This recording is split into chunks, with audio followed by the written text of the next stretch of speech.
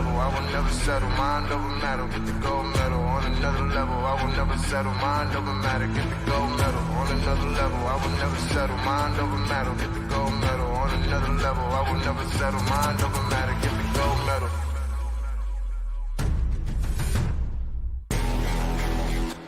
Ain't got no time for no fear. I work too hard to get here. Ain't got no time for no fear. I work too hard to get here. Ain't got no time for no fear. I work too hard to get here. Ain't got no time for no fear. I work too hard to get here.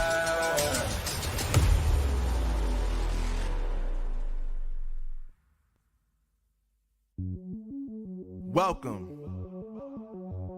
to the place where dreams come true, where everything you want can be yours, if and only if you're willing to work for them, you're willing to hurt for them, but most of all, you're willing to be first for them. Ha! Look, I'm going straight to the top. I don't know how I would stop, like it or not. I got some goals that I'm hitting. You hear what I'm spitting? It's hot. Look what I got. Whole lot of passion and pain. The road to success is insane. Stay out my lane, cause I'm on a mission. I'm getting what stands in my way. Yeah, I'm a beast. I wouldn't play with me, baby. The way that I'm training is crazy, and I do it daily. You wanna talk about drive? I got more drive than Mercedes. I've never been lazy. I'm in the room, it's a red alert. You wanna compete? Well, get better first.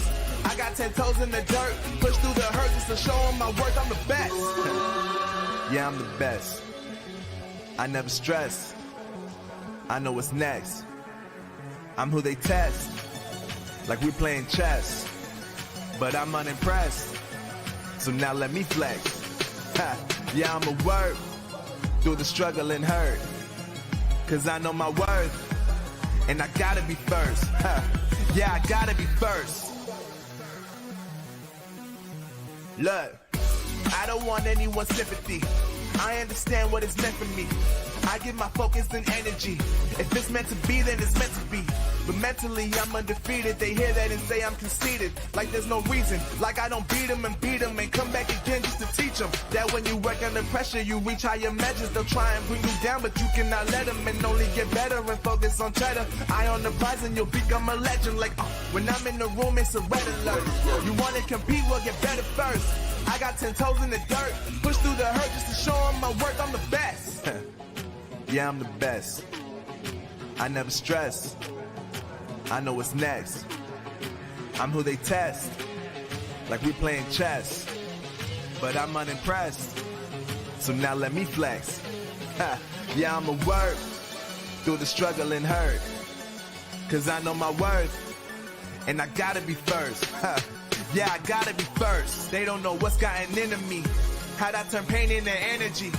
Through all the struggle and hurt, remember my worth, and that's why I gotta be first.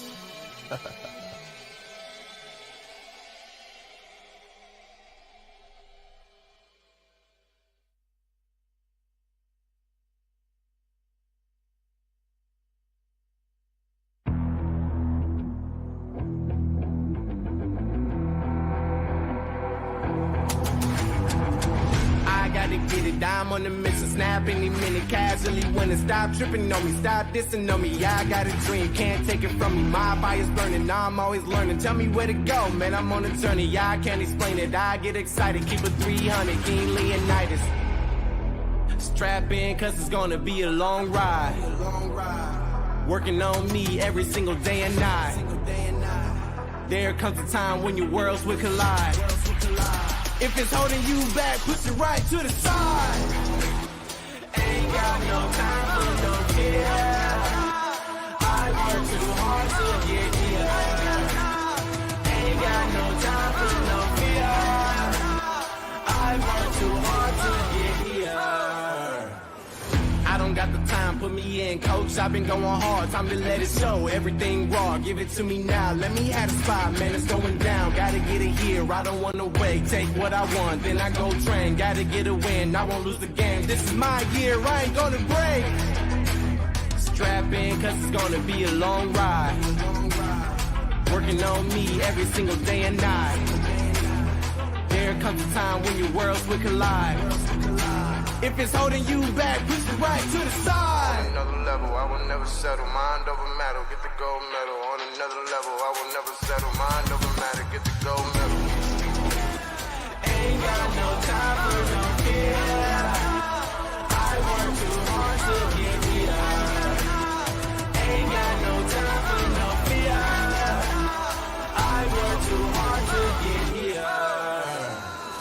On another level, I will never settle. Mind over matter, get the gold medal. On another level, I will never settle. Mind over matter, get the gold medal. On another level, I will never settle. Mind over matter, get the gold medal. On another level, I will never settle. Mind over matter, get the gold medal.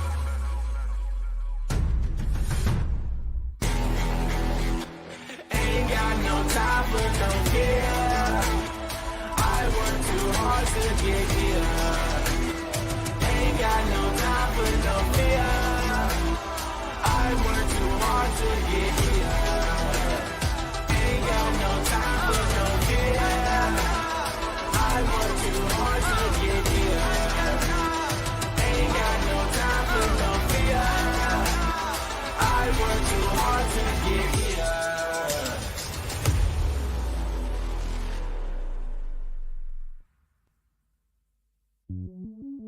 Welcome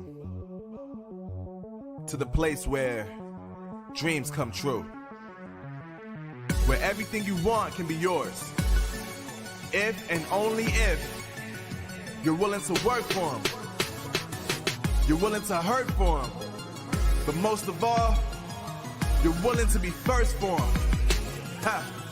Look, I'm going straight to the top. I don't know how I would stop, like it or not. I got some goals that I'm hitting. You hear what I'm spitting? It's hot. Look what I got. Whole lot of passion and pain. The road to success is insane. Stay out my lane, cause I'm on a mission. I'm getting what stands in my way. Yeah, I'm a beast. I wouldn't play with me, baby. The way that I'm training is crazy, and I do it daily. You wanna talk about drive? I got more drive than Mercedes. I've never been late.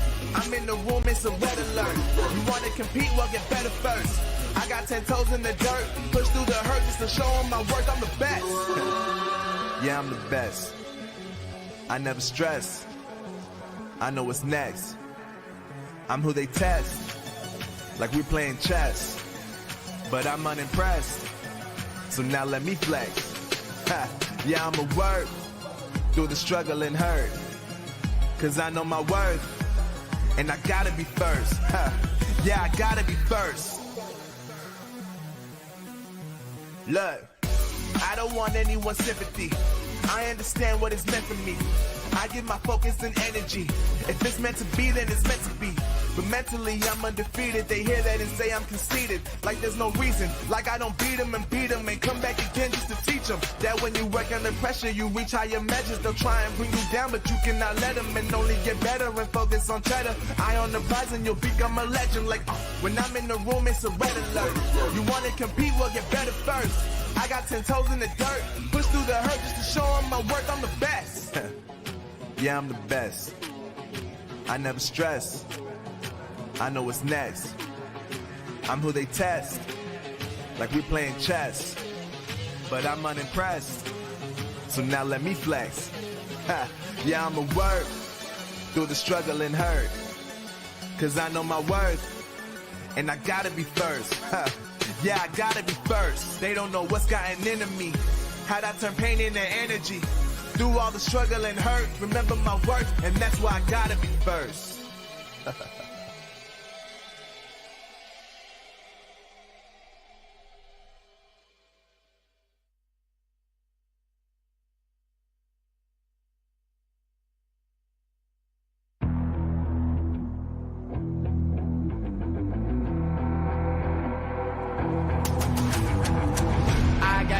I'm on the mission, snap any minute, casually winning. Stop tripping on me, stop dissing on me. Yeah, I got a dream, can't take it from me. My fire's burning, now I'm always learning. Tell me where to go, man, I'm on a journey. Yeah, I can't explain it, I get excited. Keep it 300, King Leonidas.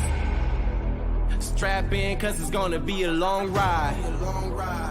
Working on me every single day and night. There comes a time when your worlds will collide. If it's holding you back, push it right to the side. Ain't got no time for no fear. I work too hard to get here. Ain't got no time for no fear. I work too hard to get here. I don't got the time, put me in, coach. I've been going hard, time to let it show. Everything raw, give it to me now. Let me have the spot, man, it's going down. Gotta get it here, I don't wanna wait. Take what I want, then I go train. Gotta get a win, I won't lose the game. This is my year, I ain't gonna break. Strap in, cause it's gonna be a long ride. Working on me every single day and night. There comes a time when your worlds will collide. If it's holding you back, push it right to the side. On another level, I will never settle. Mind over matter, get the gold medal. On another level, I will never settle. Mind over matter, get the gold medal. Ain't got no time for no fear. I work too hard to get here. Ain't got no time for no fear. I work too hard to get here. On another level, I will never settle. Mind over matter, get the gold medal. On another level, I will never settle. Mind over matter, get the gold medal. On another level, I will never settle. Mind over matter, get the gold medal. On another level, I will never settle. Mind over matter, get the gold medal.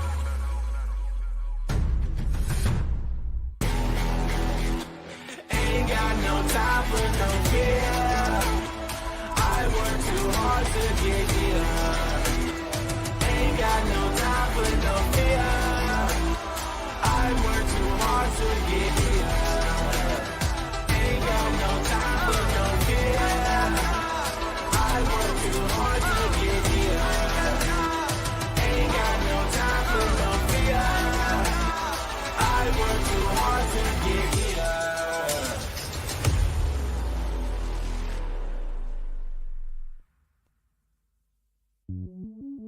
Welcome to the place where dreams come true, where everything you want can be yours, if and only if you're willing to work for them, you're willing to hurt for them, but most of all, you're willing to be first for them. Ha! Look, I'm going straight to the top. I don't know how I would stop, like it or not. I got some goals that I'm hitting. You hear what I'm spitting, it's hot. Look what I got, whole lot of passion and pain. The road to success is insane. Stay out my lane, cause I'm on a mission. I'm getting what stands in my way. Yeah, I'm a beast. I wouldn't play with me, baby. The way that I'm training is crazy, and I do it daily. You wanna talk about drive? I got more drive than Mercedes. I've never been lazy. I'm in the room, it's a red alert. You wanna compete? Well, get better first. I got 10 toes in the dirt, push through the hurt just to show them my worth. I'm the best. Yeah, I'm the best. I never stress. I know what's next. I'm who they test, like we playing chess. But I'm unimpressed, so now let me flex. Ha. Yeah, I'ma work through the struggle and hurt, cause I know my worth, and I gotta be first. Ha. Yeah, I gotta be first. Look, I don't want anyone's sympathy. I understand what it's meant for me. I give my focus and energy. If it's meant to be, then it's meant to be. But mentally, I'm undefeated. They hear that and say I'm conceited. Like there's no reason. Like I don't beat them and come back again just to teach them that when you work under pressure, you reach higher measures. They'll try and bring you down, but you cannot let them, and only get better and focus on cheddar. Eye on the prize and you'll become a legend. Like when I'm in the room, it's a red alert. You wanna compete? Well, get better first. I got 10 toes in the dirt, push through the hurt just to show them my worth. I'm the best. Yeah, I'm the best. I never stress. I know what's next. I'm who they test, like we playing chess. But I'm unimpressed, so now let me flex. Ha. Yeah, I'ma work through the struggle and hurt, cause I know my worth, and I gotta be first. Ha. Yeah, I gotta be first. They don't know what's gotten into me, how'd I turn pain into energy. Through all the struggle and hurt, remember my worth, and that's why I gotta be first.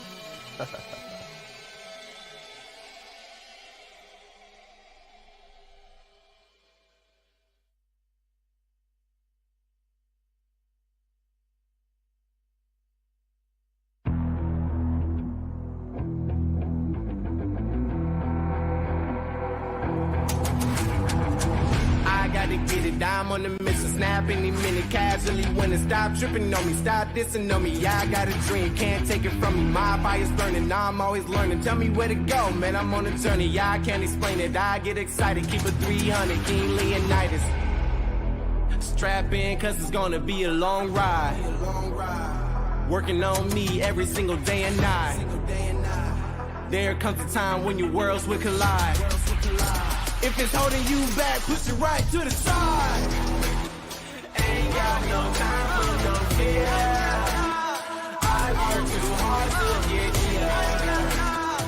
Ain't got no time for no fear. I work too hard to get here. I don't got the time, put me in, coach. I've been going hard, time to let it show. Everything raw, give it to me now. Let me have the spot, man, it's going down. Gotta get it here, I don't wanna wait. Take what I want, then I go train. Gotta get a win, I won't lose the game. This is my year, I ain't gonna break. Strap in, cause it's gonna be a long ride. Working on me every single day and night. There comes a time when your worlds will collide. If it's holding you back, push it right to the side. On another level, I will never settle. Mind over matter, get the gold medal. On another level, I will never settle. Mind over matter, get the gold medal. Ain't got no time for no fear. I work too hard to get here. Ain't got no time for no fear. I work too hard to get here.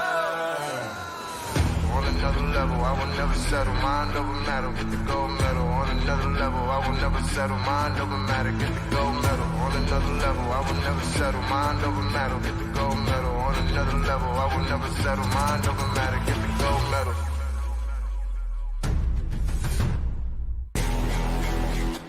Ain't got no time for no fear. I work too hard to get here. Ain't got no time for no fear. I work too hard to get here. Ain't got no time for no fear. I work too hard to get here. Ain't got no time for no fear. I work too hard to get here.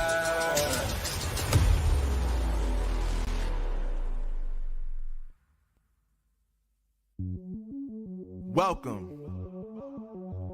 to the place where dreams come true, where everything you want can be yours, if and only if you're willing to work for them, you're willing to hurt for them, but most of all, you're willing to be first for them.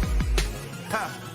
Look, I'm going straight to the top. I don't know how I would stop, like it or not. I got some goals that I'm hitting. You hear what I'm spitting, it's hot. Look what I got, whole lot of passion and pain. The road to success is insane. Stay out my lane, cause I'm on a mission. I'm getting what stands in my way. Yeah, I'm a beast, I wouldn't play with me, baby. The way that I'm training is crazy and I do it daily. You wanna talk about drive? I got more drive than Mercedes, I've never been lazy.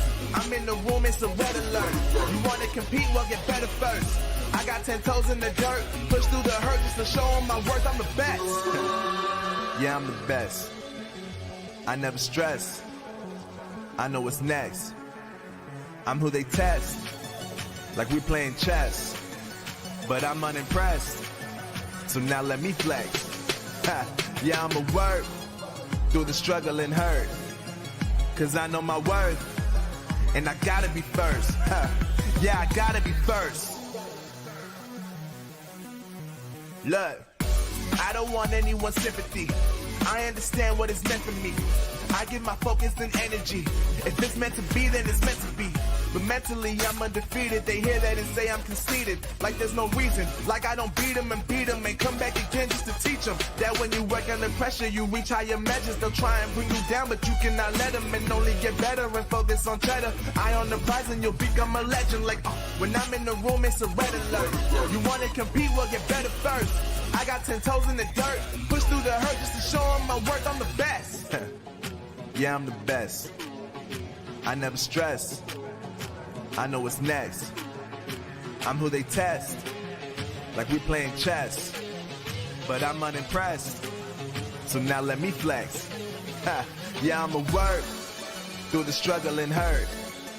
Cause I know my worth, and I gotta be first. Yeah, I gotta be first. They don't know what's gotten into me, how'd I turn pain into energy. Through all the struggle and hurt, remember my worth, and that's why I gotta be first.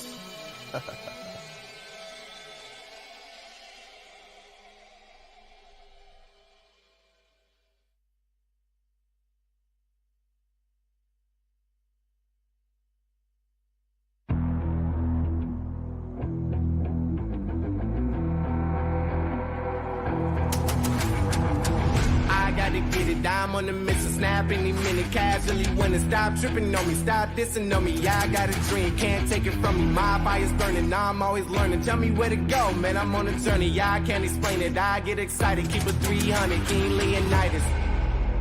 Strap in, cause it's gonna be a long ride. Working on me every single day and night. There comes a time when your worlds will collide. If it's holding you back, push it right to the side. Ain't got no time for no fear. I work too hard to get here. Ain't got no time for no fear. I work too hard to get here. I don't got the time, put me in, coach. I've been going hard, time to let it show. Everything raw, give it to me now. Let me have the spot, man, it's going down. Gotta get it here, I don't wanna wait. Take what I want, then I go train. Gotta get a win, I won't lose the game. This is my year, I ain't gonna break. Strap in, cause it's gonna be a long ride. Working on me every single day and night. There comes a time when your worlds will collide. If it's holding you back, push it right to the side. On another level, I will never settle. Mind over matter, get the gold medal. On another level, I will never settle. Mind over matter, get the gold medal. Ain't got no time for no fear. I work too hard to get here. Ain't got no time for no fear. I work too hard to get here.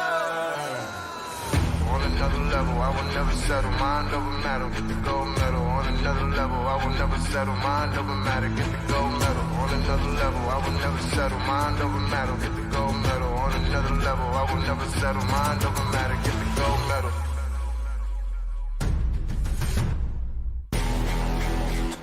Ain't got no time for no care. I work too hard to get here. Ain't got no time for no fear.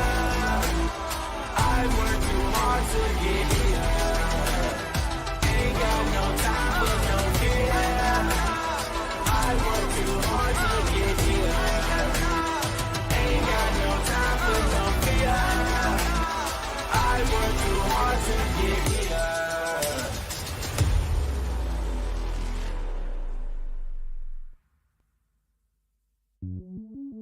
Welcome to the place where dreams come true, where everything you want can be yours, if and only if you're willing to work for them, you're willing to hurt for them, but most of all, you're willing to be first for them. Look, I'm going straight to the top. I don't know how I would stop, like it or not. I got some goals that I'm hitting. You hear what I'm spitting? It's hot. Look what I got. Whole lot of passion and pain. The road to success is insane. Stay out my lane, cause I'm on a mission. I'm getting what stands in my way. Yeah, I'm a beast. I wouldn't play with me, baby. The way that I'm training is crazy, and I do it daily. You wanna talk about drive? I got more drive than Mercedes. I've never been lazy. I'm in the room, it's a red alert. You wanna compete? Well, get better first. I got 10 toes in the dirt, push through the hurt just to show them my worth. I'm the best. Yeah, I'm the best. I never stress. I know what's next.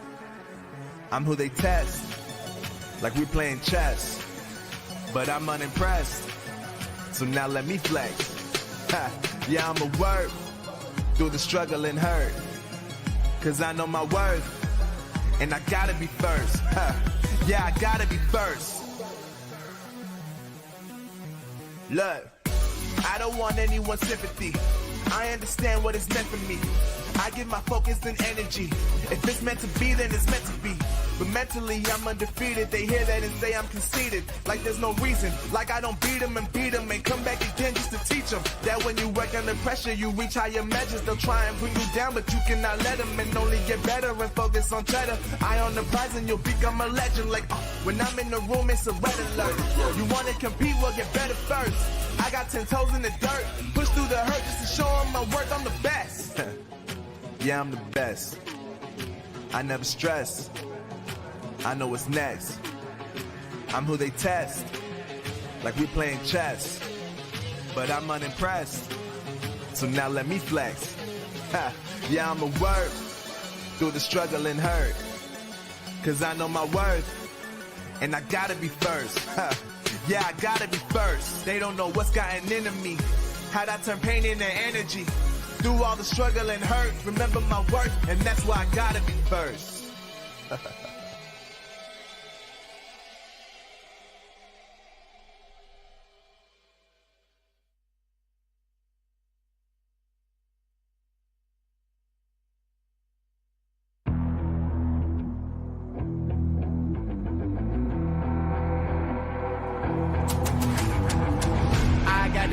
I'm on the mission, snap any minute, casually winning. Stop tripping on me, stop dissing on me. Yeah, I got a dream, can't take it from me. My fire's burning, I'm always learning. Tell me where to go, man, I'm on a journey. Yeah, I can't explain it, I get excited. Keep it 300, King Leonidas. Strap in, cause it's gonna be a long ride. Working on me every single day and night. There comes a time when your worlds will collide. If it's holding you back, push it right to the side. Ain't got no time for no fear. I work too hard to get here. Ain't got no time for no fear. I work too hard to get here.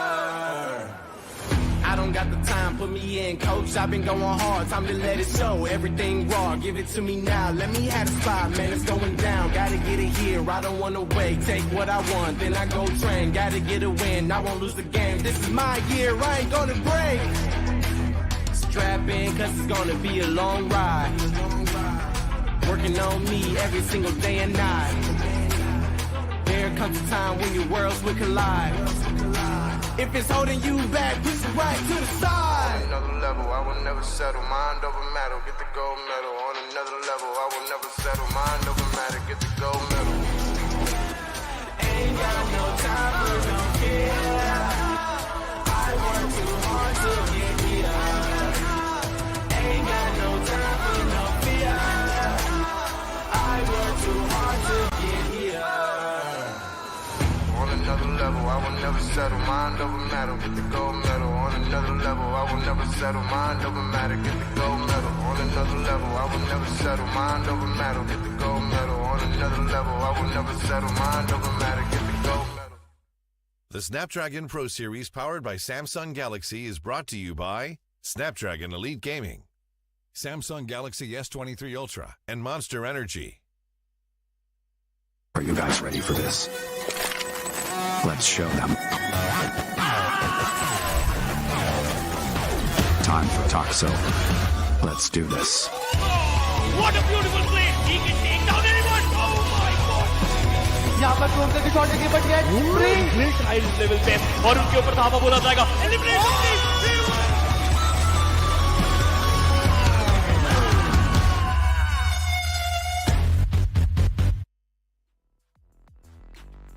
Hello and welcome everybody to Snapdragon Pro Series day number 1 of the Open Finals. Today and tomorrow is going to be a grind for sure for all of these teams before we jump into a rivalry for the challenge that all these teams are here for. Without further ado, of course, let's get introduced to the first and foremost, the talents on stage right now. I'm your host, Crore, joined on along with none other than Fritz. We're going to be taking you through the entire 2-day event for now, the Open Finals, along with which it is going to be a huge thanks to our sponsors, Snapdragon, along with Samsung S23 and Samsung Tab S8 Plus, because again, these are the incredibly legendary devices that are powering this entire event. And when it comes to Snapdragon Pro Series, you know, winning matters the most. And when it comes to the energy, well, that is where you talk about Monster. Let's unleash the beast. And talking about the beast, well, mate, Fritz, how you doing? First things first, Are you ready? Are you excited for day number 1? Hey, I'm full set. I'm full set with my monster on my side, with my Samsung phone as well to capture all the beautiful moments that are going to come up. And I'm super, super excited to see all these games. I mean, I've seen some of these teams before, but the other ones are a little bit new. Now, how will these two things get together? Now, that's something we'll have to wait and watch out for. That is so true, mate, because after all, today it's just a brand new start for all of these teams. At the same point in time, 6 games that are going to be played. And in that, I mean, you rarely come across, the moments where Vikendi is going to be part of the tournament. And this time around, we know Vikendi is part of the tournament. So that is one X-Factor gameplay that I'm going to be looking forward to every single day from these teams. But apart from that, like you perfectly mentioned, there are some big names. There are names that we have not yet heard of or seen plays of. And then there are plays and names that have just shuffled amongst each other. So quite a lot of things to look forward to today and tomorrow. Yeah, but let's have a look at from where these teams have qualified from. So this is the path that all of our teams are going on right now. So we have the top 8 qualified teams. They will be playing out today. After that, we'll be moving on to the challenge season where we'll have 24 invited teams which will be playing against these 8 teams. And out of that, top 16 teams will qualify for the challenge final. So it's a really niche format. It's a format which is very forgiving. But then you'll have to be in the top 8 qualified teams. That is something you need to be very, very careful about. And that's why we are here today, to get those 8 qualified teams today. And tomorrow we will have these 12 different games across which these teams are going to show their performance. And hey, top 8 qualifies. Absolutely, mate. I mean, we're going to have to be wary of the fact that only top 8 of the 16 are going to qualify from the open finals. That is what we are part of today and tomorrow. And talking about the point system itself, we are going to be looking at the team walking away with the chicken dinner being awarded 15 points. And as we go down the list, 2nd, 3rd, 4th and 5th place holders are going to be walking down the list with 12, 10, 8 and 6 points respectively. But all that goes down the drain if you're part of the 13th to the 16th lot in terms of the placement, because you get no placement points. Yeah, that's true. The main focus, I'd say, for all these teams is going to be getting as many finishes as possible, because you'll be rewarded 1 point for every finish. So it doesn't matter. I mean, you don't have to knock the player to get that finish, right? In the final circle, it's so haphazard. I mean, one team getting the knock, other one getting that confirmation and getting the point for yourself. So it's very important to get those confirmations for yourself, so that you can still start climbing the leaderboard. But once again, we will have all of these teams playing on all these different maps. You'll have to be consistent throughout. 12 games is not a big number in terms of the matches that you have to say. So you will have to be consistently in top 5. If you're a little bit clouded in your head that we might have a bad game, for that you need to be top 5 in at least every other game, so that you're not dependent on other teams, so that if this team performs good, only then we will qualify and not based on our performance. So it's better to be in top 5, be in a secure spot. Absolutely. And talking about the teams as well, let's get well versed with the teams that are going to be playing today and tomorrow that we have on our screens right now. 4 aggressive men, followed by Team Insane Esports, Teamtogether Esports, along with NoNx Esports. These are the 4 of the bunch on the first page. Yeah, I mean, we've seen Insane play. But all the other teams, I mean, in my eyes, I haven't seen them play a lot, so would be interesting to see. Plus, look at that team Insane. It's only Tsunami we know. Other than that, player 2, 3, 4. So you never know who's playing under those names. But yeah, of course, the team is going to be very fun, very entertaining to watch. And in lobbies like these, I would love to see Team Insane dominate a little bit. But other than that, if we talk about the other teams, Grind1 Esports, WindGod Esports, Optimum, Pyramid. Again, WindGod, a known name, Avi, Rex, Max, Edgy, Simple, all of these players. We know how good they are. But then when matched with players who you have no information about, hey, let's see if we do see any drop clashes for all these teams or not. That is going to be a very important question to, of course, bring up, because today and tomorrow, these are the only 2 days, as so perfectly mentioned by you, Freds. Total of 12 games, from which we've already spoken about the maps. There will be multiplication of those maps that are going to be played in just a single day. Like today, we're going to be looking at double Miramars, double Erangels. So if at all teams are not happy with their drops, they will have a chance to either contest or change their drop location altogether itself, which changes the parameters and the expectation of what to anticipate from these teams' gameplay and play style. But all of that is all speculation as of now, because we're yet to see what kind of an aggressive start are you to expect on day number one. Majority of these teams might as well be looking forward to a very slow poked day today, because they want to be able to understand their opponents. Perhaps are you perfectly read? They want to be able to test the waters before they jump in and dive on down. Yeah, again, first of all, I'll talk about this page, UP50 Esports. Seen them played with them, played against them, sorry, in the past. Yeah, Aerobots for sure, Team Prince. Again, so for some of these teams, it is going to be a new experience, right? Playing in lobbies where you'll have to be ready for every sort of aggression that could be thrown your way. UP50, and we've seen this team go havoc, go berserks, or even the other teams. So I mean, they will be again another team to look out for. So all these teams which we know, which we've seen play, of course, will throw in a lot of confidence, because they know they are a team who have to be feared, and they will show it in the upcoming games. As why is that? So that is something I will give them an edge over the other teams. But the X factor, I talk about this every time. The X factor that all these new teams have, no information, man. How you play, it's still hidden, it's still unknown. Your opponents do not know where you drop. Your opponents do not know how you rotate, how you respond to certain specific circles. So stuff like that can definitely help you out. But then again, would just work for 1 or 2 games. But after that, the teams will start catching up. Absolutely. As we talk about catching up, let's catch up with the ROS itself, as schedule is going to be brought up on the screens right now. And talking about the schedule, we're going to be starting the day off with Erangel. That will be the first game, followed on along war match number 2, where Miramar is going to be introduced, and then followed will be Sanhok, and the breaker in all of this will be Vikendi, before we roll on down to the end of the day with Miramar and Erangel all over again. So Vikendi is going to be the X factor for the day, as well as Sanhok perhaps, because these are two very different maps. One coming in at a very small tile base, whereas Vikendi, well, again, I mean, you know what, players have ifs and buts about the map, but one thing is certain, it is going to be chaos through and through on Vikendi. Oh, for sure, man. Vikendi is going to be a very interesting pick. So earlier, when I used to see Sanhok in map rotation, right, I used to say that this is going to be a map where a lot of things will depend. So could be a map of revival, could be a map where you will be put down in the graves. But now with Vikendi, I'd say no, both these maps work like that. The circle not going your way, not to the extent in which it happens in Sanhok. Like in Sanhok, if the circle is not with you, you're just dead. You're just gone. You cannot survive a very hard circle shift on Sanhok. That won't be exactly true on Vikendi, but then again, Vikendi bringing so many different elements as well, so many different vehicles, so many different ways to rotate.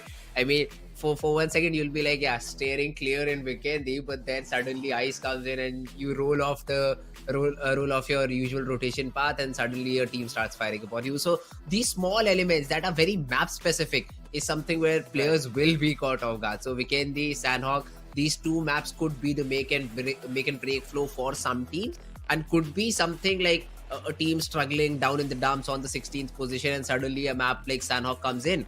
You're in the center of the zone, you rack up 16 frags and get the chicken. Suddenly you're back into the tournament. So maps like Vikendi, maps like Sanhok, those could be the changer ones. Oh, 100% mate. And with that, we are ready and jumping on with match number 1 of day 1 of Snapdragon Pro Series, where open season is about to hit on the map of Erangel. All the 16 teams are going to be prepped and ready to jump on to the battlegrounds and showcase their best prowess. But it all boils down to what exactly is the zone going to be like.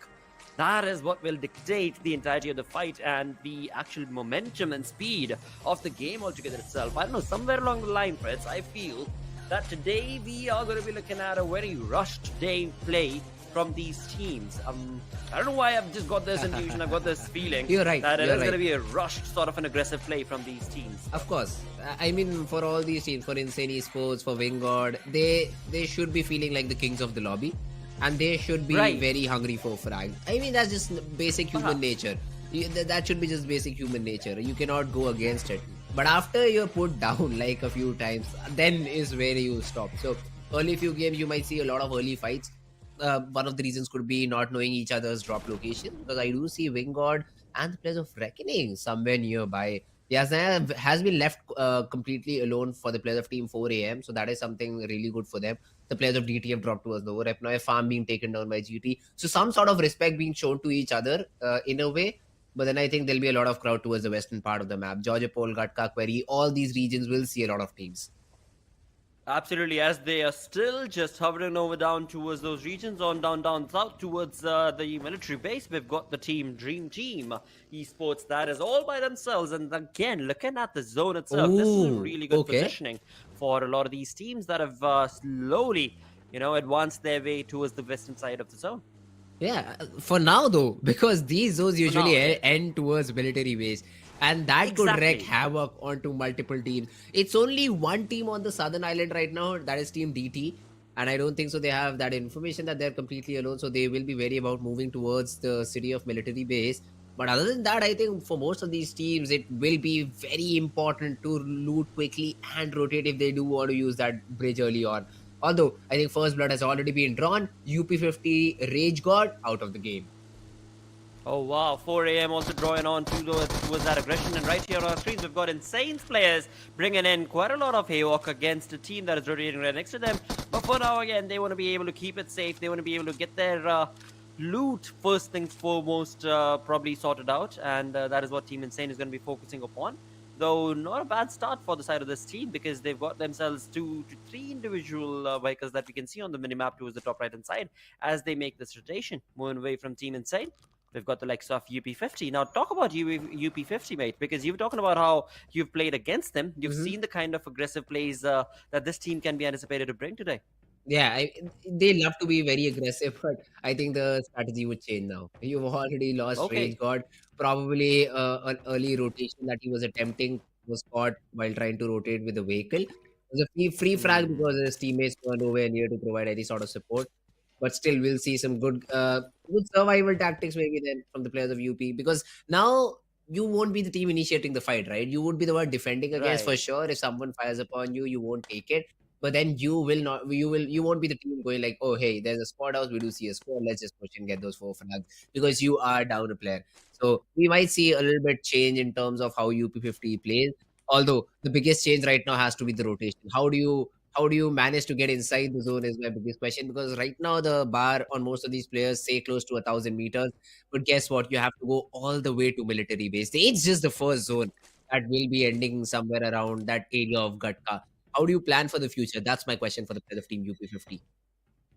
Indeed, for UP50, that's a very big question and a legitimate one as well. Because right now, as they seem to be on towards the North Georgia side, I mean, they're gonna have to South Georgia side. They're gonna have to either have a rotation set up for themselves, or something that we don't see, that Team Aaru actually is bringing on down right here on our screens. We can see they've got themselves a glider, and they're gonna be actually taken on from the military power area, which again is Uh-huh. very seldom that you actually see this being used properly in these kind of lobbies. But hey, you know what? The X Factor kind of an exciting play is what we do want to be able to see from the side of Aaru, and they're bringing it in style. Monster Energy, they are utilizing it all the way as they try and unleash this beast. But what kind of knocks, what kind of finishes are they going to be able to get right here? Because looking on towards the top right hand side of our screens, they are all by themselves right now. And as they try and exit the island itself over from the military power area, they're probably just looking at a quick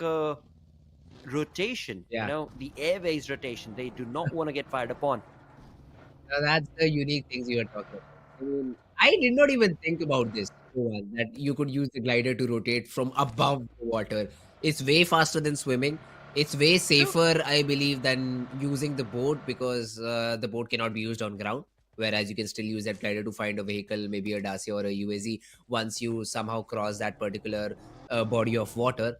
So it could be interesting. Just make sure you just don't bump into the players of Team Dream Team, because then you'll be two sitting ducks. Not ducks. Which birds can fly? You would be two sitting birds in a vehicle, just waiting to be pounced upon, and then you'll be rolled in chicken and being eaten by the players of Team DT is what I feel. Yeah, that's more appropriate. So just make sure DT does not see you, or you don't rotate towards the rep. Somewhere around shore should be fine, should be well and good. You should be on this southern part of the area. Indeed. Wise words coming in right here from Fred's right on our screen. And They are required. They are definitely required. You know, I mean, certain wise words that if I can reiterate from Fritz right now were, you cannot make rotation over the boat because you don't land. So very true. Two birds flying again can very well happen. But on the map of Erangel right here, this being the first match itself, you're looking for a chicken dinner. And we know chickens got wings, but they can't fly.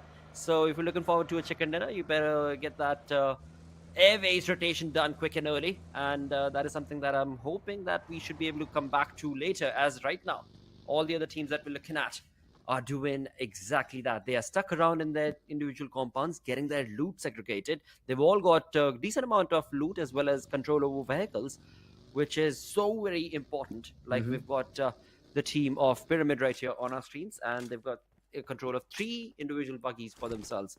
Team Grind 1. Lovely name right there. Crew sent up. Looks like a 2-man split coming in from the side of this team. Again, in early moments of the game, we saw the first blood in the first 2 minutes or the first minute of the game itself, wherein you had UP40's player was shot down. But apart from that, we haven't had any single finishes or knocks being converted as of yet. So again, a slow poked start from the side of this team in the lobby. Yeah, you wanted to go aggressive, but suddenly a zone like this appears. You're just back to basics. You're back to survival. Right. Prioritizing your rotation first, getting inside the circle. So that's what most of these teams have done. You look at WindGod right now. They somehow use a bridge very early on and have been able to rotate over here. I'm surprised to see Dream Team not going for the bridge camp early on. You could have benefited a lot because you already knew most of the teams will rotate in from the military side bridge, and you being a team dropping around Novo Repnoy could have gotten a few frags if you decided to go towards that bridge area, hold it down early on. But hey, they did not decide. They're playing the long game. They want to play it out for the chicken, I believe. But on the other hand, teams like NoNx still on the main island, making sure that they get every bit and piece of utility that they can from the grounds and then make their way towards the military base area. Of course, another thing to bring up is going to be perhaps what they need is the new Samsung Galaxy X23 series in their hands to give them that wonderful low latency play. Because with this fastest Snapdragon platform that is available only on the Samsung Galaxy devices, you know, with epic power comes epic responsibility of the gaming. And that is where they're going to have to utilize this open finals in their favor. Yep. And using those screens of Samsung. I mean, you're using a Samsung S23 as well, right? I do play, So yep. your experience, I've seen it. That thing is just ludicrously smooth. And, you know, the kind of free reign that you're able to get in a game like this, that device certainly is a workhorse. Our friend on the Hindi desk, Shivansh, always asks me, bro, you play so good. How is that? I say, does your phone just go bazang when the final zone hits because of a lot of teams? He says yes. Yeah, but that's exactly I do not face. It's so buttery smooth for me. I just glide through final zones and eliminate people like him who are just stuck in one place. That's what I always say to Phoenix. So I would also recommend him getting a S23 for himself. It's a really, really great phone. But yeah, I believe most of our players will also just love to get their hands on one once they qualify for the LAN finals. But for now, they're making their journey. They're getting there. We do see Team Aaru on our screens just towards military base, looting those small little apartments around the shore area, and then probably will try to get into some fights if possible. True. Also, I've been talking about the teams that have already made their presence felt on the military base. I'm liking what SkullTz have done. They've made a water rotation or what, I'm not entirely sure, but the position that they're on, the edge of that military base is looking pretty good, the team in grey. And then on the far end, we saw the Dream Team that was one of the first ones to drop on down towards the eastern side of the military base, are now slowly making their way towards the west, towards the center of the military base itself. And WindGod, we already saw, were right around the corner as well. So a decent number of teams that have made their mark on the military base. And the other teams that are now making not a late rotation, but a timely rotation based on the zone are going to have a little bit of a tough situation on their hands as they try and find a decent compound, a decent place for themselves to set themselves up on the military base and then start taking on those fights. Though it's all up in the air because right now they're still all rotating. They're still all trying to make a decent amount of presence on the map, but it's all so very quiet right now. It's just 2 minutes, 3 minutes in the game, and it's so very quiet till now. Yeah, this is the third elimination that we've seen. So There you Pyramid go. losing a UP50. couple of players early on. That is going to be very difficult to deal with. So now it's only Shadow and Flameboy left. Zidane and Tony have taken an early exit. Now the best possible start for the players of Team Pyramid. But hey, if you get complacent, that's what happens to you. I believe all these players were trying to rotate towards this particular compound from different vehicles. UP50 caught a scent of that, and even though they've lost one of their players early on, they were not afraid to shoot back, and that's where they get 2 more points on the board. Oh, not 1 more point on the board for them. In the meanwhile, we do see the players of Team HUB fighting it out. A lot of shots being taken. R2 also getting another knock. So Team G1 lost a couple of players while trying to rotate. Oh wow, Lucifer just sticking to his name, mate, and bringing in quite a devilish performance as he runs down the players. Not 1 but 2, and just like that, SkullTz are able to bring on the number of finish points with 2 increase to their names. So really good play right there coming in from SkullTz Esports. At the same time, it was a shared affair right there where Lucifer along with Aaru were able to share the finish points for themselves. So a perfect play from SkullTz Esports as now they make their presence felt on this small little hill shack that they're on. Though, do we have any other team that can maybe pounce upon their position? Seems like SkullTz are not interested. They're going to be getting those finish points and moving away. They're going to be getting in their buggies and moving away from that hill. Look at that as they fall back down from that mountain. The Broken Mountain journey is done for them, but where are they going to go? Because looking on towards the military base, they're going towards Team Insane, and Team Insane, with the way that they've got themselves structured, is just in with open arms, allowing Lucifer to get as close as he possibly can. And as soon as he's going to be right next to them, the bounce on upon is going to take place, and just like that, Lucifer goes down. That was a beautiful trap. I mean, Tsunami just staying a little bit away from the compound, making sure he allows that player to get into his arms was just very good, and then does the job with the weapon. It's beautiful. Insane again. That's just experience over here. Making sure one of the players is outside the compound. They know that nobody can rotate from behind them. It's a shore area, so they are willing to take that risk for a player to swim all the way from ferry pier towards military base and then eliminate him out. The timing would just have been very weird. So they just take that risk, leave a player outside, he gets the frag, he gets the job done back into the compound. So 1 point secure, Insane. Looking good, looking very happy with the compound that they have. They just need to make sure and pray that the zone does not leave them. Otherwise, teams like DT will make sure that their journey uphill will be a very, very difficult one. Meanwhile, though, look at this. Punk has his eyes set on Shadow Boy. He cannot respond to this if Punk lands all of his shots. That will be a frag.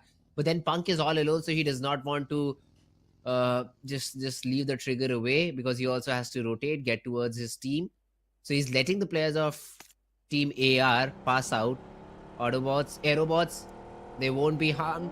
They will be able to get inside the zone. But then their information has been relayed, and Reckoning will be on their tails. Aerobots, they've somehow just been able to get away from the clusters of death right there. But for not for long, but moving away from that fight towards NoNx Esports. NoNx Mock 77 were able to spot down a couple of players as they made the rotation. Was able to bring down quite a big spray, but not getting any frags from that just yet. The positioning that Mock is in is really good, but he does need his teammates' support as well in this fight, as his teammates are a little further out and away. It seems Mock is going to have to just sober down from that fight and that opportunity.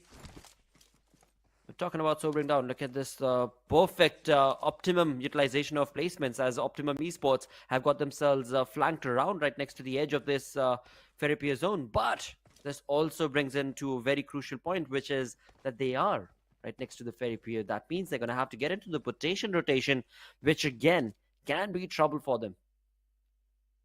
Let's see how do they plan to do that, because even if they use their vehicle to cross over towards the other side, they will have a team waiting nearby on the shore areas, because there are a lot of teams who have found areas or compounds around shore who are just waiting for the other teams to rotate.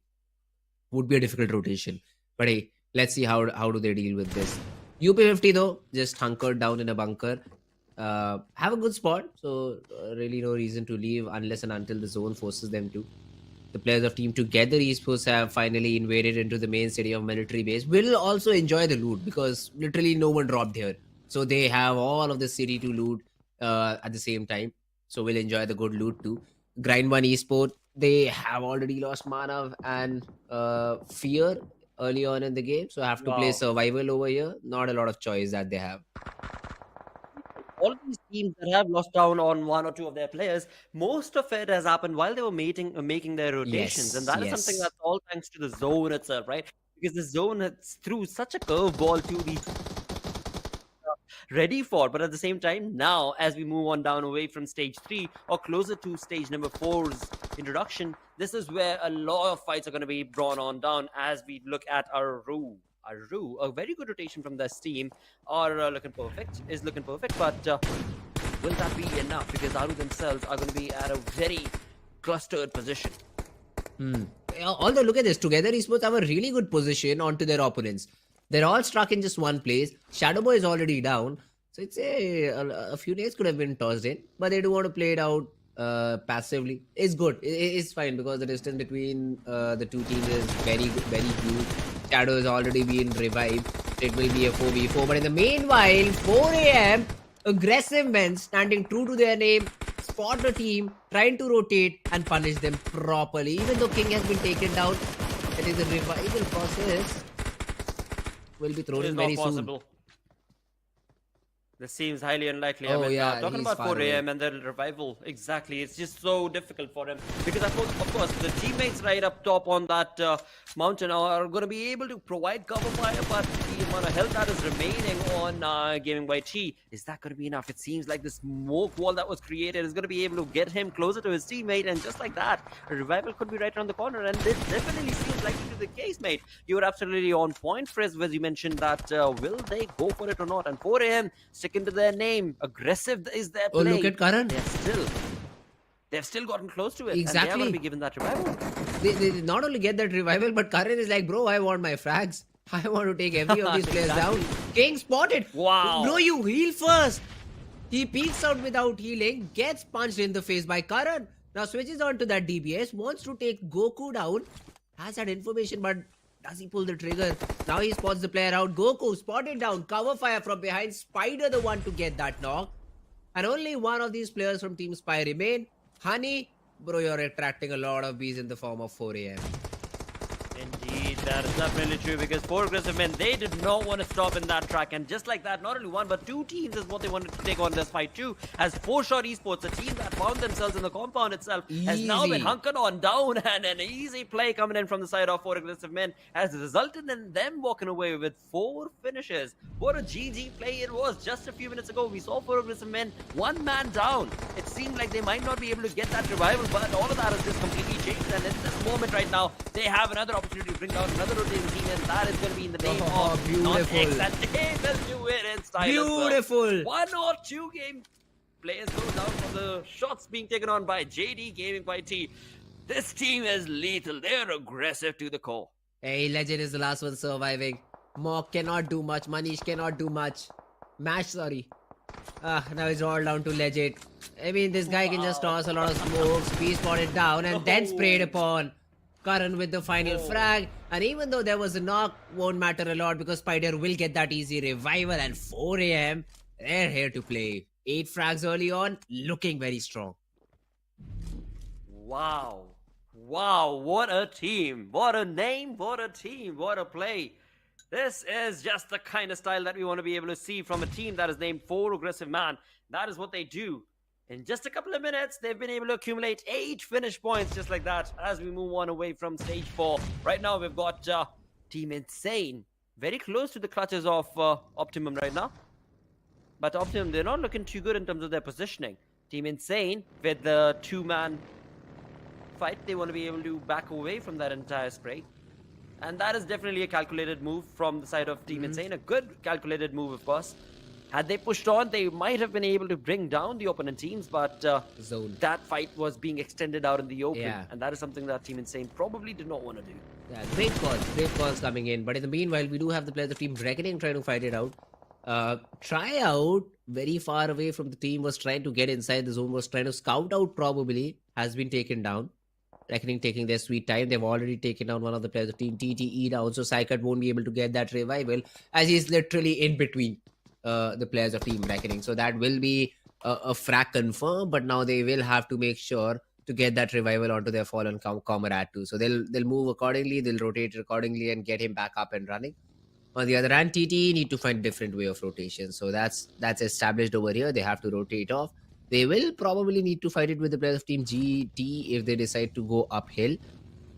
But then getting straight inside could be a challenge over here, as Reckoning will have their crosshairs trained towards these players. Oh, absolutely. Reckoning they've got a lot of information, but look at that. Team Insane players seem to have taken on fight against the Dream Team. The team that we saw early on being the ones that were dropped onto the military base have now actually taken on a fight to the face of Team Insane itself, where indeed the compound that Dream Team were in has been, of course, hunkered on from the side of Team Insane, and they're left with just one player. That's going to be Tsunami, and Tsunami, all by himself, is going to be able to bring down not one, not two, but three of the players. And before he can do anything else, his team is annihilated. Tsunami held on strong for quite some time, but the floods were a little too much as he could not control the players of Dream Team. And from one fight we move on to another, as poor aggressive men, they're doing what they do best. That is just mayhem. Yeah, UP50 on their crosshairs now. It's only all down to Sarkar. What can he do? There are a lot of vehicles around him, a lot of shots being thrown at him, and finally Jod will put him to bed, will put him to rest. 4 a.m., 12 frags blotter. Not a single player that has fallen. They've eliminated 3 whole squad. Not 3 because UP50 lost a player early on. So I'd say around 3 squads, because they've in the meanwhile also been able to get one more frag somewhere here and there. So a total of 12 frags. Jod Gaming just doing the major heavy lifting, and his team is just playing their hearts out right now. Oh, they're toying with the lobby is what we can see. And as we saw, he was running down that hill towards the wind as well. And he's looking forward to another team's annihilation right there. We'll come back to this event, because right now we've got Grind 1 on our screens along with SkullTz, as these are the two teams who are very, very well set up in their own compounds within the zone itself. But for how long are they going to be able to hold on strong? SkullTz, they've got 3 players. So they've got a decent manpower in that compound control. Or will that be enough? Ooh, let's Looking see. further away, we've got Karan right there from TTE trying to get himself closer to his teammate. His second last teammate, Stagger, is down. Has the funnel camera that he needs to be able to somehow bring on again. But look at that feed. That feed is bringing in the name of 4 aggressive men again, as they bring their name against the players, and aggression against the players of WindGod. GT. Prince has already fallen down. In the meanwhile, we do see the players of Team MV trying to fend off a push against their opponents. Even Reckoning want to contest for this hill. It is not going to be easy at all for the players of Team Aaru to survive in this position. Edgy falls to the play zone. Jackson gets a knock onto the player of Team 4 a.m., but that's again another fight. Secret just trying to get any information onto his opponents right now from uphill. The players of Team Reckoning, although, are tossing it. What is that? That's a perfect nade. One nade cooks 2, eliminates another player. That's just beautiful nades being thrown in by the players of Team Reckoning. Red zone in the making. It's not looking good at all for these players of Team AR. Spy gone, Pooja gone. All of these players have been just blasted out of the map. Indeed, they have. The placement just did not work out for them. Reckoning Esports utilizing the name, utilizing the progress, as well as, of course, the experience that this lineup brings to the table. At the same time, on top of this mountain, we saw the name Aaru, a team that is called Team MV, have a really good positioning on top of this mountain. But are they going to be able to utilize it to perfection? There we have a Team MV, Team Aaru on our screens as they find themselves in a really good positioning. Look at that as we go on down towards the top inside. But on towards the top, we have Team 10 in the name of WindGod. If they can bring in an X Factor, this push coming in from Reckoning itself can be detrimental to the positioning of Team MV, which is Team Aaru. Oh, let's see, man. Aaru also need to get inside the zone, so do the players of Team Reckoning. I believe Reckoning wants to go in for a longer rotation, but then they'll be exposed to multiple different teams too. So they have a decision to make over here. Do they fight Aaru? Do they go in for a long rotation and risk it all? That's the decision they have to make. In the meanwhile, the Grind 1 Esports being represented by these 2 players now have to find a way inside the zone Teamtogether Esports sharing a compound. The revival has been successful, but the first hit did not get popped in on time. Crew with an 8 gets the knock, with the DBS gets the confirmation, but there's still one more player up top that you'll have to take care of. That is something they'll need to be careful about. Grind, they're trying to create a smoke wall to cross to get inside the zone, but the blue will be punishing. You need to move now. On the other hand, Aaru, they're also taking shots onto the players of Team DT. Reckoning, pushing onto the players of Team WindGod. Rex, completely unaware about that possibility. Falls, the nades being tossed in by the players of Team Aaru. Max, around the rock, getting support from the players of Team Aaru. And even though they don't know that there's another team, but then Aaru wants to push and get those finishes for themselves. Immortal, hiding inside the smoke. Random shots with the DBS. And then a run over from the assist. But he might just go down to the play zone. The DBS still going on for Secret. He connects the final shot and eliminates the player as well. Aaru, they just bombard and get those two squads out of the game.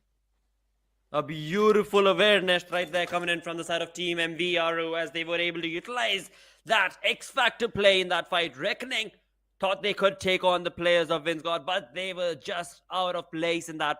The numbers advantage was going on in favor of Reckoning, but it was Team MV, Team Aaru, who got the better part of that fight, as 4 of them still stand strong. And along with standing strong, they've got 9 finishes to their name. 3 teams is what we're left with. DT, look at that. One final player still remains from the side of Dream Team, as he's going to be definitely getting the 3rd position for his team in terms of the placement points. That's going to be 10. But who is going to be walking away with the chicken dinner? 9 finish points for the side of this team called MV. Against them is going to be a team that is down south a little. That's going to be the name of SkullTz. SkullTz with the compound still holding on strong. It seems like this is the position. This is the push that MV was waiting for. Quite an unhealthy push it seemed like. But it seems that SkullTz is not going to be able to stand through for long as the numbers are dwindling down. A 2v2 affair brought down to a 1v1 action. Secret, the man who's been holding on for quite a long time for the side of MV, will have to bring in an X-Factor. Will have to bring in a flank right now. Oh, let's see. Leonce is out. Atanki also down on the ground. Secret trying to push in a 1v2 with the DBS. We have seen clutches like these happen. But can Secret get it done? Pushes in, gets that information, fires a few shots, does not get the connection. Arto around the corner. Both the players of Team Skull just sticking together, playing it out perfectly. But could be the perfect play for DBS. One knock is there. But then the jumping shot with the UMP will get the job done. Team Skull in the final fight are able to put their flag up high and get that winner chicken dinner. What a play. What an incredible play. I'm not entirely sure where Secret was. I mean, he came into that fight a little later from the side of Team Aaru MV. He was maybe given in a flank cover from the side of his teammates, but in the end, he was required to be part of that push fight. Overall, you know what, it was SkullTz. They had the compound held on for quite a long time. Even though the numbers were not going in their favor, they held on strong, and that in turn has resulted in them walking away with the first chicken dinner of the day. You know what, it was a commendable effort coming in from the side of their opponent team, because Secret, even though he was the last man standing, he was able to bring down that 2v1 into a 1v1 situation. Overall though, wonderful performance from SkullTz. Wonderful performance from DT, from Team as well, as they held on to their fort for quite a long time. They made that early rotation on that military base for, before the game started, they were on that military base. But you know what?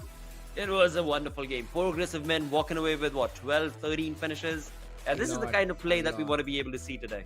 Yeah, I was surprised to not see 4 a.m. in the final 3 or 4 teams. I was like, wow, where did this team go?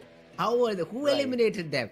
But it's fine. I mean, it's Battle Royale, so that's something you cannot control. A lot of teams from a lot of different directions. And finally, if you see this final zone, it formed out in such an open area where there was just one central compound around all these open structures that were there. So I think 4 a.m. were just lost in the sauce.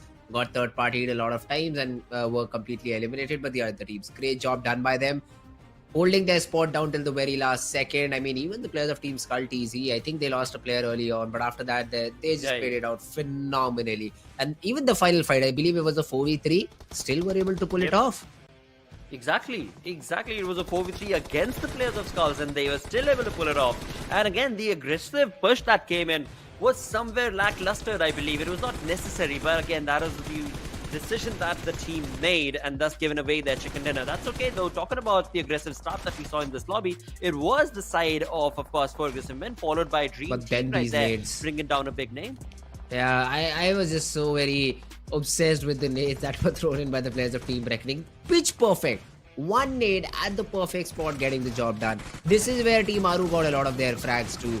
I mean, eliminated two teams in the process, and then the final fight somehow Aaru just choked into this particular final fight and ended up on the second spot. But I think the number of frags will be enough for them to give them a good game. I mean, I guess what 20 points is what they have. 10 points here, 10 points in terms of the second spot. Right. Should be fair and good. Definitely should be decent start, because after all you've still got 5 more games remaining for for day number 1 itself. So that's still quite a big chunk of the number of plays that are remaining for today. And at the same point in time, this is just the start. You're going to be coming back to Erangel. Maybe a different strategy at that point in time could completely change the pace of the game altogether. But one thing is set in stone, which is for aggressive men, you're going to have to be really careful of that team, because they do not stop. Once they get started off, once they get that steamroller rolling in terms of finish points, they do not want to stop at all. They're a team that plays in your face. So if you see them in the frag feed and you see, oh, one of our players is out, there's a vehicle coming right in front of you. There'll be a vehicle just pushing in, making sure that they get all the eliminations. They just don't care, is what I feel. The first fight felt like it. They get one knock, they send in all their forces. One of the players was down on the ground, got that magical revival with all the smokes that were thrown in. Plotter was surprised. I was like, bro, this is how 4AM play. Even though I was also very, very surprised at that point in time, because just a vehicle, not a lot of cover, still you're trying to get that revival. But then I looked at the situation. You had one of the players finished and a player knocked out, so you take that calculated risk. That is a 4v2. The player in window won't take a big risk trying to spray you down completely when there will be 2 more players covering for you. So it was sort of a calculated risk that the players of team 4AM took, and at the end panned out really, really well. And with that, we also have to look at the MVP. Should be a player of 4AM, of course, man. Jod Gaming, 6 finishes. His contribution to the team, 40% of the job was done by this guy. Absolutely, and rightfully so. Again, from the side of 4AM, all the players, they held on strong. You know, it was a team combined effort, because when one man went down, the entire team stood up and just completely rushed and pushed to get the revival, to get them moving along, get the steam ball rolling all over again. And it was, they being on top of their toes every single time when it came to those fights as well, because they got done with one fight, the fight that we were just mentioning. Once that was done, we saw NoNx make a very lackluster push coming in to get into the zone. And that is also where 4AM, they just completely thrashed onto the opportunity. Not a single NoNx player was able to get away from that bridge. That's true. NoNx was just completely wiped off in that particular instance. But if you talk about the stars of the match, of course, we've seen Jod play it out perfectly. But then we also have the best companion. That will be a player from Team Aaru, Secret, getting those 3 revivals in the game. And the finisher as well, R2. 5 finishes after JD Gaming had good impact overall in the game. Almost rotated 8 kilometers to get towards that final spot and convert this game into a chicken. Yeah, great job done by all of these players. Absolutely, an incredible play being showcased right here from the side of these teams as we move on ahead. Game number 1 is done. We've still got a few more games remaining for the day. First wrangle of the day is done, and that was definitely a good start. A lot better than I would have anticipated. It was chaos where it was needed. It was patience where it was needed, and overall just complete mayhem. That is exactly what was showcased. But also thanks to the zone, because the zone was so aggressively put against the player's positioning. Let's see though, because upcoming next is going to be the map of Miramar, and we know it is quite an extensive, quite a big map. Yes. So a lot of breathing space that's going to be provided to these players. That's true.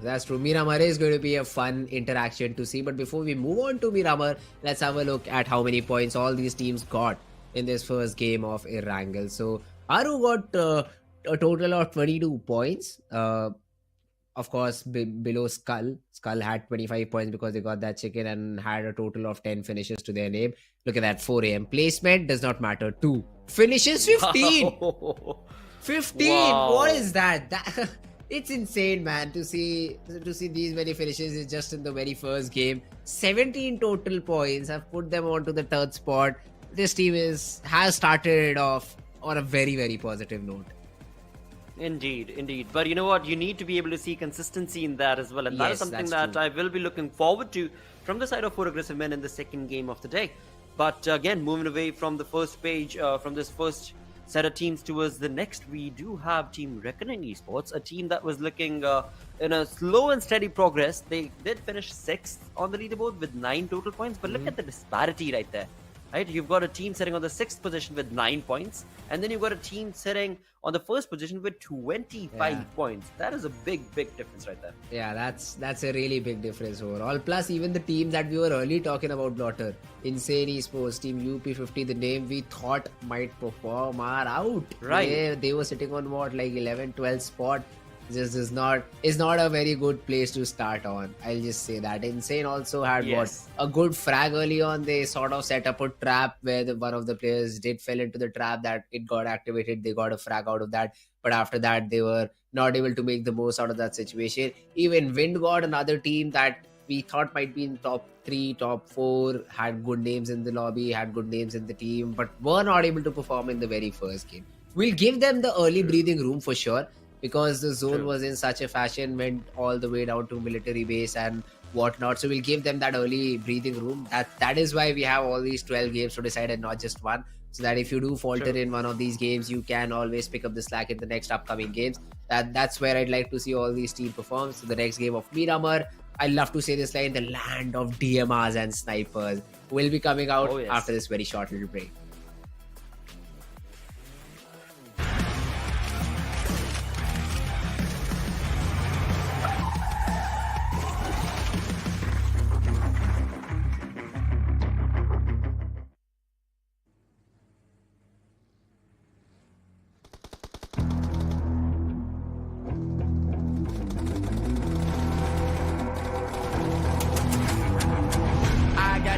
I'm on the mission, snap any minute, casually winning. Stop tripping on me, stop dissing on me. Yeah, I got a dream, can't take it from me. My fire's burning, I'm always learning. Tell me where to go, man, I'm on a journey. Yeah, I can't explain it, I get excited. Keep it 300, King Leonidas.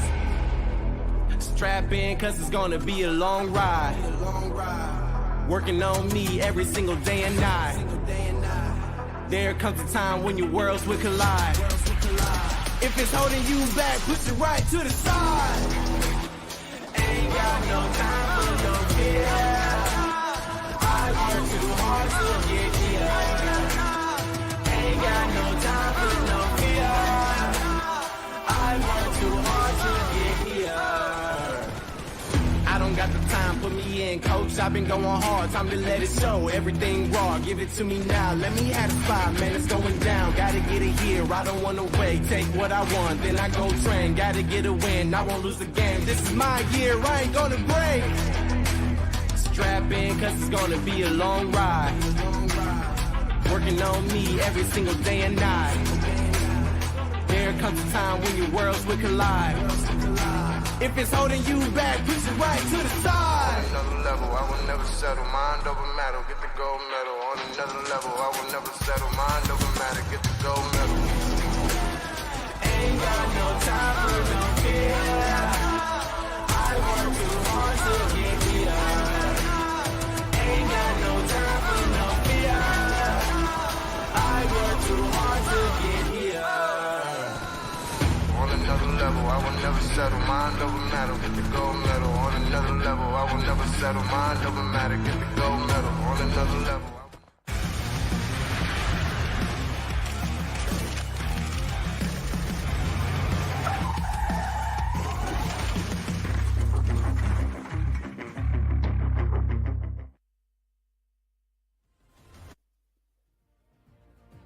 Hello and welcome back once again right here on day number 1 of SBS Snapdragon Pro Series, where the open finals are continuing on. Well, the challenge is on for all of these 16 teams to be able to qualify in the top 8 before they jump into the the meaty, greedy, the challenge season, because Yes. right now it is just open finals for everybody. And for that, we are going to move on ahead, get the day started off, get the steam rolling once again with match number 2, where we jump on to the side of Miramar. And you know what, Fritz?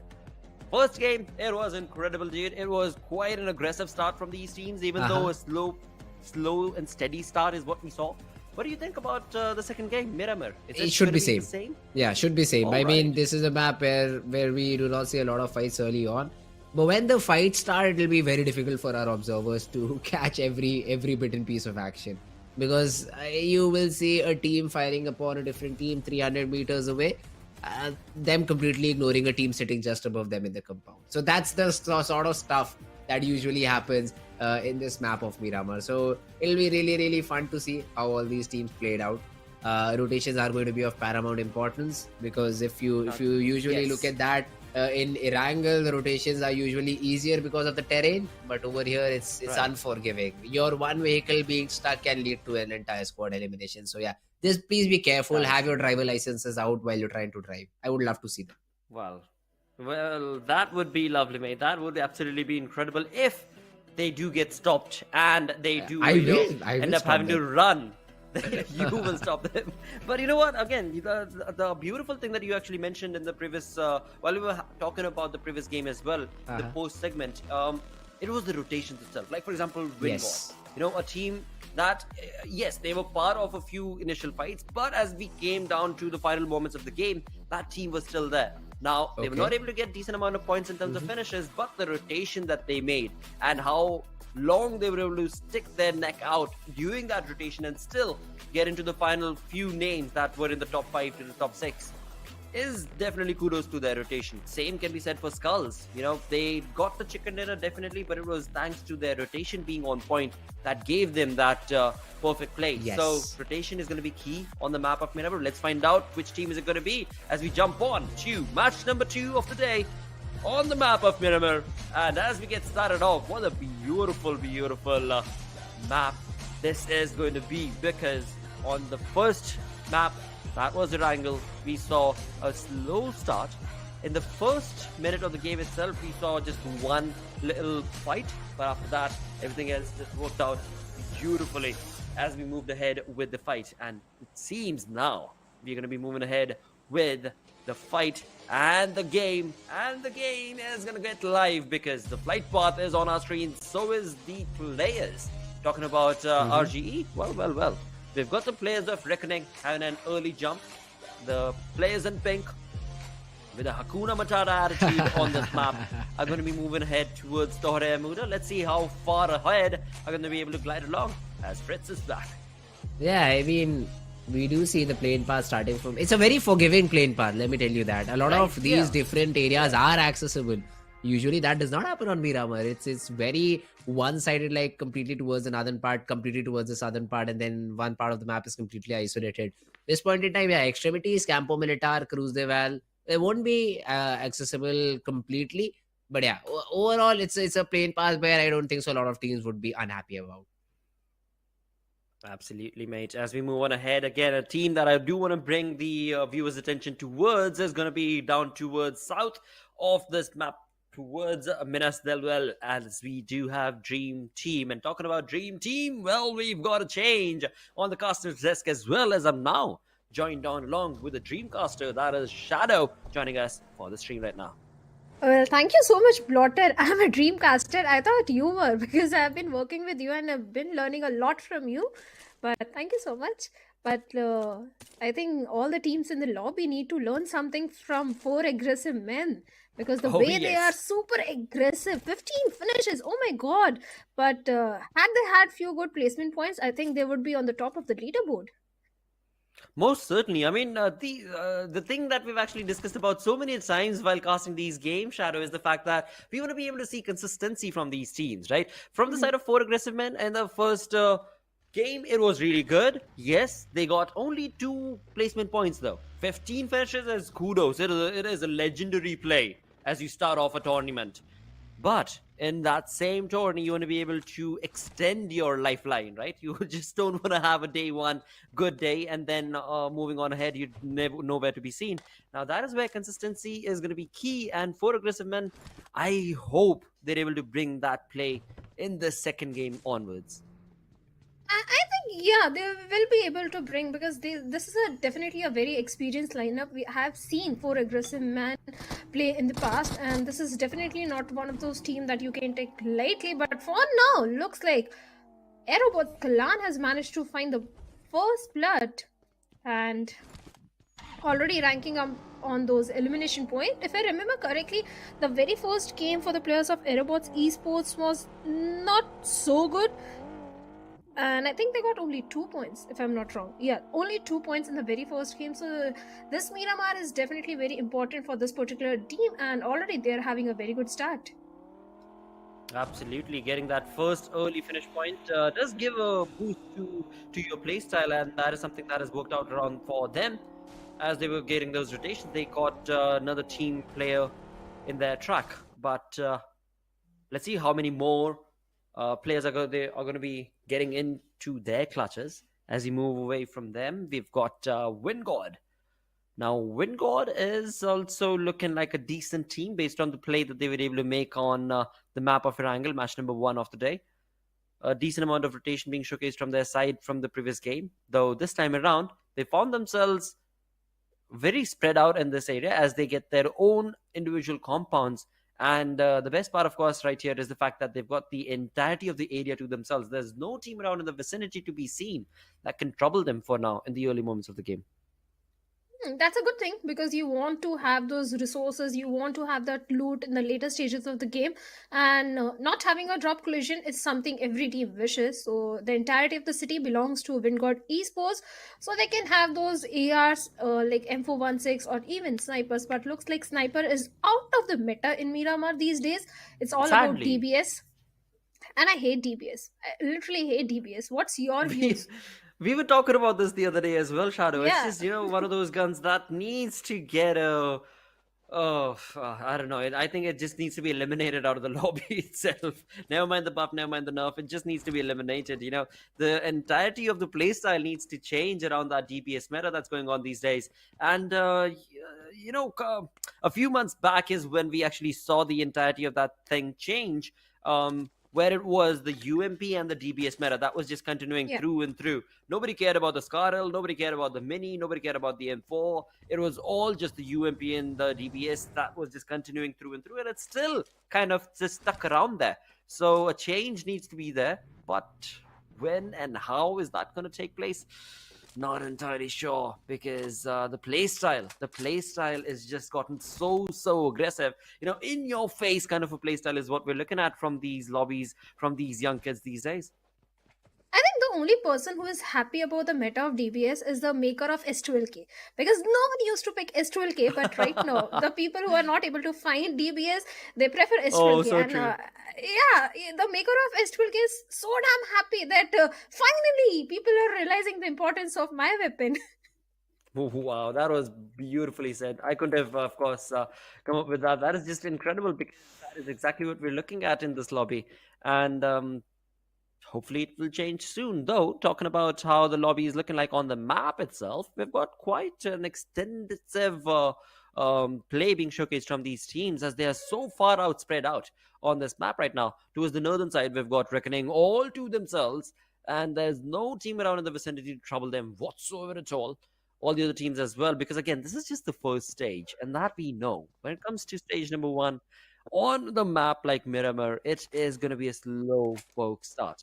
NoNx Esports, a team I was looking forward to in terms of their play. Sadly, were not able to make their mark in the previous one, thanks to 4 Angry Men. Today, in this game, maybe things might change for NoNx. Let's see. Let's see. I hope things change, because they were sitting on the 15th spot with only a single point to their name. So definitely this is not the way one wants to start the day number 1. So definitely NoNx Esports will also be looking forward to those placement points, those finish points. But for all of that, you need to have your bags pretty much loaded up.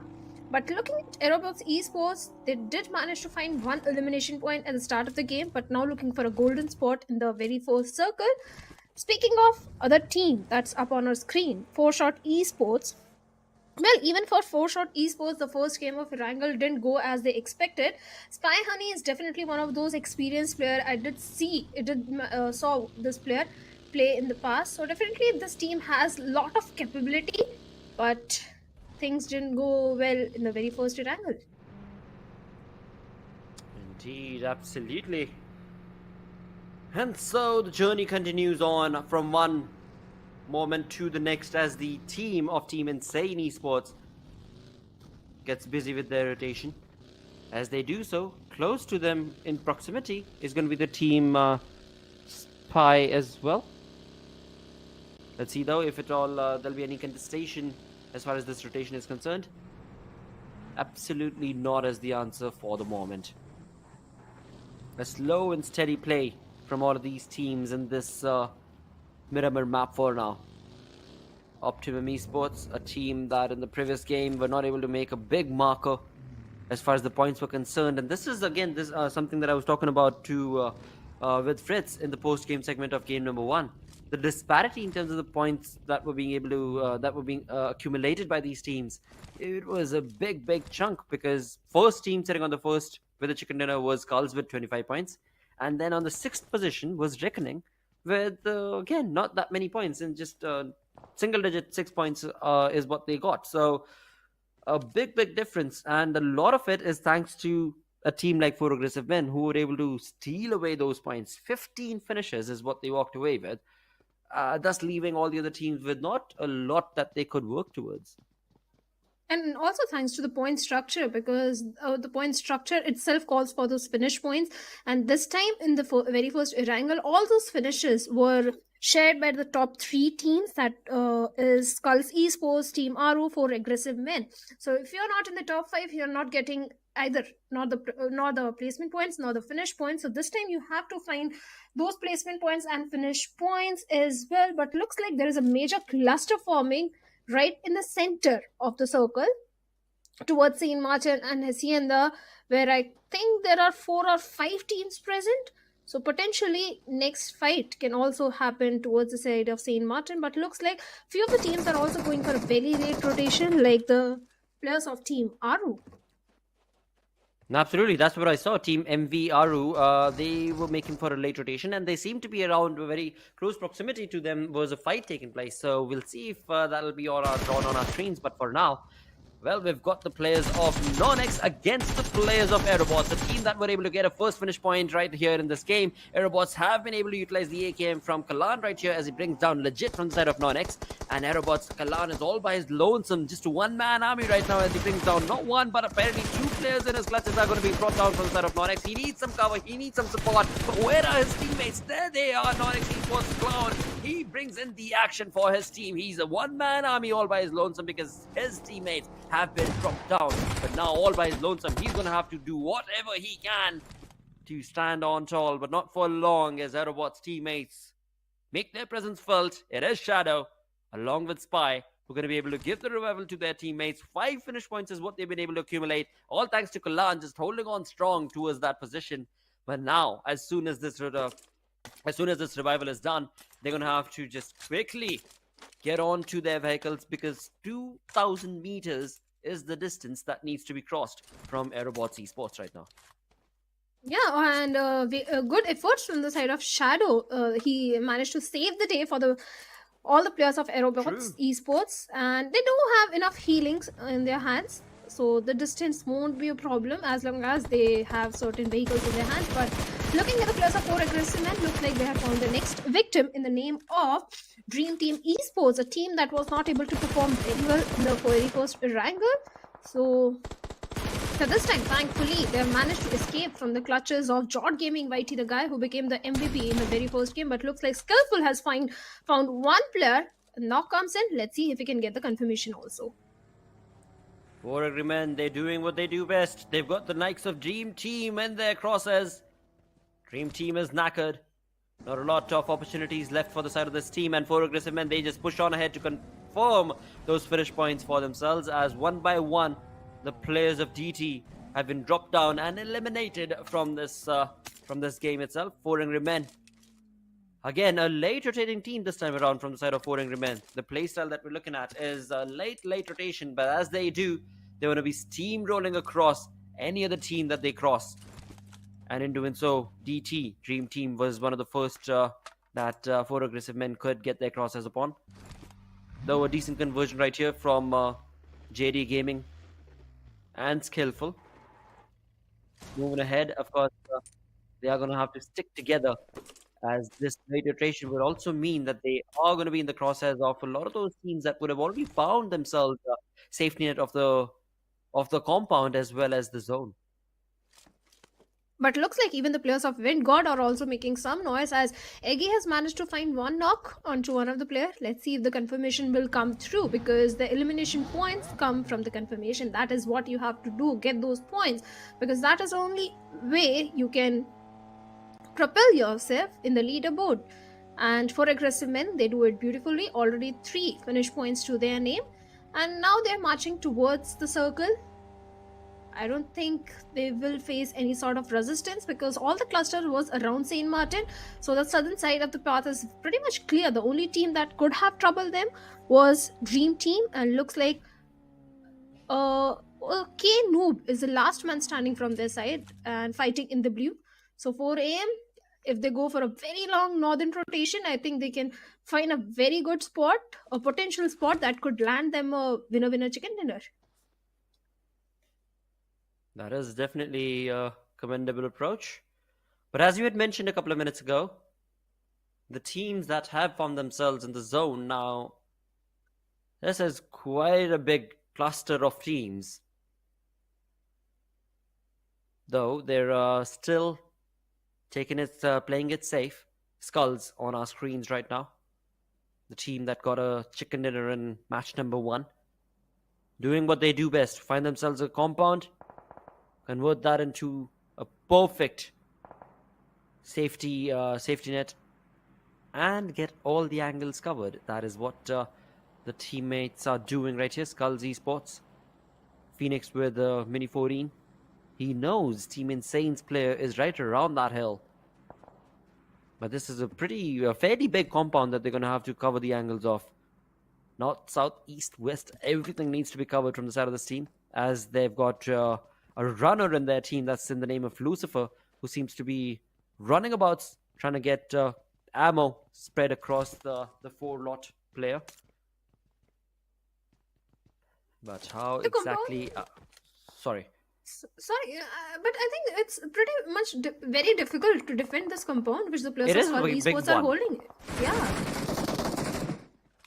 But hey, never mind that, as we've got the team of 4-Shot Esports, who seem to be taking on shots against another team far away. Again, it's all bringing down to the playstyle of just keeping your compound as safe as possible, and that is what this team is trying to do. Now, Spy, they are the ones in green. And right next to them, on the mini-map we can see, top right-hand side, there's a team in yellow. So perhaps the crosshairs for Team 19 ought to be towards the side of team in yellow, but they're not. In fact, they've realized this is not easy to take charge of. So they're going from there, and same is the case for SkullTz as well.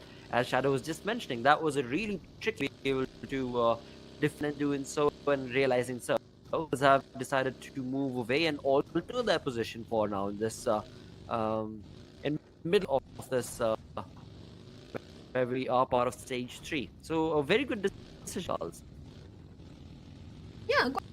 That will they be able to find a very good area to hold on to? That's also major, because we have 15 teams in the lobby, 56 players, and it's already 3 circles, so not enough real estate to hold on to. So SkullTz Esports might be looking for a higher area or uphill area that they can hold on to and have knowledge or information onto the opponent teams. But looks like Beast is already working on thin ice. Thin ice buggy is about to explode. That looks like his teammate has managed to find on.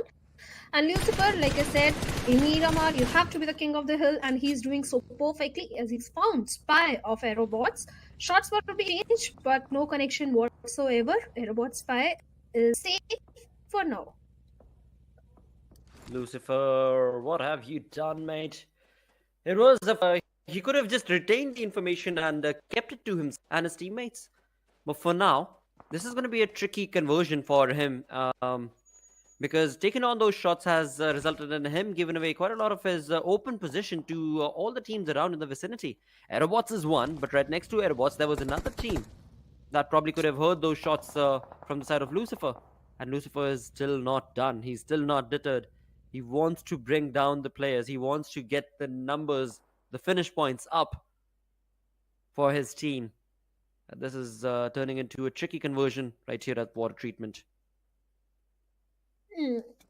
Definitely, the conversion is going to be a little bit difficult. At the same time, SkullTz Esports, they also have to be aware about the surroundings, because when you're holding a mountain area or uphill area, there are chances that any team can come in and close the distance, and then you can be on the receiving end of those shots coming in. So SkullTz Esports, they have to be very much aware that 2v2 split which they're having right now might not work in the next circle. For now, it will work. But talking about another team who was having a very good spot, Reckoning Esports. From the starting of the game, they have been holding on to the northern end of the circle, and that is exactly what they are holding right now. The only threat they have right now lingering nearby is in the name of Pyramid Esports. Now, Pyramid Esports is in their vicinity, but how exactly is Hacker Punk going to be utilizing this opportunity? And oh, what a play right there from Pyramid. They are out in the open. They drop their vehicle out in the open as well. They park it right on top of the hill, and in doing so, it has been damaged just a little bit by Punk's spray. Though Zaiden, along with his teammates, they have been able to spot where exactly Punk is at. Now, all four players, if they try and keep their crosshairs towards Punk, will create a wonderful opening for Punk and his teammates to create a flank and push on against the side of Pyramid. So very tricky gameplay and playstyle being showcased right here from the side of Pyramid, as it seems like their positional awareness is just not going to be enough for them to be able to hold on towards this angle of the zone. And there we have it, rightfully so. They're going to be moving away. They're going to be re-strategizing, it seems like. And that is definitely a good decision from the side of that team. And look at Reckoning. A perfect straight line is what they've drawn right there on the open deserty map of Miramar right now. Speaking of Reckoning Esports, Immortal and Punk, they have been sticking together with each other from a very long time, so the synergy is definitely there. I was expecting Reckoning it to be in top 3, but unfortunately that didn't happen in first game. But maybe in the game map of Miramar, they can turn things around, as the players of Teamtogether Esports are trying to do so, as they are peppering few bullets towards the side of Grind1 Esports, as Grind1 is making their rotations, but no connection whatsoever, and Grind1 will manage to escape or scuttle back to the safety. But on the other side, Pyramid Esports, Flamboy has been taken down by a vehicle explosion, and Skull's Phoenix has managed to get the confirmation point as well. So Skull is already looking for the ignition. Well, Skulls, they had been waiting for quite a long time. They wanted to be a part of the fight, and in doing so, now they've got their crosshairs busy with the likes of Pyramid. But in that mini-map, we can see that Skulls themselves can be sandwiched, as there's one team in light blue, that's the name of Pyramid, but there is another one in cyan, right behind the players of Skulls, and the positioning seems like can very well sandwich the players of Skulls, but we'll see if that'll be the case or not. For now, we've only got one team, the one and only team, to get eliminated. But Pyramid themselves are left with two players, Zaiden and Tony.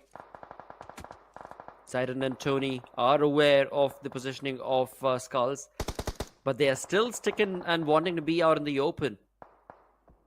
That is probably not a good gamble coming in from the side of Pyramid. A good smoke for now should be able to cover their tracks for Tony and Zaiden, but for how long is the case? And there we have it, the team in team number 10 right behind the players of Skulls is the players of WindGod. And WindGod, if they try and over-aggress right there, can very well sandwich and even get some finish points against Team Skull.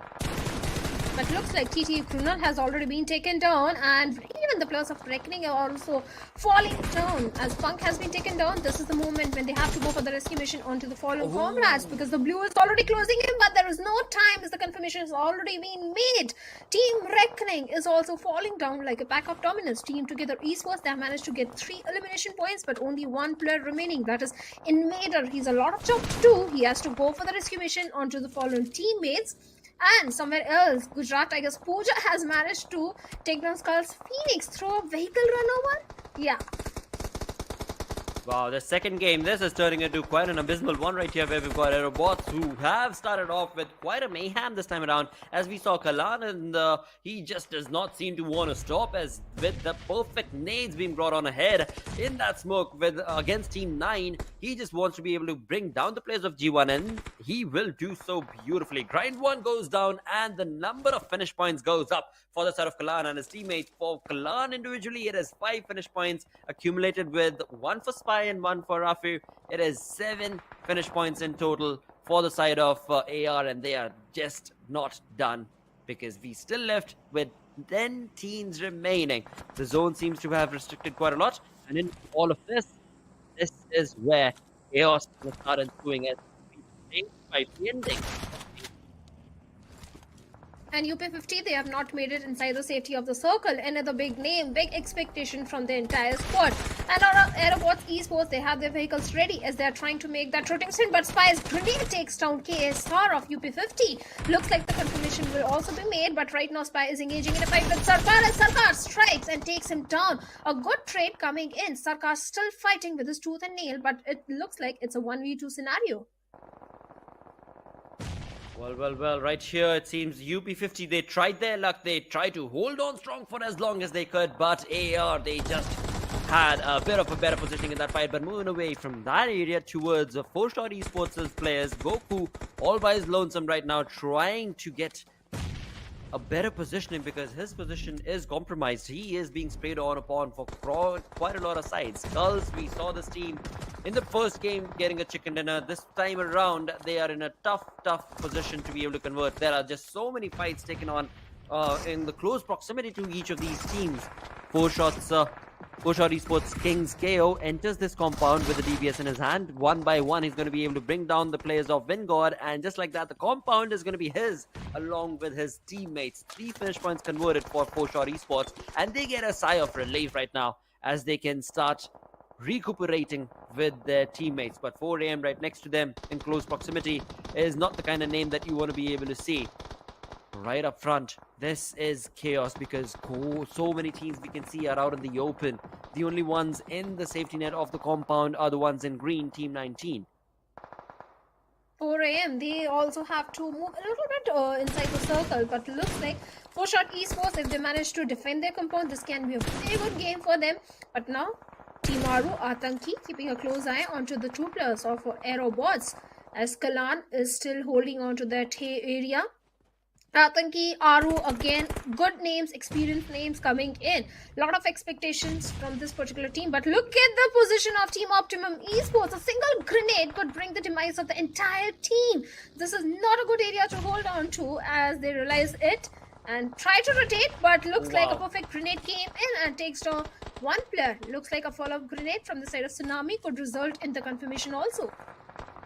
Absolutely perfect nades being brought on down from the side of Team Insane Tsunami, and in doing so, it seems like Optimum's position has been stolen away, as Team Insane, they were just on top of that positioning, and has in turn resulted in the team getting annihilated. Thus left with 7 teams. We are 4 aggressive men. They are yet not deterred. In the previous game, we saw them walking away with finish points. This time around, they've got a decent amount of finish points, but they want to get those placement points as well. And talking about the placement points, Team Insane, they are bringing in a Herculean task with 6 finish points, along with, of course, the placement points that they're going to be getting. This is looking like a very, very good, and momentum that Team Insane is creating in this game is just perfect. The only thing that is going against them is the zone. They're at the edge of the zone. They don't have a lot of cover to be able to work with, apart from the vehicles in their hands. In fact, they are 23 meters away from the circle, so this journey inside the safety circle is not going to be so easy at all. But looks like Jod Gaming Whitey perfect grenade comes in and takes down Spy Honey. The compound which 4-shot esports was holding they're susceptible to those grenades, and 4am are lobbing those grenades perfectly as Skillful, along with Spider, is ready with those grenades as their teammate Karan is already going for a flank angle, trying to close in the distance. Goku can be the game changer because 4am looks like they're not aware of the position of Goku. Let's see how this fight is going to turn out, because 4am, this is a very good compound which they want to hold. 4 teams remaining, but Insane Player 2 also goes down through the hands of a grenade coming in of Atanki. Insane now left with only one player, that is going to be Tsunami. Well, for the side of 4Shot as well as 4 Angry Men, the two teams that had the proximity of the compound safety net are the ones who look in the best in terms of getting this chicken dinner. But look at Progressive Men. I mean, skillful play right there from Skillful indeed is resulting in him getting another finish point for himself.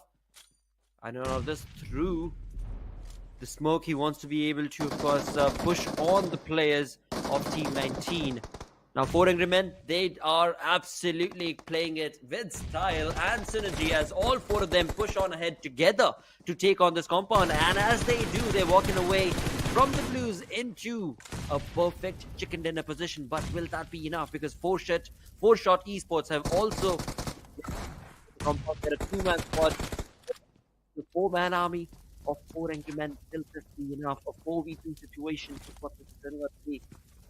So gets the better half. Or will there be an X factor from Spy Honey is trying to patch himself up as his teammate Cheyenne with the grenade takes down Skillful over there. Now 4am, they are very vulnerable as one of the players is on a very low HP. That means Spider is the only player remaining, and Honey has all the information he needs. He knows exactly where the other player is, but looks like Atinki's grenade is going to turn things around, followed by Shine's grenade, and 4 aggressive men, they're falling down as Karan goes for the rescue mission onto the fallen teammates. Skillful and Atanki with a DBS in hand is already inching closer. It's already ruined the game for the players of 4Shot Esports. Honey is not going to be happy at all as he's left all by himself. Absolutely. Atanki, what an Atanki play right there, mate. From the side of MV, this team has made a Herculean decision to just stop the players of 4 aggressive men, and this is where the entirety of the spray could go on down to that third team for the X Factor play, and that in turn could be none other than Atanki, because he's the man who can be the legendary play holder right here. It is a 1v1 situation. He's got the perfect health kit, and along with that a DBS in his hand could be the end-defining result that he wanted to get this chicken dinner for, and he will. An incredible conversion right there from Atanki from MV, as he was just a one-man army, and that one-man army has resulted in a perfect X-Factor play and walking away with a chicken dinner for his team. His teammates are going to be elated with the play that was made right there. The only team that is going to be so very angry is going to be 4Shot Esports. Well, 4Shot Esports, they were so happy as they were taking down the players of 4 aggressive men, and I believe there were only 2 players remaining. For a second it looked like this is their game to lose, but Atanki came in, striked hard, took down the players of 4Shot Esports, at the same time damaged the players of 4 aggressive men also. And Atanki, well, Team Aaru, they missed it in the previous Erangel, but finally they get the beautiful winner chicken dinner in the map of Miramar. What a luxurious play this was coming in from the side of Aaru. Atanki, he is the man of the hour right now because of the way that he was able to play. And of course, in doing so, the DBS, once again, we started this entire game, Shadow, with a conversation about the DBS, and it seems in the end, it is the DBS that did the trick as Atanki walked away with that chicken dinner. And the grenades that he locked towards the side of 4Shot Esports. So true. Yeah, so that yes. perfect projectile coming in, that was a game changer. Brilliant. Because if the projectile was not correct, if it's not able to take down the players of 4Shot Esports, maybe this could not have been Atanki's chicken dinner. At the same time, the patience that he showcased, because when the other teams were fighting amongst each other, Atanki stayed silent, patiently, he was just holding on to his area. At the perfect opportunity, he striked in. Indeed, and a perfect conversion is what he walked away with. So that is what it... You know, I mean, this is where you talk about patience. You know, patience is key, and that is what Atanki was able to do so gracefully. But of course, along with that, let's have a look at the highlights of the entirety of this fight as well, or rather the entirety of the game, because it all started off with Aerobots. They were the ones who started off with quite an aggressive chance and streak for themselves as they got this team of NoNx Esports annihilated completely from that position. Oh, certainly. Aerobots, they did start on a very good note. I believe Kalan was the first one to draw the first blood situation. The placement of Optimum Esports was definitely not good, and they became the victim of those barrage of grenades. And secret, not so good performance this time coming in from the entire team of SkullTz Esports. Absolutely. But in the final moments, it was Aaru. MV Atanki walked away with a perfect chicken dinner for his team. They're going to be very, very happy. At the same time, another question to be brought on is how many jumps in terms of the position is what this team is going to be walking away with, because after all, to remind our viewers, it is only the top 8 teams of the 16 that are going to be able to move away from these open finals into the challenge that will start off next weekend. So it is very crucial to be in the top 8, and that top 8 grind, it is looking very aggressive right now from these teams. And consistency is the key. We 100%. keep saying this like a broken record, that you have to be very consistent, just like the players of 4 aggressive men were consistent. They were not able to get those chicken dinners, but they did manage to get very good finish points. And Team Aaru, previous game, they came on the second spot with good amount of finishes. This time, a chicken dinner coming in. So you have to be very consistent. That's the only key to be in the top 8. Oh, absolutely. Just like our sponsors, Samsung Galaxy S23 Ultra, along with, of course, the brilliantly reliable Snapdragon, where the elite gaming is what you're looking for. Well, winning matters the most, and that is exactly what Snapdragon is going to be providing you.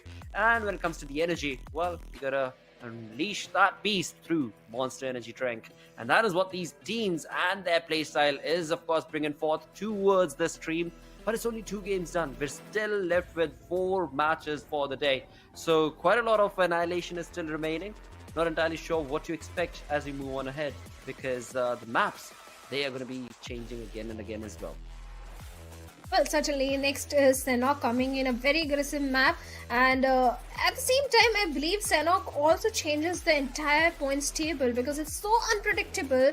You don't know which team is going to come on the top. For now, 4 aggressive men, they're looking very aggressive, very consistent, and definitely everyone will be expecting 4 aggressive men to go all bonkers at the map of Sanhok, because that should be their favorite map. True. When it comes to the play style, which is all aggressive, all out war is what you're looking for, then Sanhok is the map that you want to be. And the name that you want to have on top of your head is 4 Angry Men. But talking about the most angriest of lot, the MVP from this game, well, it is going to be Kalan from the side of AR, where, of course, the team was looking really good. The numbers are looking devilish as 6 finishes with a finish contribution of 66.6%. Kalan, what a playmate. Fantastic stats coming in. The first blood, in fact, in the Miramar was drawn by Kalan. Till the end, Kalan was bringing in those finishes, was creating those openings for his team, and even the contribution is pretty high, 66.6% finish contribution. Perfect starts coming in from the single individual, and the entire team of AerobotzEsports, I must say, they did play in one of the recent event and performed really good. So definitely high expectations from this particular squad also, and definitely Kalan is a player to watch out for. Absolutely. As we move ahead and have a look at the stars of the match, we're going to be looking at going all out. It was Kalan through and through. Moving ahead towards the best companion, it is none other than Infadero, with 2 rescues that he was able to get for his teammates. And of course, Atanki, the finisher, is the man who got the chicken dinner for his team. An all-out play is what was required from Atanki from the side of Aaru, and that's what he did in the final moments of the game, with a DPS and those nades in his hand. And certainly he made sure that he used the DPS to the perfection and got that beautiful winner chicken dinner for himself and his team. Good stats coming in from all these players, big expectations from all the players, even Invader. I think his team, Invader's team, towards the final circle, they had a little difficulty in entering the safety circle. So that is when they started falling down. But overall, a good gameplay coming in from all the teams. This time, I think the finishes are also pretty much equally distributed among all the teams. Indeed, I want to be able to see that as well. As we move towards the match ranking, we do know who got the chicken dinner. Well, that is Team Aaru, thanks to Atanki play.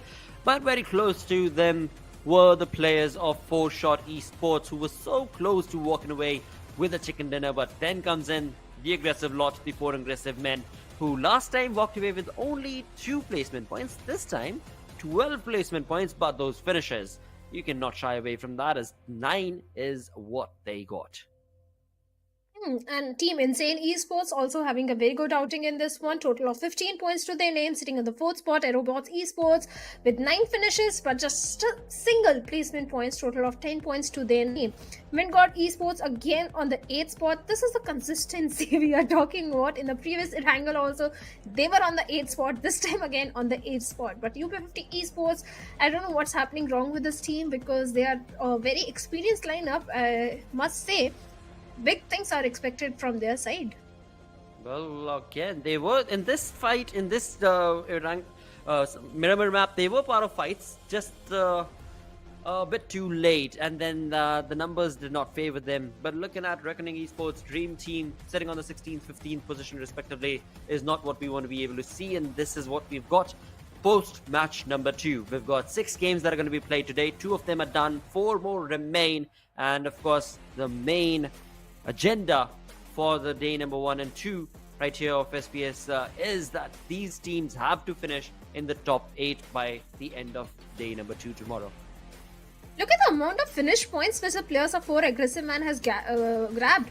24 finishes, the highest, and I don't see any team coming close to 4 aggressive men. They just need to focus on those placement points.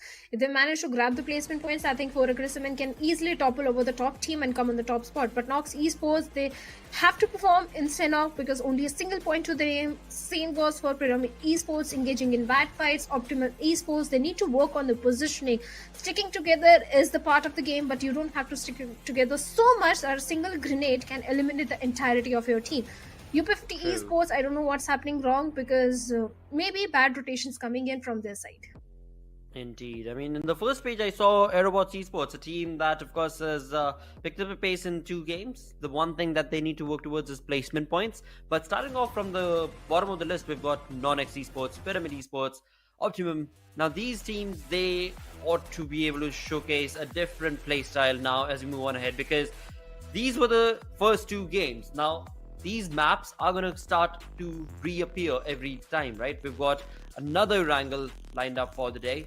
We've got another Miramar lined up for the day. And that will mean that the teams that are on the second half of the leaderboard, the ones that are at the bottom of the leaderboard, they should definitely showcase a different play style in these upcoming repeating maps. But of course, as you perfectly mentioned, based on the schedule, the one that will be played on match number 3 is Sanhok. And on Sanhok, anything can go down. It can be a really good play, and it can be a completely abysmal affair for you. You just have to survive till the final circle. The key to Sanhok, which I think is, you just have to survive as all the 4 members till the final circle. Then it's your game. You just have to focus on the position. If you go very aggressive in the map of Sanhok, you might not perform very good. So you have to hold on to your horses. Yes, it's a very fast-paced map. You have to focus on the finish points, but you have to engage in the good fights only. Absolutely, but that will all continue on 4th, as right now we're going to go on a short little break. We'll be right back with match number 3.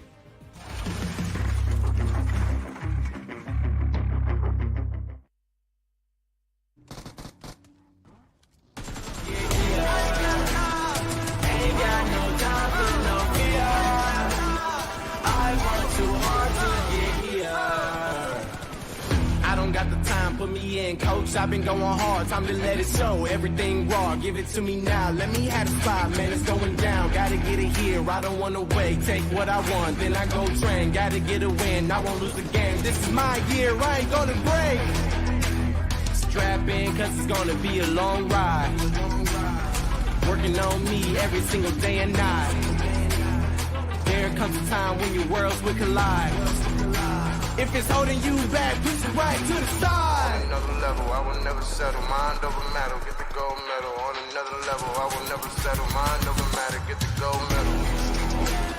Ain't got no time for no fear. I work too hard to get here. Ain't got no time for no fear. I work too hard to get here. On another level, I will never settle. Mind over matter, get the gold medal. On another level, I will never settle. Mind over matter, get the gold medal. On another level, I will never settle. Mind over matter, get the gold medal. On another level, I will never settle. Mind over matter, get the gold medal.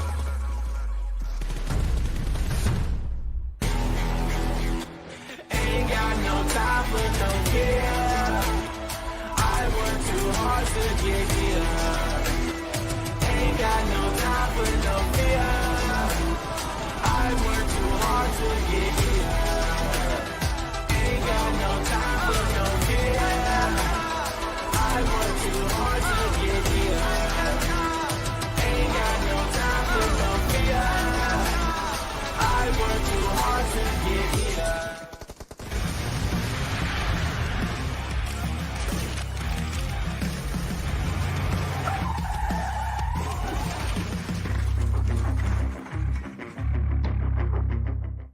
The Snapdragon Pro Series powered by Samsung Galaxy is brought to you by Snapdragon Elite Gaming, Samsung Galaxy S23 Ultra, and Monster Energy.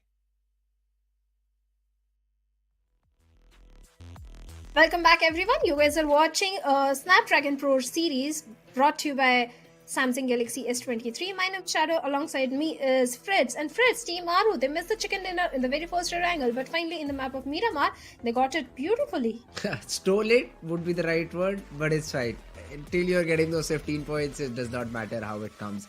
Yeah, great job done by them. I still feel a little bit sad for 4 AM. They had such a great game, number one.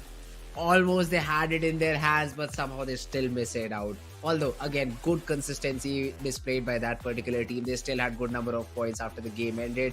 Chicken is still missing. That is something I'd like to see them get in the upcoming games. But yeah, the way that they've played it out should be easy for them in the upcoming games. Other than that, yes, Aaru getting that chicken dinner will help them a lot in the overall standings. But now, if we talk about the next game, Sanhok. That's the map I do not like at all. But we'll have to play it out. I don't think I also think that the teams would also be like, bro, Sanhok, seriously. But yeah, this is again another one of those maps that you will have to play it out, and you will have to count your lucky stars in. 70% zone, 30% in terms of skills and shoot back what you can. That is the combination you require to win the game. Who doesn't like Sanhok? Everyone loves Sanhok. It's a game changer. You like to prone down. I like to shoot back. No, I'm not a player who likes to prone down. But the reason I like Sanhok, I love Sanhok is as a caster, not as a player. Okay. As a caster, I love Sanhok because it's always unpredictable. You can't predict which team is going to come on the top. This could be anybody's game. Yes. Yeah, that's the reason that I love Sanhok because after Sanhok, the overall point structure, overall leaderboard entirely looks different. Yeah, that's true. I mean, Sanhok as a map has so many uncertainties, and that's the reason. I mean, over here, it does not matter how well you've been doing in the past few games. What matters over here is you respecting the zone. If you're able to do that, well, that's good and fine. But then suddenly, if the fourth zone is 800 meters away from you and there are 4 teams in between, your good is dead. In situations like these, you just can only pray that you snake your way inside the zone and nobody sees you, which 99.9% of the time does not happen. That's why I do not like Sanhok at all. But hey, here we go with the map. The only good thing that this map has to offer is, irrespective of the plane path, you can still drop towards your preferred drop location. It being so small helps in that particular department. But yeah, let's see where all these teams are going to drop in. We do see the players of Team 4 AM probably eyeing their way towards Camp Charlie. The other teams also slowly and steadily just dispersing around the map. I'm just looking for the possible drop collisions that might be happening because I love Sanhok because there are so many drop collisions that happen, especially on the first day of the tournament, because teams are not so aware of the drop spots of the opponent teams. But looks like this time all these teams, they have a peace treaty or something because there is no drop collision happening. As we have the players of Team Prince in the entirety of boot camp. Then in Painan, we have the players of Team Insane Esports. Even the circle is also pretty much decent, favoring almost all the teams right now. Yeah, that's true. All these teams don't have to rotate a lot. What, 80-90% of the teams are already inside the zone. Some of them have slowly and steadily drifted towards the outskirts. Optimum being one of them, Together Esports, WindGod. Yeah, G1. Other than them, I think everybody's inside the zone, so not a big problem. Although circles like these will keep you in rules for the next 3 or 4 zones. So until zone number 4, we are not going to. We won't be sure where this zone is going to end. So that's something that these teams will have to be careful about. Of course, we know it should be on the main island, but you never know. The second zone might just clear out the picture if we do see the second the ruins area inside the future circles or not. So that's the only question all the IGLs will have in their minds about the zone shifting towards either the ruins area or the main island, but should be towards main island itself. And teams like 4am, AR, they should be the ones. 4shot, sorry, not 4am, 4shot and AR should be the comfortable spot. Speaking of 4shot esports, the first Erangel was not in their favor, but the second Miramar, they performed really good. They managed to get double-digit finish points for themselves. A good outing coming in. So I'm hoping 4shot esports will try and go a little slow in the Sanhok so that the consistency comes in, the average points comes in. But in the area you mentioned, Ruins, we have the player Mash of NoNx Esports all by himself. And his other teammates are towards the side of Camp Alpha Island.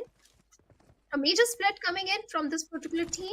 Not a good way to start Sanhok because this is one of those maps where you have to stick together. You can't go for those long major splits because you can get punished. And speaking of punishment, Team Insane Esports, when will they start punishing the players? Because I'm not seeing a very good performance, a very high fragging game coming in from this particular team up until now. But maybe in Sanhok, they can deliver. Yeah, that is true. In Sanhok, let's see if the luck factor is in their favor or not. For now, though, I do see Tsunami trying to just have information or maybe hunt down the players of Team 4shot. Could be either of these possibilities. Let's see if he's able to spot any of these players down. Sham, King, just jumping around. Has a Tommy gun as a backup too. So in close range battle as well, he won't ever run out of ammo if he has an extended mag. Brings that capacity all the way up to 50. So that's a really good thing that he has in his backpack over there. But yeah, 4shot just proning down. Not the best possible loot now. If you look at that, Shan just does not have a helmet. Neither does Goku. Level 1 vest. It's just like it's there. You cannot rely heavily on the utility that you have 4shot. Honey has a level 1 helmet and a level 1 vest. So they probably were constricted to just this particular compound and now are very fearful about moving out of here because then again they think that the players of Team Insane are keeping an eye on them, although that's not the case, but that is something we know and not them. So 4shot just making sure that they survive as of now, and unless and until the zone forces them out, they won't move out of here. I think 4shot esports, they do have a vague idea. There is a team lurking nearby. That's why all the players are still proning. Yes, they don't have healings. They don't have the proper resources or loot. And the reason being they're not going for the secondary loot because there is a team. There's a threat present nearby. So they're just waiting and holding on to their horses. And the moment the players of Insane Esports will rotate, maybe 4shot esports will go for the secondary loot because hey, let's be honest, Sanhok doesn't offer good first aids, good smokes. So there's always a very huge shortage of the smokes and the grenades. First aid you can find, you can go for those heal battles, but I hate it. What about you? Do you like heal battles, Fritz? Not at all. I mean, I'm a person who likes to fire my weapon onto his opponent, so heal battle is a big no-no for me. I just hate heal battles. In the final zone, it's better to fight it out. But at certain point in time, you really need that team on the in top 3. They've got 3 eliminations early on. They still need to maintain their average, so that's when they try to resort for stuff like that.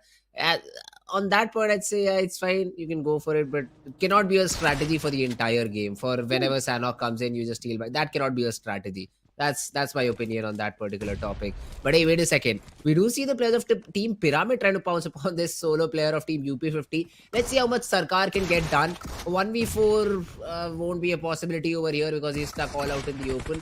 Although I do see some backup coming in from behind, but then Shadow still manages to get that first knock. RageGod is able to answer back, but then Tony has a little bit of cover available. He will be able to get that revival, and RageGod was not able to get his player and was not able to support his player towards the perfect spot. And now UP50 have to play with just 3 players surviving. This is what I was talking about, and that in the map of Sanhok, you can't afford to have huge segregation, huge split between the players. Sarkar, I don't know what he was doing all by himself. Maybe he came for the loot.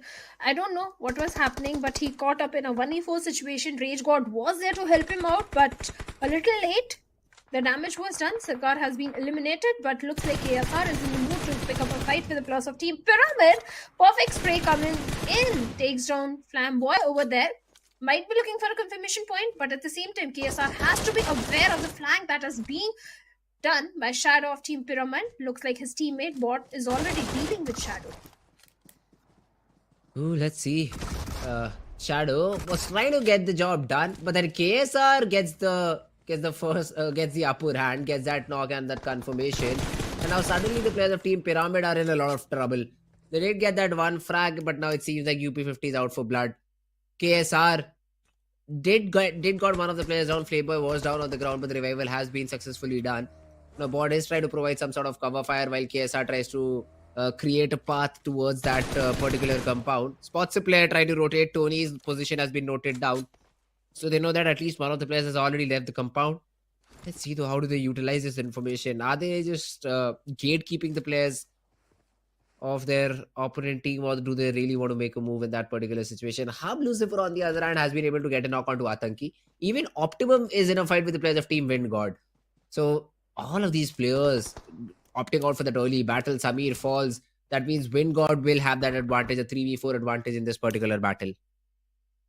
Even the players of WindGod Esports, they're sticking together. Optimum Esports, all the 3 players are on 3 different directions. If a knock comes in, there is no chance of a revival coming in anytime soon.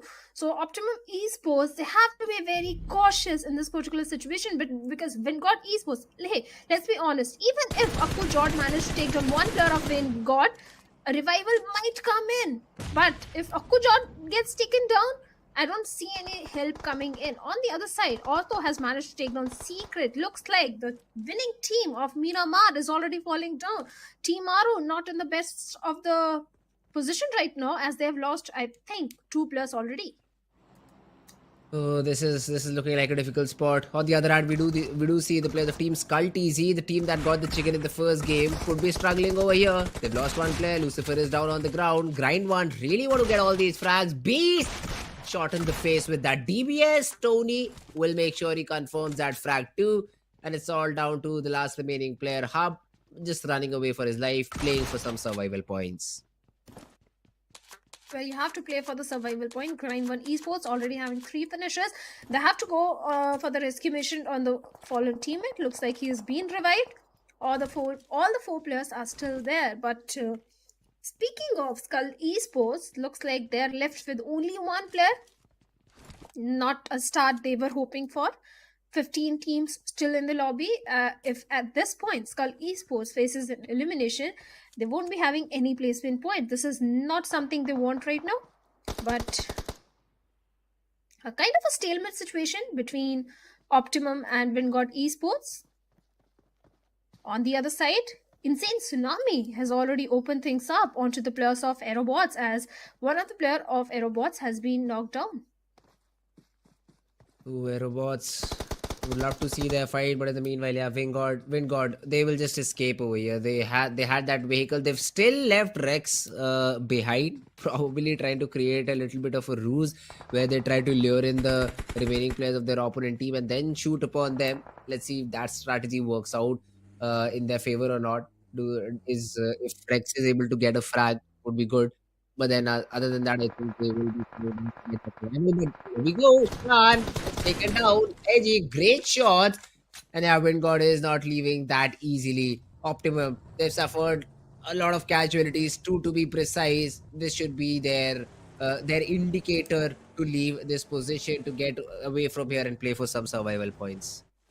WindGod Esports taking a very big risk as their vehicle is about to blow, and Insane Esports picking up this particular team. They are being the king of the hills as they have the certain height advantage as they are trying to capitalize on the information, especially onto the players of AerobotzEsports. They might be on the receiving end as player 3. I don't know if he's aware about the position of 4-shot esports in the compound. If he's not, maybe he can get punished. This is definitely a tricky spot to hold and defend. For now, esports, they have managed to get decent points in the previous Miramar. Not a very good performance coming in, but decent performance coming in. Even the players of Aerobots are also lurking nearby. Insane though. They are just on top of a hill, scouting for information, trying to get anything that they can. Together, esports have open fired upon one of these teams, have been able to get one knock. But how much can they get from there is the question I have. In the meanwhile, that standstill between Pyramid and UP50 still sustains. Stage number 2, so still not a lot of damage. So I think the players of Team UP50 are tanking it with the boosters that they have. Same could be said for the players of Team Pyramid too, but I think they're just surviving on bandages, no more boosters available. Finally, UP50 decide to call it a day, get back inside the zone. 600 meters won't be an easy rotation. Plus, even after that, the circle is going to shift out. So they will have to make a way inside the zone as they're still on that ruins island. So the transition from that particular spot towards the main island is going to be a tricky one, because the players of Team 4AM, Insane, all these teams, all these players will try to look out for you. So surviving in a situation like that is not going to be easy at all. The zone shifts even further east towards more towards Lakavi, although still Lakavi is not inside the zone, but that is the general direction in where the zone has moved out. UP50 and Pyramid trading blows 1-for-1. The revivals being delivered on either sides. They will get that revival. Once again, should be back to their merry way. Even Team Together Esports, they are looking in a very good spot as right now they are in the epicenter of the circle. And if they have a good compound, this can be a good game for them. But looks like RageGod, he's already charging onto the compound of Pyramid Esports. And Pyramid's players are already ready for the upcoming fight. And RageGod, along with his teammate, is already charging forward under the backline support of a player from the uphill area. But with the DBS in the hands of Bot, they're still searching for the players of Pyramid Esports. Let's see UP50. What do they get?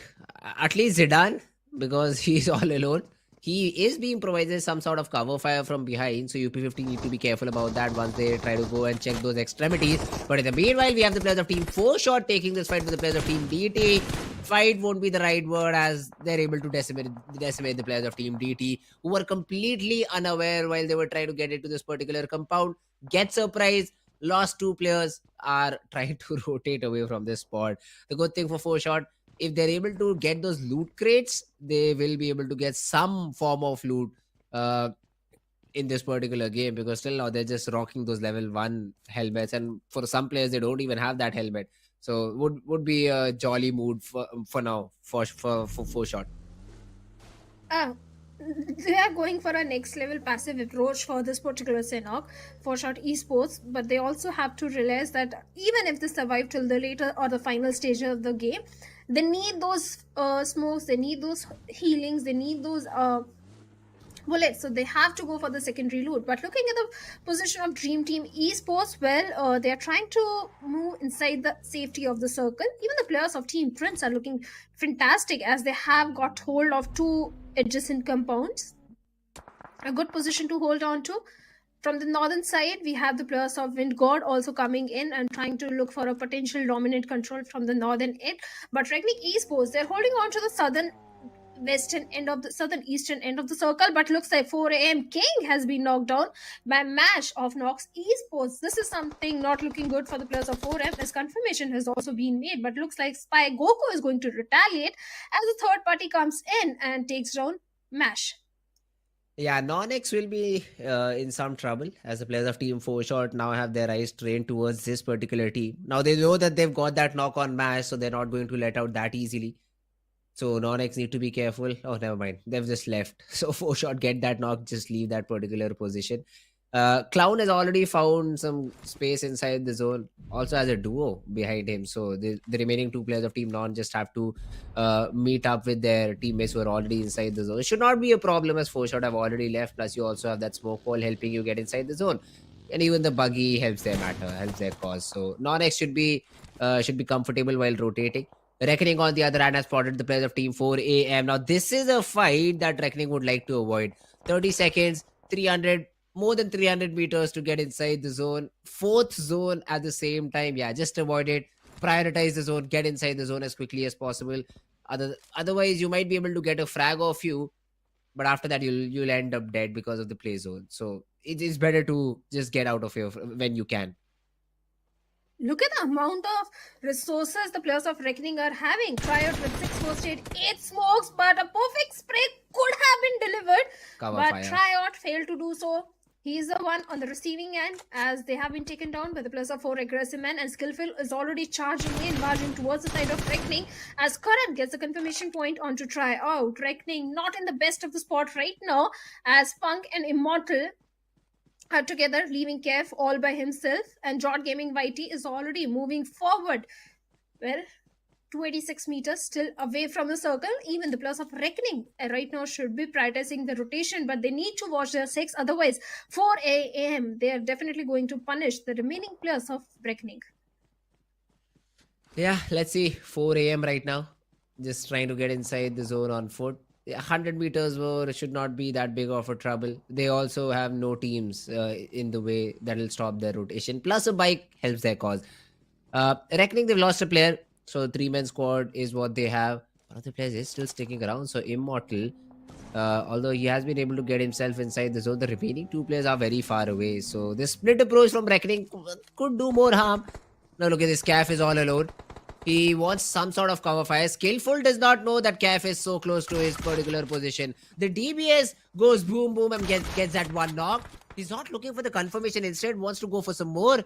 The nade, if cooked perfectly, if tossed perfectly, could wreak havoc onto the players of Team 4AM. He comes out. The DBS is out. He gets another knock. Plus there's a third party. But Caf has been able to get one knock. Shadow, the only one remaining over there. Suddenly, this has turned into a third party situation that is benefiting no one. Because all of these teams will be damaged by the zone too. Every team is trying to find a piece of land inside the safety of the circle, and that is where the bodies are falling. And AerobotzEsports looks like they have managed to survive as they are going for the rescue mission onto the fallen comrade, but they still need to make it inside the circle where the players of Team Insane are waiting. This was the perfect opportunity for Team Insane to do a third party, but they chose patience. But because sometimes defense is the best offense, and that is exactly what the players of Team Insane are doing right now. But on the other side, we have the players of Team Prince coming in, taking down the players of Spy, as Honey has been eliminated and Pooja gets a confirmation point. But looks like even the players of Team Insane are keeping a close eye onto Team Prince, so there is a probability of a third party happening. Oh, third party and all. This zone is going to favor the players of Team Insane. Let's see how much can they get done. Reckoning on the other hand, Immortal gets that confirmation onto Shadow. WindGod also throwing in some shots and getting frag confirmations. AerobotzEsports, I believe, have spotted down a player and are trying to get those knocks. GT is completely out in the open, in the firing range. A lot of teams shooting on them, and one by one the players are falling. It's all down to Pooja, who will be struggling by the zone in a few seconds and might just also bite the dust. Gets one knock, Pooja, onto Shivalik. But now the zone plus the crosshair of player 2 should make sure that she also falls, and with that the players of Team GT will be eliminated. Oh, wait a second. She gets the perfect timing. Was still able to get inside the zone. Yeah, Insane though, shifting their focus towards the players of Team Aerobots. Tsunami is trying to have some passive information in terms of footsteps or anything that he can hear onto the players of Team AR, any sort of audio cue. But yeah, good position for Team Insane. Now all they have to move 50 meters inside the zone, so could be a different story. Cheyenne is just holding on to a little wooden shack, and looks like the players of Team Insane Esports have a vague idea about his position. The moment he steps out, Team Insane will be ready to strike. And that is where we might see an end of 4-shot esports. But looks like NoNx Esports this time, they have been playing really good. They have managed to survive till the top 8. Team Together Esports, they do have a very good compound to hold on to. And Team Insane in a close frontal battle with the players of AerobotzEsports as Spy gets taken down by Tsunami with a perfect tempo 1-6 spray. Confirmation has already been drawn, but player 3 is surviving on a sliver of HP. All the 3 players of Team Insane, they really need to patch up as Kalan comes in, but Tsunami win that particular close range fight and marks an end for the players of AerobotzEsports. We have it in the fight happening between NoNx Esports as marching towards the compound of Team Together Esports. Yeah, Together are already down to 2 players. Although that DBS is doing serious job. Krunal before falling gets 2. And now it's all down to the last remaining player. Not a lot of HP left, but has to pull out a 1v1. Clown cooking an aid. Wants to throw it out perfectly. Let's see if it connects. Stager has been able to reset himself. The HP has been recovered with that first aid. Now pushing in. Clown. Small angles. Playing with fire over here. Stager just needs one shot. One body shot will do the job. And NoNx fall. Team Together, they somehow survive that assault. Although with just 2 players, but it does not matter because they've been able to get in top 6 teams. Well, Team Together Esports, they have managed to defend the compound with all their heart, but you have Team Insane Esports as player 4 is still bleeding. Rescue mission is going underway, but look at WindGod Eggy. He's so close to player 4, he can make sure to get the confirmation point onto him. As we have one of the players from the side of Grind 1 Esports going for the heal battle as he's still fighting in the blue. Shan, well, he has managed to survive. And looks like his position has not been compromised at all. He has got a single first hit, but the moment I said it, a vehicle run over coming in from the side of Insane player, marks an in for 4-shot esports as well. That's just great game sense. You knew there's a big rock behind you, you have to check it. Now, Invader thought that this was his land and nobody will shoot at him while he tries to run out in the open. And Stager thinking the same. Yeah, you will be taken down one by one. Great 1-2 by the players of Team Insane. Helps them get this situation under control. Now, player 2? Player 2? Question mark? What are you doing, my man? Gets inside the zone. It's fine. It's fine for now. It's basically a 1v2 because whereas Fear is just playing the spoiled sport. Unless and until WindGod Eggy is able to get 1 knock and somehow Sphere does not run out of first aid, but I think he just ran out of first aid. Never mind.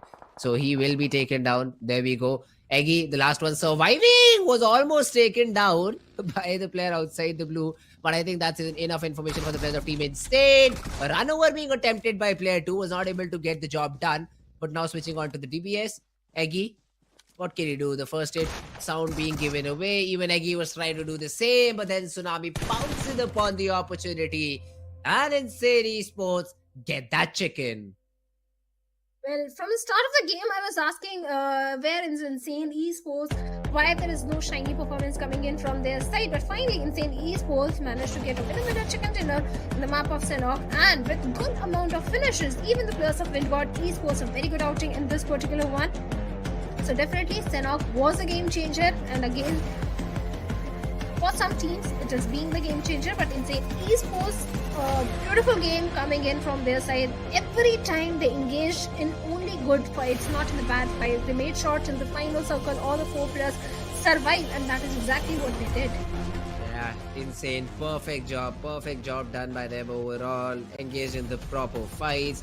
The only fight where it got scary was against the players of Team AerobotzEsports, after which they lost a player because the zone was also pushing in. They did not get enough time to get that revival. While trying to get inside the zone, they lose another player.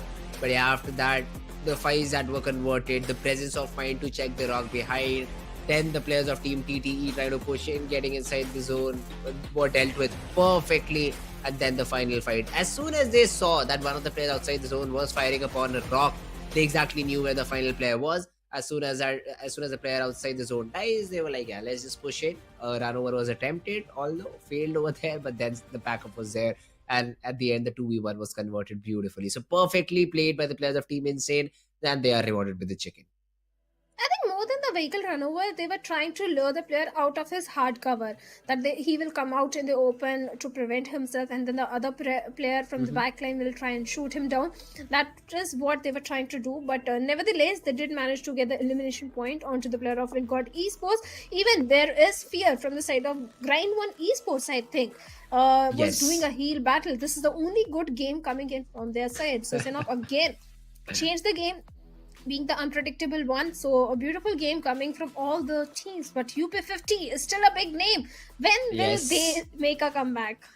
Yeah, that's the biggest question, because even in this game they were not able to just have a good start. In the early fights, if we talk about that, 4-shot were completely put down to one single compound. 4AM just loved the cover fire that was provided to them. But then suddenly this fight turned into a big battle between these three teams, where the players of team AerobotzEsports were the one who came out on top. Again, AerobotzEsports played it out very brilliantly. Insane, look at the players' HP that they were left with. Just one more bullet could have done the job. But at the end, it was not enough, as the players of Team Insane were superior mechanically, as well as, I'd say, in terms of number. And then the final fight, we already covered it multiple times. So that was the final fight that happened. Insane picked apart the players one by one, had the zone advantage, knew how to play it out, and played it out flawlessly. So good job done by the players of Team Insane. And a valiant effort, good job from the side of Cheyenne also. A 4-shot esports, he did manage to crawl inside the safety of the circle without getting noticed. Yes, in the end, Insane player did do a vehicle run over and eliminate him, but he did survive till I think top 4, top 4. So good efforts from his side as well. At least the consistency is coming from the side of 4-shot esports. Yeah, 4-shot they're trying. The only thing that I'm concerned about is getting the number of frags, because even over here I do not exactly remember the number, but at least they had 2 or 3 frags. Won't be enough is what I'm saying. That won't be enough if they are looking at the longer run. Top 8 is where you have to be, but if you start off like thinking we need to get 4-5 points should be enough for us to get into top 8, one bad slip up, one bad game could completely throw you out of contention. So that's where you need to be a little bit careful. Maybe add 1 chicken to your tally so that you're completely cementing your position in top 8. So that is something that 4-shot need to take care of. But if they're still consistently able to get 7-8 points every game, they should be fine. And looking at the MVP, we have Tsunami from the side of Team Insane. 5 finishes. Much deserved 5 finishes. But more than that, what makes me happy is the finish contribution. 71.43% contribution this single individual was having. And definitely Tsunami was doing so much. The final frag also came from him. He was bringing in those opening frags. Definitely he did so much. But along with him, we have other stars of the match. That is going to be Flamboy from the side of Team Pyramid with the best companion, 2 rescues coming in. Good revives. I mean, that probably was the role for Flameboy, being present at the perfect time. And in terms of finishing, Tsunami. Of course, the damage was good. The number of finishes was also huge. So that's why we see his name again in this particular leaderboard. Almost 10,000, almost 10 kilometers traveled overall. So that means Team Insane had a big rotation too, considering the map is not that big. So they did take a longer route. But overall 22 minutes is what he survived, and Insane Esports had a good outing. Well, certainly Team Insane had a good outing, and in fact the journey inside the final circle was not easy at all, because Team Insane, they dropped in towards the side of Painan, and so many teams were trying to rotate from the southern and the western side. So Team Tsunami did manage to survive in that cluster and finally came on the top. And same goes for the other teams as well. 4-shot esports, a perfect game coming in from their side, other teams as well, but few disappointments still there. Few teams still need to make their mark, like UP50. They haven't showed a good performance up until now, but maybe the next match, which is going to be Vikendi, maybe in that UP50 can shine. Yeah, Vikendi is going to be an interesting map for sure. A map made up of ice. I love that port area. I used to drop in when I used to play this game. We used to drop around port, get the loot early on, then fight around, try to get some frags. So that map is going to be very special for me to watch. And hey, let's see how these teams adapt, because I mentioned it when the stream started too. Driving on ice is going to be a completely different experience, unless and until you have that specific vehicle which does not skid. If you do not, if you choose to go with the Dacia instead, then driving it on ice is going to be a completely different experience. You would be trying to turn left, but will skid away out of surface, and that's where I'd like to see these players control. But hey, before we jump into that particular map, let's have a look at how many points all these teams got. So insane, 12 finishes, 15 placement points, 27 points. That's a great game. WindGod as well had 5 finish points overall, 17 points in the game. WindGod Esports, 15 points for them. So neither of these teams were able to touch double digit in terms of the eliminations, except for, of course, Insane Esports. All of the other teams, yeah, they just played accordingly. 4 aggressive men, just 1 point to their name. So this is a big fall off as compared to the previous 2 games. But still a good finish contribution at least in the top 8 teams. Not just top 8, I think top 11 teams. Because even Aerobots has got 4 finishes, Team Prince has got 4 finishes, unlike the very first Erangel where all the finish points were shared by the top 3 teams.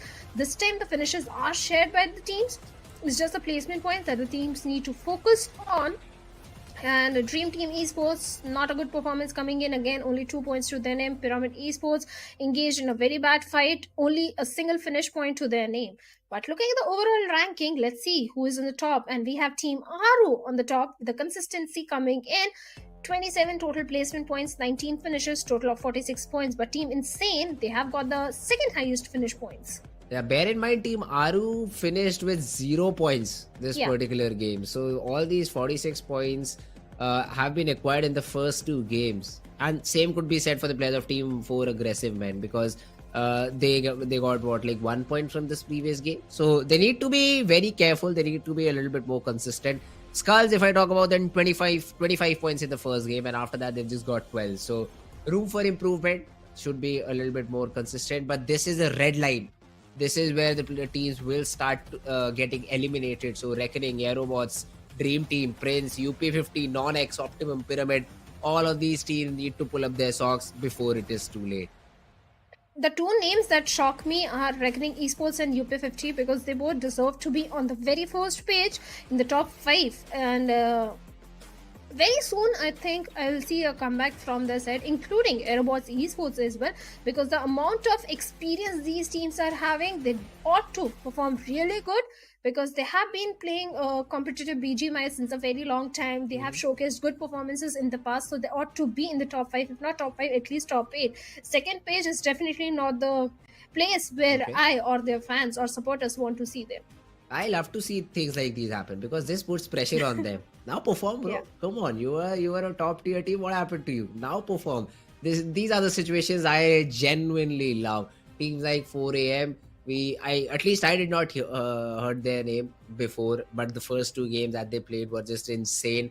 And now they're in top 3. So if they keep a performance like this, could be good, could be great. But hey, Vikendi is going to be the next game after this short little break.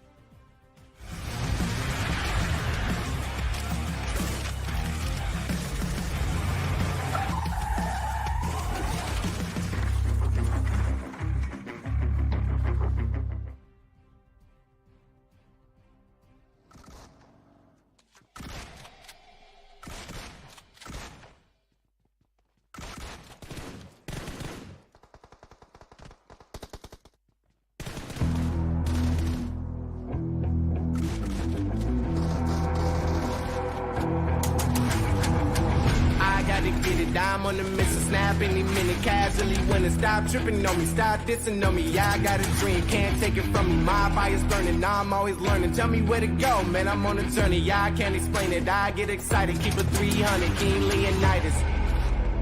Strap in, cause it's gonna be a long ride. Working on me every single day and night.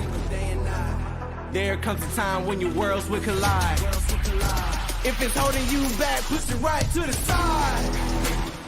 Ain't got no time for no fear.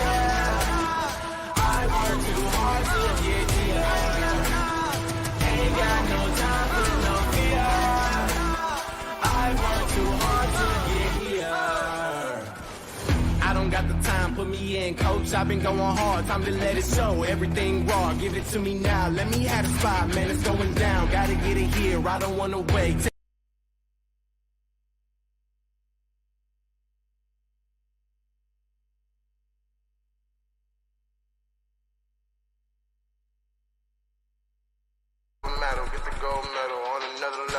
never settle. Mind over matter, get the gold medal. Ain't got no time for no fear. I work too hard to get here. Ain't got no time for no fear. I work too hard to get here.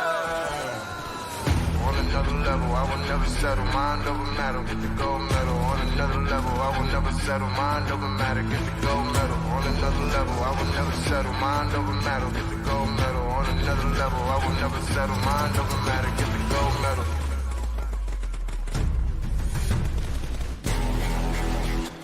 Ain't got no time for no fear. I work too hard to get here. Ain't got no time for no fear. I work too hard to get here. Ain't got no time for no fear. I work too hard to get here. Ain't got no time for no fear. I work too hard to get here.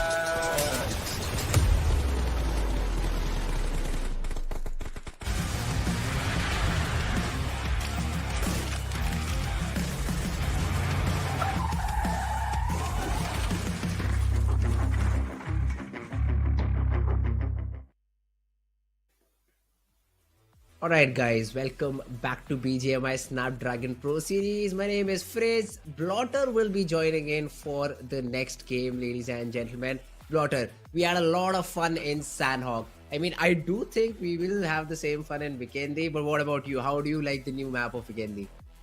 Well, again, this is going to be an exciting one and an exhilarating one as well because first and foremost, I have not casted a Vikendi map for some time, so I'm definitely looking forward to that, and also looking forward to what the teams are actually going to be a part of on the map of Vikendi because it is not the first pick that teams will have, that players will have when it comes to the map of Vikendi.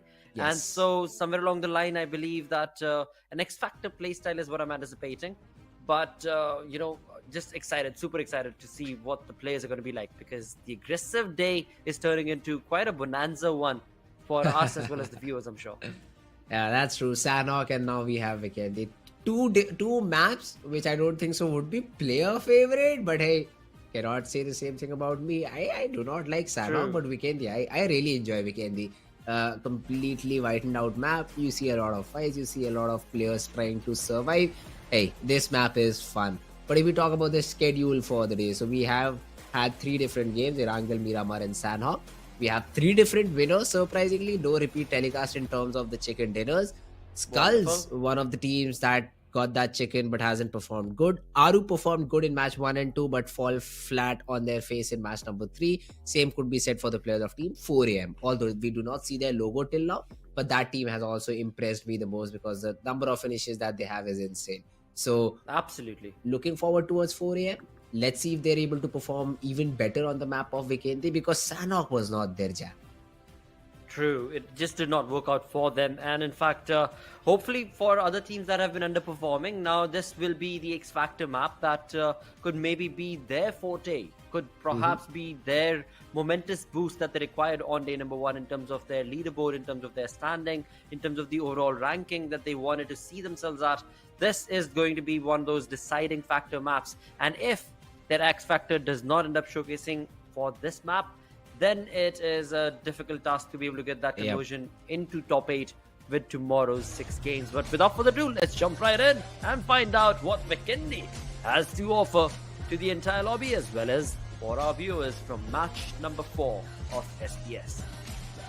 Let's go. Let's look at the playing path. I do see Winery as the starting point, so it is probably a very west-oriented playing path where the areas like Cement Factory and Cosmodrome will be a little bit far away to drop in. Yeah, that's the case. The other positions, Dobu Maestro, VR, Moatra, Milnar, all these positions will be really interesting to drop on. Port, as I even said in the pre-match segment, I love to drop in that city of Port. Has a lot of options and you can always rotate towards Zababa, maybe go towards Coal Mine if the zone allows you to do so. But yeah, other than that, probably the poaching key of this map is going to be Castle. It's a very big area, plus gives you great loot as well. But then you might see more than one teams dropping if they of course want to, because right now I do see only the players of team Insane dropping over there, so they will be accustomed to a lot of good loot. Well, for now, all the teams. Oh, wow. The zone has drawn itself with Castle as well as Cement Factory to be pretty much the epicenter of our zone, which is pretty good for these teams. And interestingly enough, as we talk about 4 a.m. not having a good play on the map of Sanhok, well, this time around, they're pretty much in the epicenter of the zone. So a good play from the zone as well as the decision making from 4am as far as their drop is concerned. But apart from the 4am itself, in terms of close proximity, we do have teams down south towards Volpova as well as towards the Hot Springs and the Tantra region, where we've got a couple of teams in close proximity, and perhaps that is where we can expect an early destination taking place, a first blood situation taking place. But talking about first blood, well, we've got none other than Punk being brought on down to his Good knees, name. perhaps. Well, not yet, because his nade was able to do the wonders for the team that is pushed on against him. Yeah, he's calling for backup, and you do see the players of Team Reckoning also very quickly trying to support Punk over here. Him getting that first knock has definitely instilled a lot of confidence into the team. So let's see Punk, how much can he do? Shan is cooking up a nade, but before anything happens, Kef also gets in with that knock. Good spray, and now Optimum, suddenly the predator has become the prey. The Reckoning players are over here. They want to hunt in pack. Immortal pushing in forward, but gets taken down. Shan with that DBS is able to get one knock, but the team gets completely wiped as Kef's AK just goes and spits out blood. Wow. Kef, what a play right there. 3 finishes to his name. It all started with the team getting on top of Hunk, but it seems like Punk himself has just delivered with synergy and style his momentous teammate play. And this teammate play that he's been able to get is just a ludicrous start to a first blood situation, because not 1, not 2, not 3, but a 4. An entire 4-man lineup has been eliminated in the first blood situation right here, where Reckoning Esports are the ones to thank for this early aggression. Yeah, great job done by the players of Team Reckoning. 4 frags to their name. All started out with the knock of Punk. He was the one in the lion's den and does not even get to a frag because the player just got revived. And after that, it was just a solo player carrying the mission for Reckoning. Also, the players of GT now are in that battle with the players of Team MBD. Atanki has been completely taken down. So Aaru, wow, that's not the start they were looking for. One of the players down. Dinosaurs and Secret, the 2 players now against the entire team of Prince. Slowly and steadily, even the 4th player will join in. So this should be an easy fight for Team Prince to close out. Absolutely.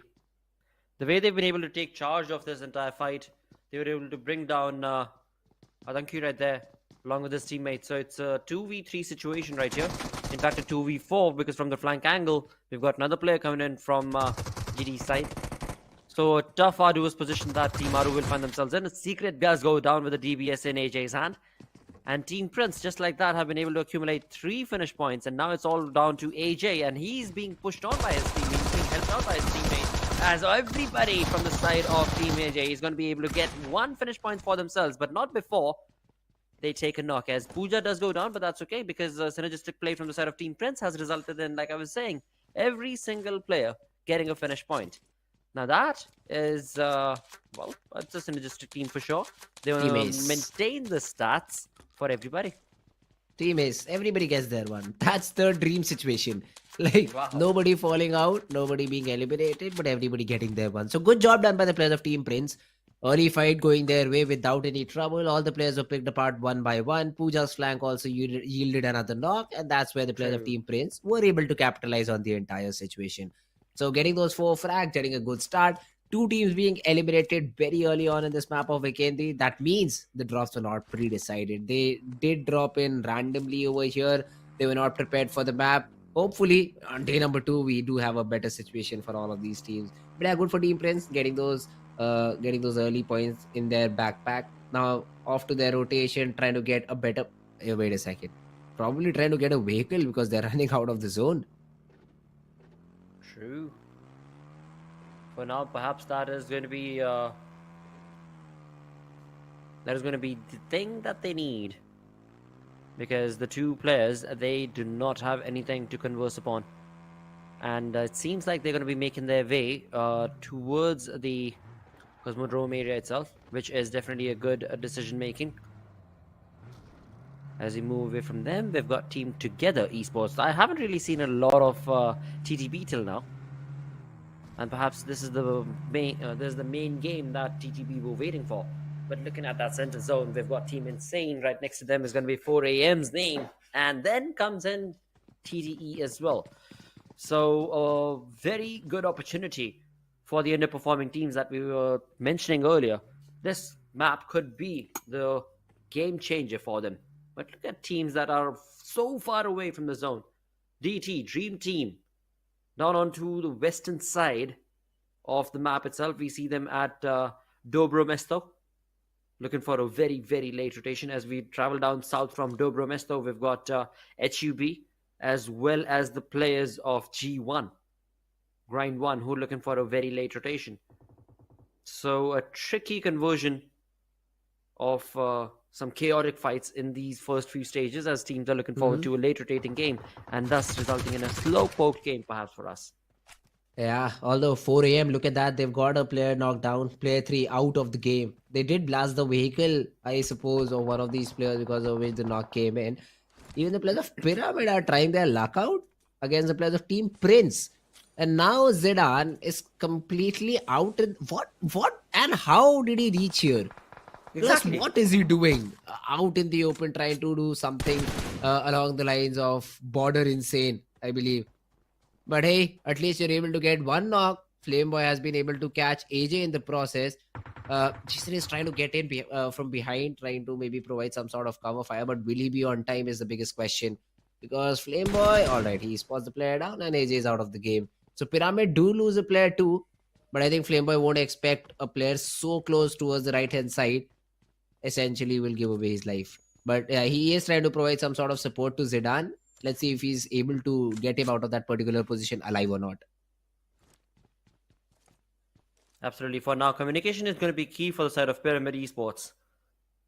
GT's Prince, he was so close but could not make any sound, and is still not making any sound, of course, to let Flameboy know of his positioning. And it seems Zidane also does not have the positional awareness of Prince for now. So GT's Prince is in an X-Factor position if he tries to push against the solo player of Flamboy right there in that compound all by his lonesome, because his teammates are around. But it is going to be an extended fight right here, it seems like. Double team. Ouch. Yeah, Pooja got spotted down by one player. He shoots upon him, and then the player from behind does the job. Although Prince has been able to get that trade, but now needs to take care of this player up close. Switches out to the M4. Does he? Oh, never mind. Wants to stick with the DBS. A nade being cooked too, but then decides to spray off onto Tony, who's very far away, but he almost got the jump. And the shotgun also connects. Flameboy left 1 HP in that situation.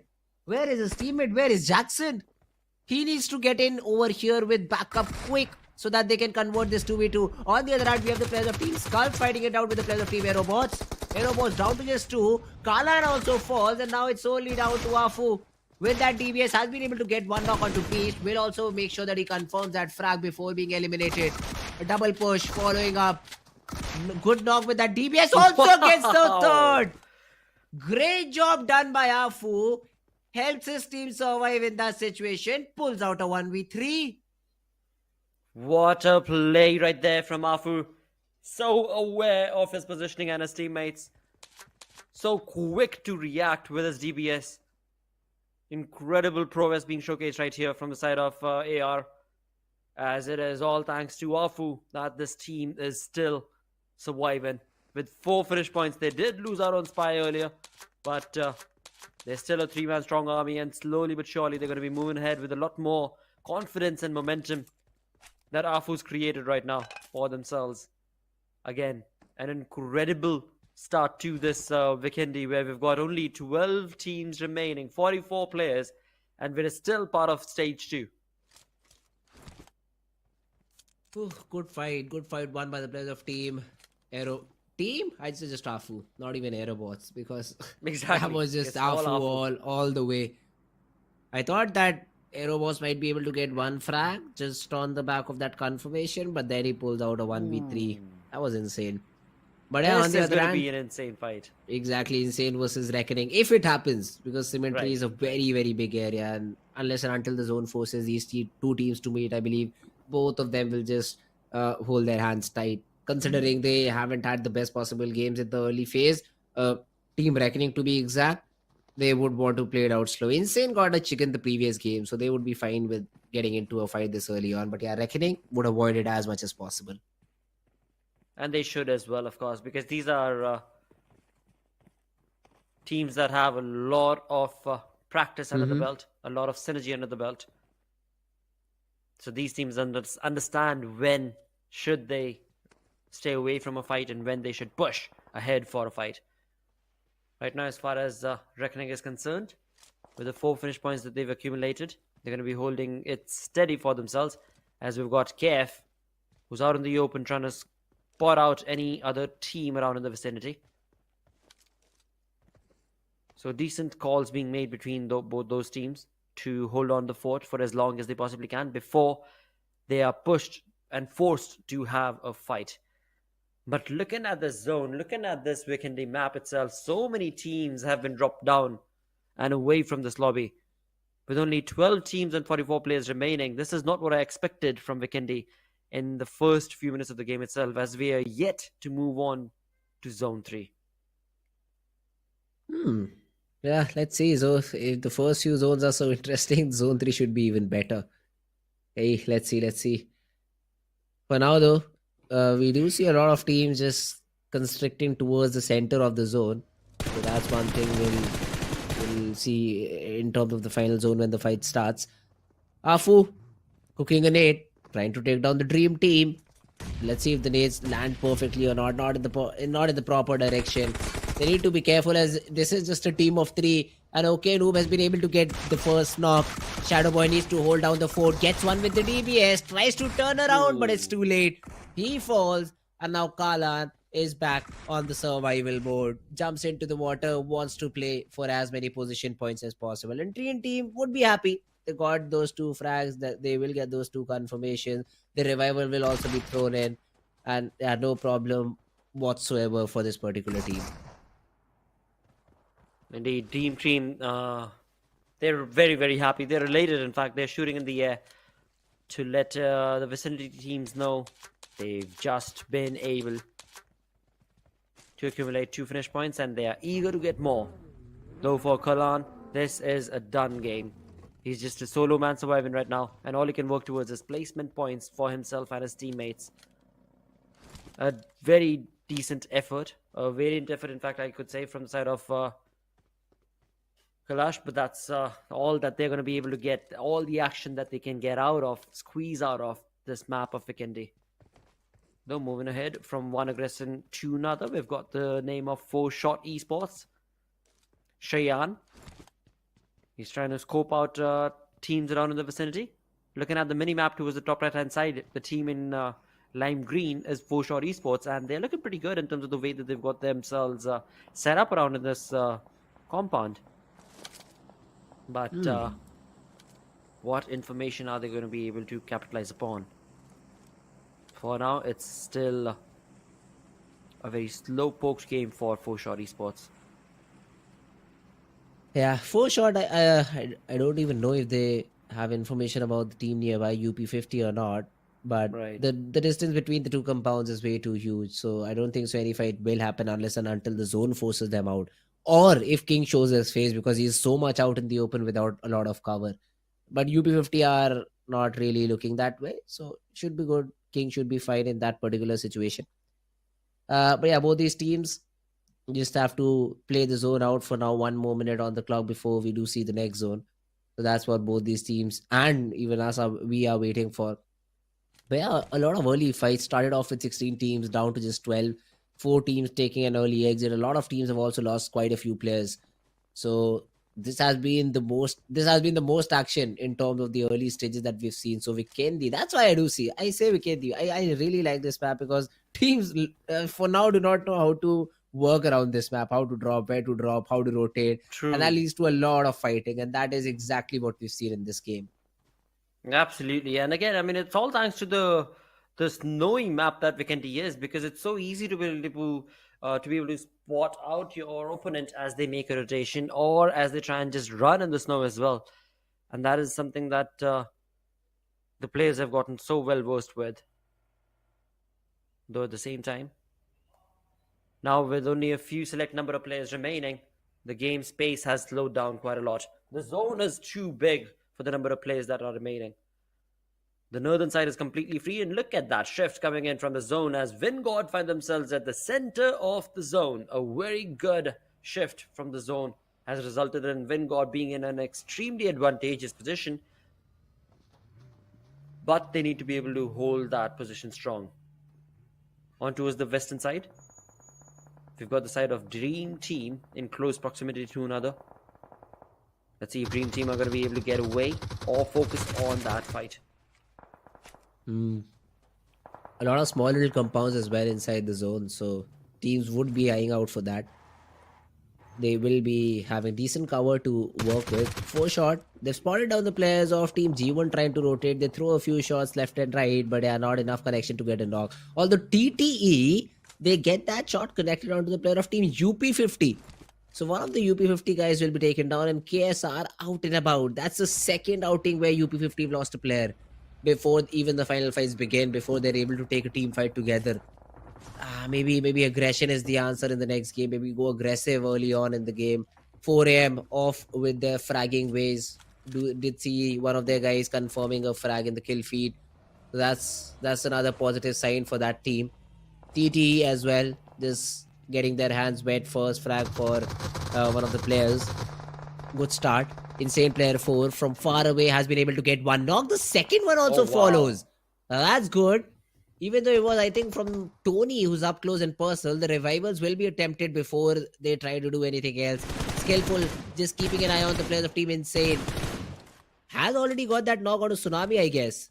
Spider Jord has already been taken down. So that is one player lost for Team 4 AM. Let's see if it hits the way they play or not. But Team Insane, they had their crosshairs on towards 4 aggressive men, and looks like 4 AM they were out and about in the open for quite some time, as now they've been sprayed on upon from the side of Spy as well.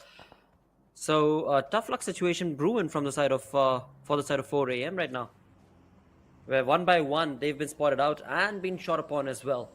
So a lot of damage that they've taken. In the backlines is Team Insane. Up front is going to be 4 shot for 4 AM. This is a tricky battle. The conversion is not going to be easy for them.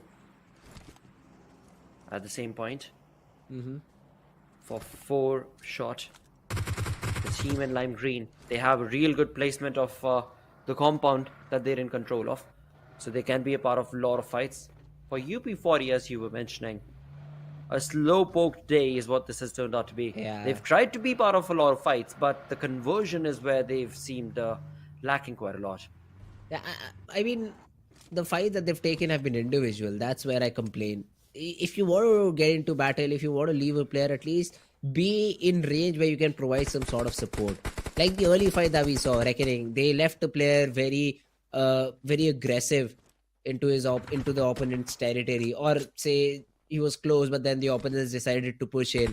Punk was able to get one knock, but suddenly the cover fire, the backup was always there. So I would like to see things like that happen. If you leave a player, be in enough distance to provide some sort of backup. That hasn't been happening, and UP50 has been consistently losing player early on. That has been their problem. Although right now, if we talk about WindGod, they just got surprised. Cyan from behind has been able to put 2 bullets into Rex's head. So the revival will be thrown in. The revival won't be a problem, but then WindGod need to be careful about their surroundings too. They just cannot hard peek on one angle and be completely in a position that nobody can shoot back at us. Come on, man. There are a lot of different angles. Oh, well, they thought that they've paid the rent for the compound, so nobody can trouble them. Does not work like that. Dream Team did not get the memo as Rex was thrashed. That's okay, like you mentioned, the revival was right around the corner, and so he has been revived. And the lesson learned, hopefully. But as we move on ahead towards the side of 4Shot Esports once again, Goku has been dropped out. Now 4Shot, they are being preyed on upon from the side of Reckoning Esports. There's Punk, and Punk with the DBS in his hand is jumping ahead and getting on those shots and sprays, and is able to connect them as well beautifully. And of course, the connections made has resulted in him getting another finish point conversion.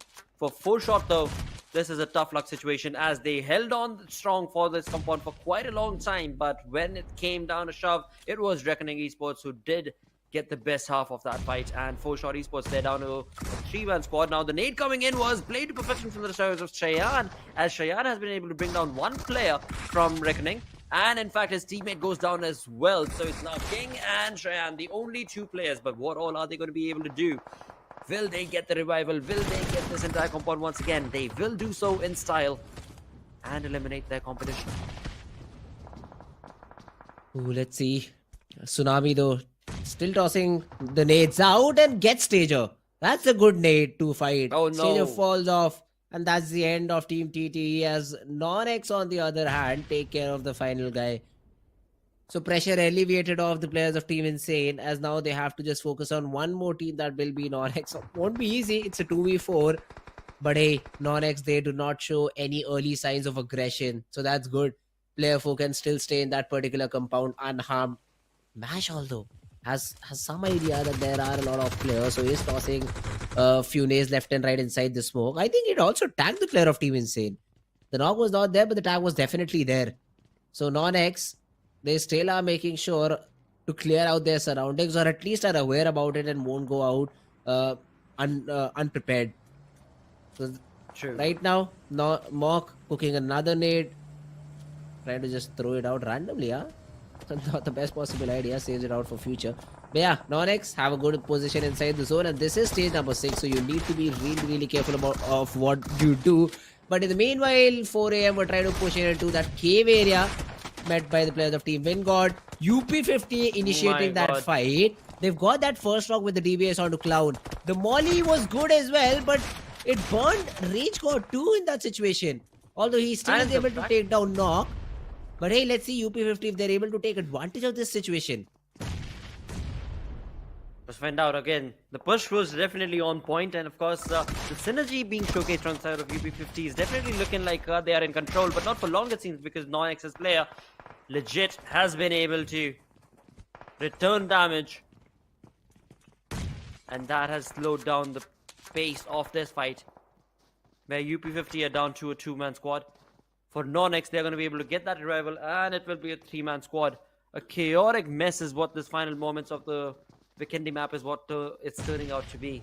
22 players remaining, with UP50's bot trying to flank on 2 angles, but this is a tough conversion. UP50's second player, who is already in the house, RageGod, is all by his lonesome going to be going upstairs with the DBS in his hand.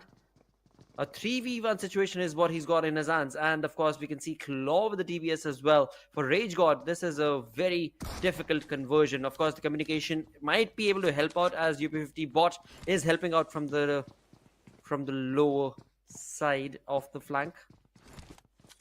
So no conversion yet. Utilities were thrown from bot, but no conversion yet. Yeah, just holding their ground. Even the zone has supported the players of Team NoNx and UP50, so there's no hurry for either of these players to do something about the situation. Bot although still seems to be excited, wants to stay outside the compound. This could be a death sentence. There could be a third party anytime if you expose yourself to the wrong angle. Exactly. Although he still feels confident enough to toss nades outside this particular compound. Those nades are doing no damage, but hey, you're at least creating some sort of pressure and taking away the sense of sound for a few seconds. Still, throws out a smoke, makes sure that there's enough cover outside this compound so that he can stay in this position. Has to be worried, right? There's a ridge behind you. Any player could pounce on you at any time, but wants to play the odds. Well, that's a gutsy play for sure. As he's only got one teammate, right? If he had 3 more teammates, then it was a different story. But he's only got one teammate, and it's all boiling down to what he plays. But never mind that, as we've got Dream Team's Noob right here, taking on shots against GT's final player, as GT does get eliminated as well. Jackson goes down. The frag got stolen. Akalu got that knock with the nade, but NoNx from far away saw. Oh, free frag. Yeah, let's go. 3 point. That's what just happened over here.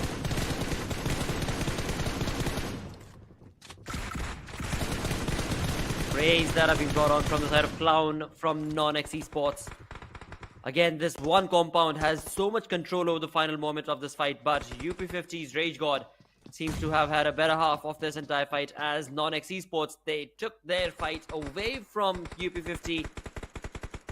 UP50 came in with guns blazing and utilities spraying.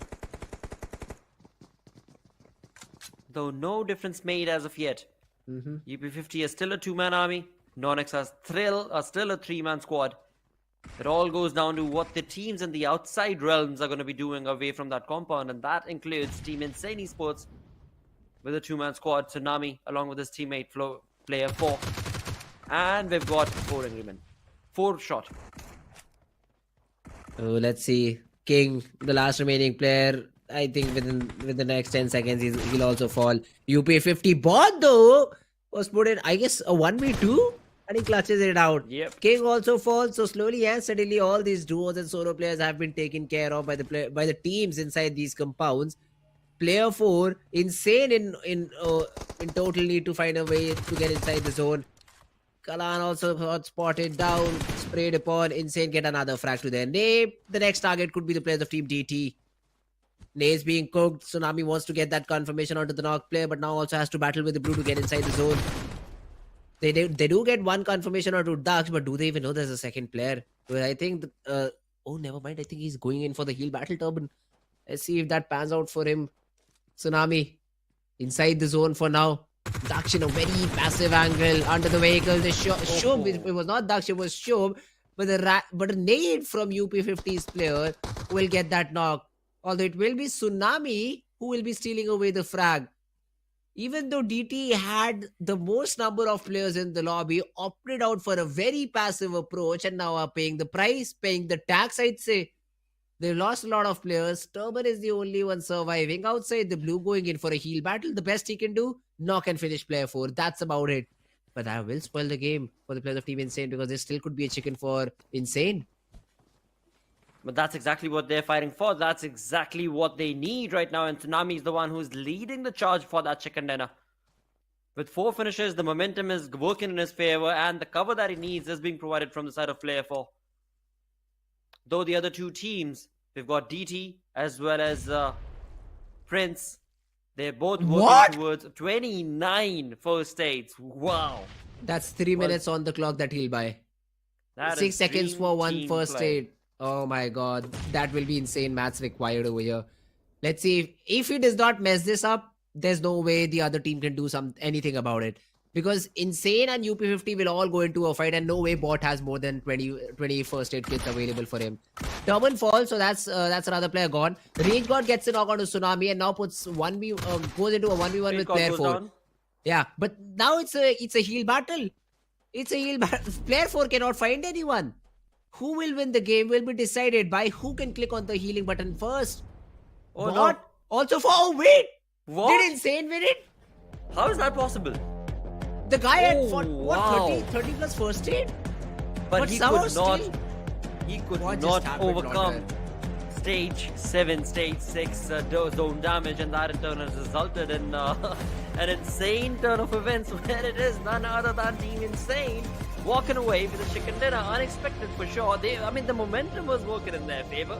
They were doing everything right for that chicken dinner to be theirs, but in the end, it was just what the gods of BGMI had written for Team Insane Esports. And that in turn is resulting in an insane chicken dinner for them on this first ever Vikendi map right here at SPS BGMI. Open. There has to be. Finals. There has to be some sort of an edit over here, Blotter. I mean, the last time I remember Vikendi supported heal battle till the 10th zone. I mean, till the 9th zone closes out, the heal battle still could be done if perfectly tapped. Either both of these players of UP50 and Team Dream Team did not click at the perfect time for the final first aid, got them eliminated, or it was something else, or there is some sort of slight change in terms of how the healing works, because otherwise there was no way Insane was getting the chicken. But hey, True. there you have it, Team Insane getting that chicken on this map of Vikendi. Absolutely perfect. Luxurious play, I wish I could call it, because it was not an easy one for Team Insane. They had to fight for it to the nail. Tsunami we saw again and again, breaking on those barriers, bringing down the walls of the opponents, trying to push on their luck as well as his own, as he was just a one-man squad for quite a long time for that fight. And of course, in the end, all of that brings it down to a chicken dinner. I'm sure Tsunami is going to be elated. Player 4 is going to be very happy that he stood tall and strong, all by his lonesome. But a GG play is what it was in this game, because in the first few moments of the game itself, we were brought down to 12 teams remaining. 4 teams were completely annihilated, and this was the first fight itself where we saw the likes of Reckoning just completely obliterate their opponent. Yeah, quite a lot of early fights have we witnessed over here. A lot of teams losing players left and right. This particular clutch was just insane. First, he gets the knock on a Beast, goes for the one tap onto Lamboy, and then the final frag to Shadow. Was trying to replicate something similar over here, but then essentially ran out of angles to work with. In this position, you see the players of Team 4AM being taken down one by one, and a frag being confirmed at the same time too. They had to play with 3 players. Reckoning invaded into a compound, then themselves got invaded by the players of Team 4 Shot. UP50 in this fight with the players of Team NoNx were essentially able to take down the complete team of NoNx out of the game. Jordan being blasted out, Clown being lucky through the smoke. A lot of different things happened in the game. But what I did not understand is still that heal battle, that final heal battle. Rage God, yeah, well and good, you get those knocks. But then how does player 4 survive? Look at that bot, was not able to get that first hit. Turban was not able to get that first hit, and somehow it's saved with the chicken. Incredible play right there. Of course, like you perfectly mentioned, this was unexpected. The chicken dinner going in Team Insane's favor. But hey, it was all just the play that made it all happen. And of course, in all of this, we gotta give props to the likes of UP40, UP50, my apologies, as they did try for the longest time, for the hardest that they could in today's entire day to get some finish points for themselves, and they did so gracefully, I would say. Of course, all of that will become that much more clear when we go towards the match ranking. But one thing is said, that Vikendi can bring in a lot of mayhem, and that's exactly what it did right off the bat in this game. Yeah, early fights all across the board, and then we did see a really, really fun ending too. I mean, the final zone never made sense to me. Both of the players just whiffing out on the first hit at the last particular second, or maybe an edit, and Insane just winning out the game by what?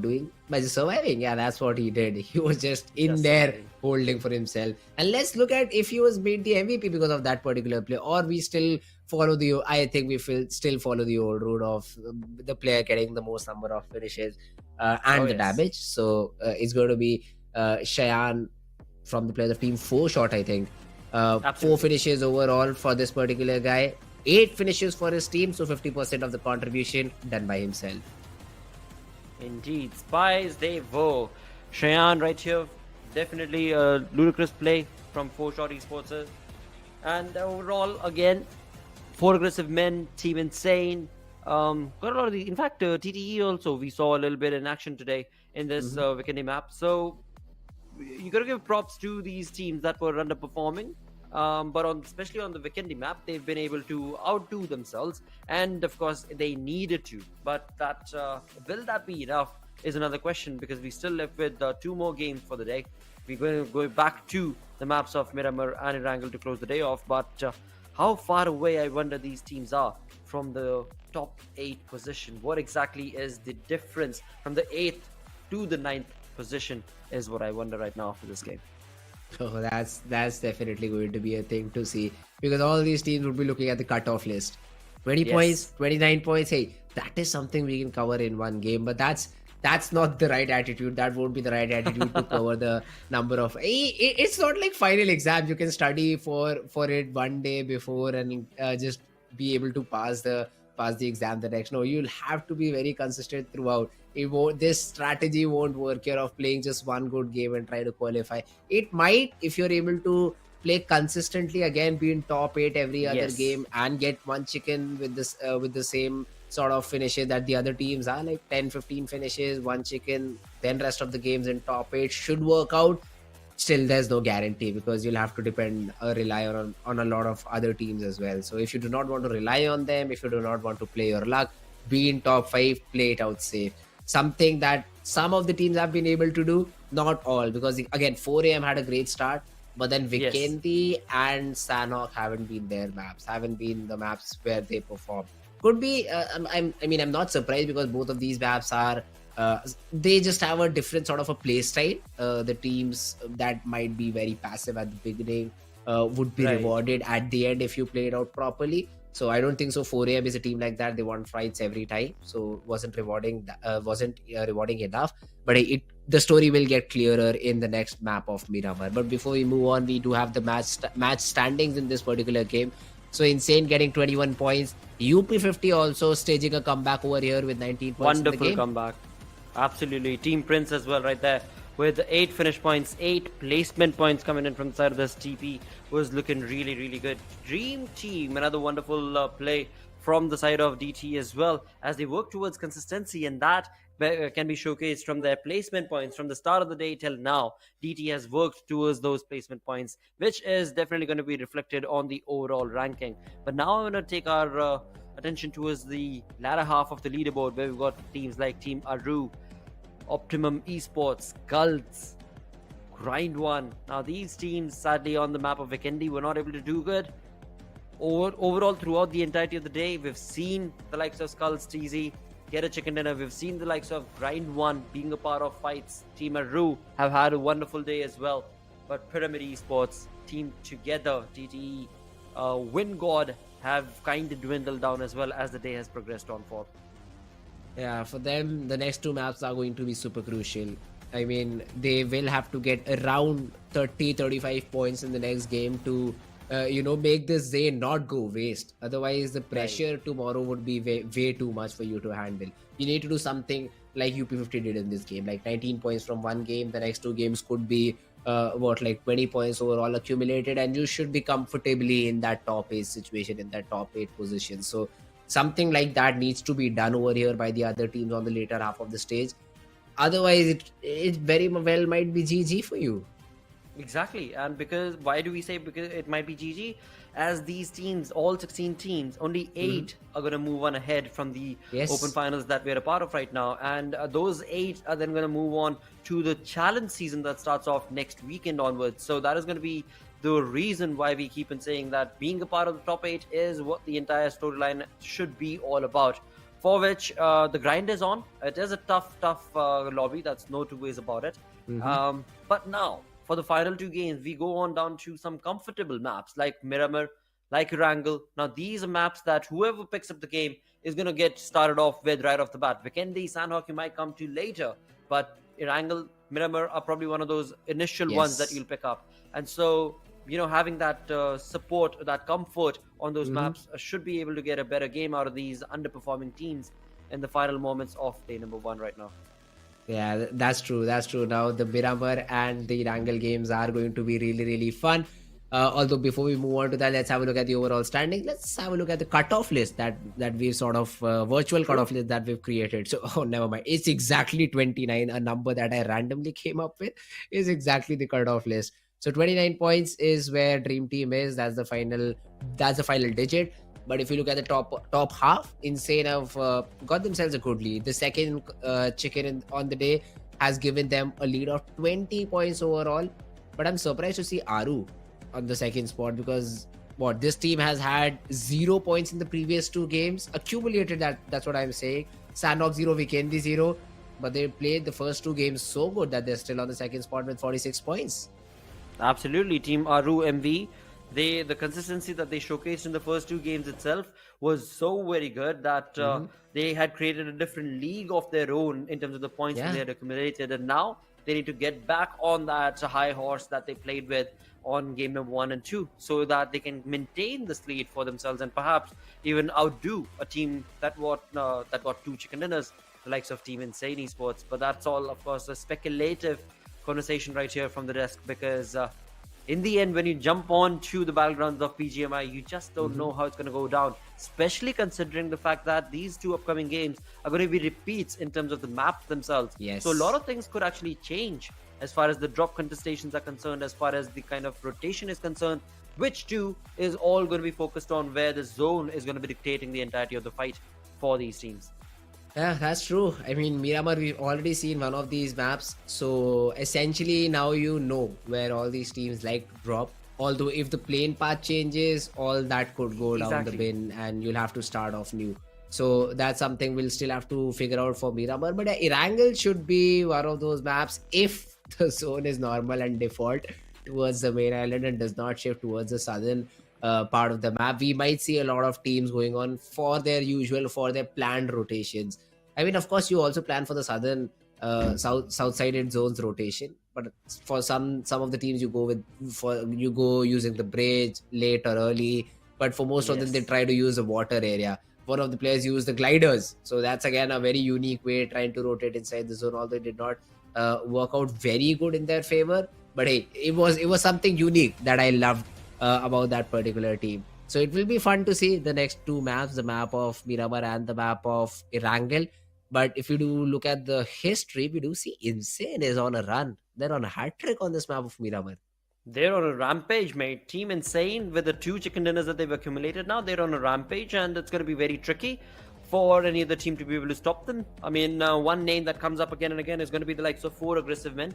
If they can stand up true and tall against the likes of Team Insane. Another team that I would want to keep my vote towards would be perhaps Reckoning Esports.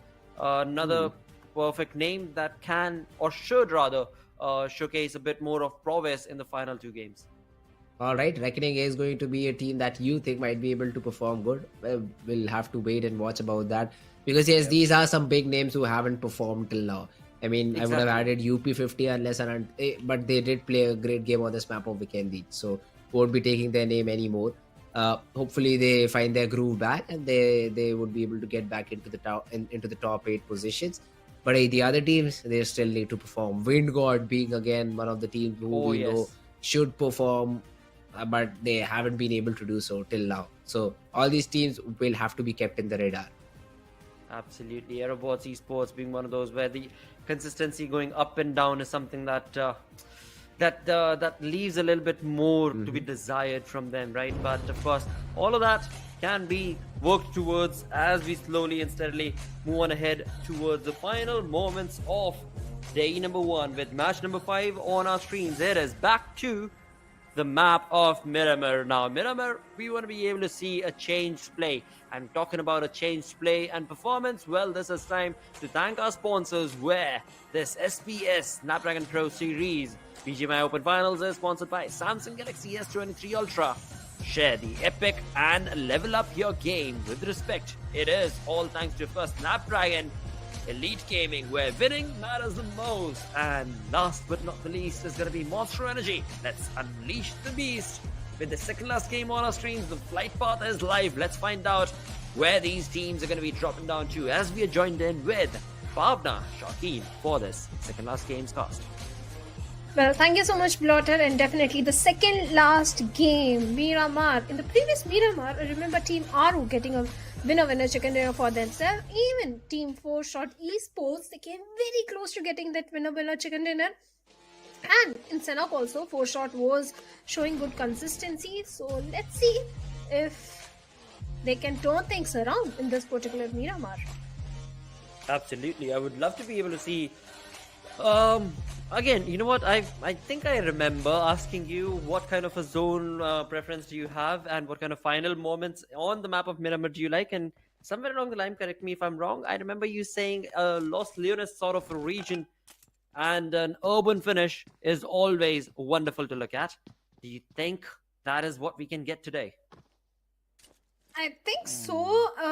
Yes, the first circle, stage 1 circle, is definitely in the city of Los Leones, but I'm not sure if the final circle will also go there. But if it does, then the teams need to focus on those throwables, those grenades, the molotovs, because whenever it is a urban finish, you need to have those molotovs, you need to have those grenades. But looks like we have a potential drop collision happening in the city of Valle del Mar. We have Team Pyramid and Team Insane over there.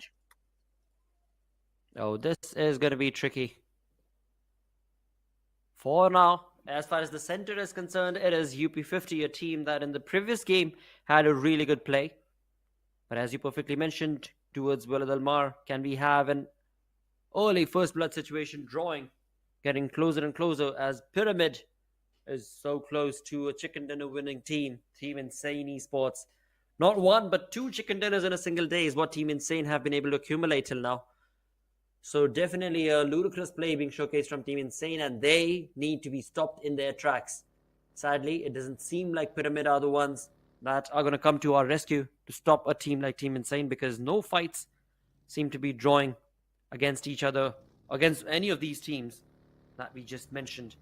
And the best part for the likes of Team Insane is that apart from Pyramid, there isn't any team over there to contest them for any rotation. So a very comfortable start is what Team Insane can expect from Valle del Mar drop. Well, definitely they can. Talking about comfortable positions, pretty much all the teams and all the colors, correct me if I'm wrong, Shadow, they seem to be in their own segregated spots. There isn't a lot of contestation right now. They're all in their small little bubbles. So early fights, it seems like they are going to be extending for quite some time. Yeah, because see, it's already game number 5, correct? So after today, only 6 games remaining. At this point, no teams want to engage in an early fight and lose the chance of coming into the top and qualifying for the next round. Everyone wants to survive till the final few circles and grab those placement points and finish points, including UP50. Now, speaking of UP50, in the first 3 games, they were not able to shine the most.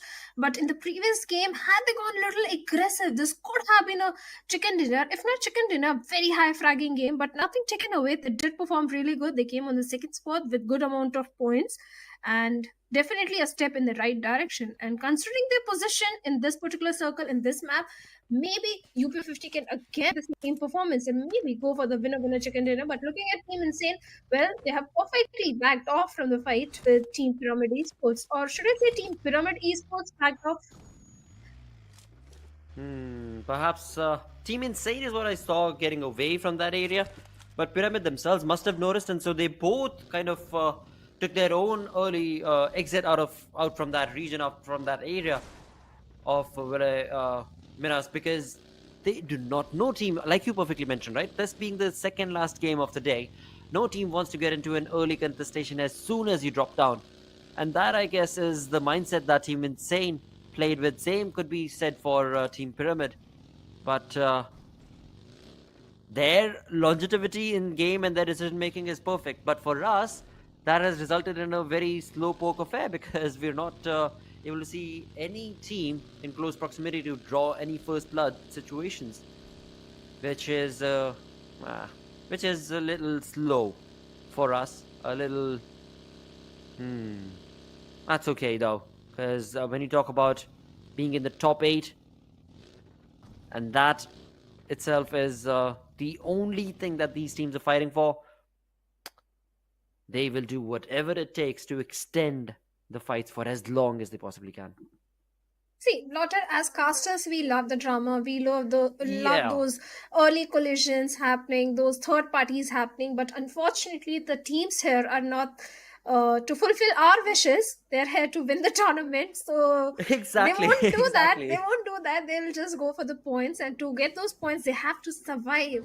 And that's why we won't see any potential early fight. But looks like for aggressive win, their aggression is not going to stop. Be in the first circle or the final circle. They're always looking for the hunt. And that is exactly what they're doing right now. And they have already spotted on the players of Dream Team.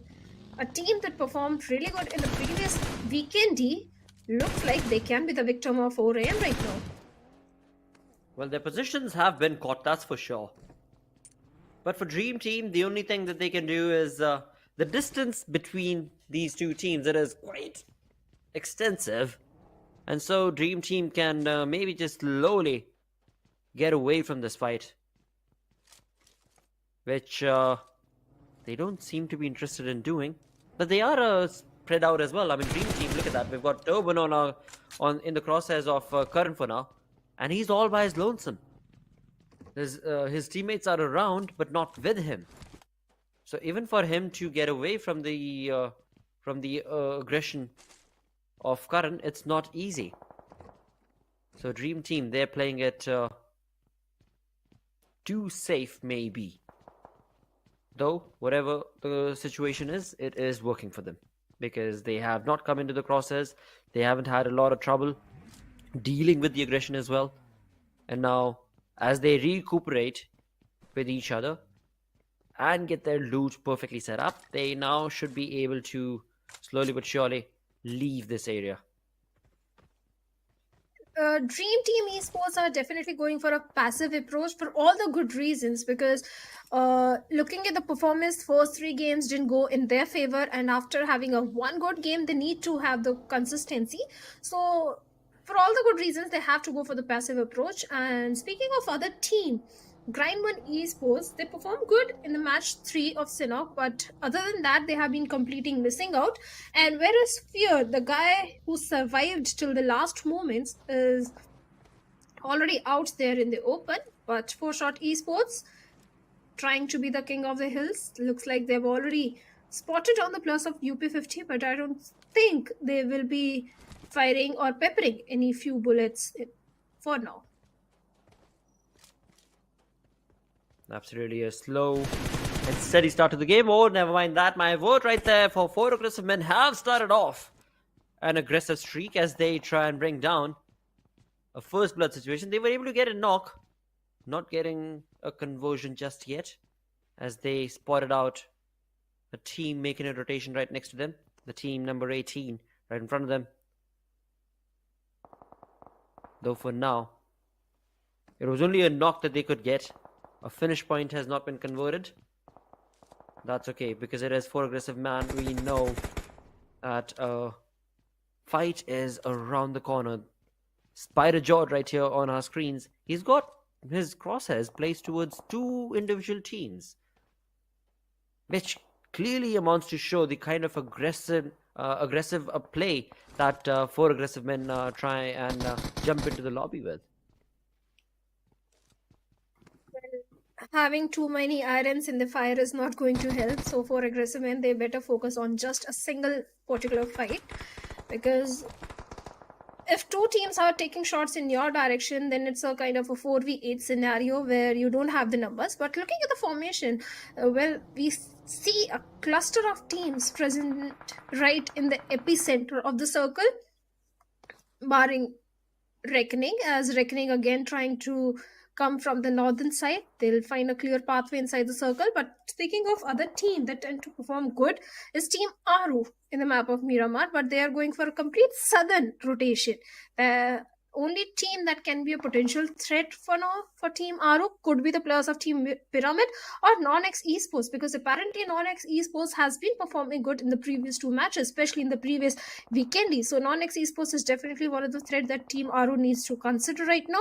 But a team that is looking very comfortable in the city of Chumasera is going to be the players of Team Insane.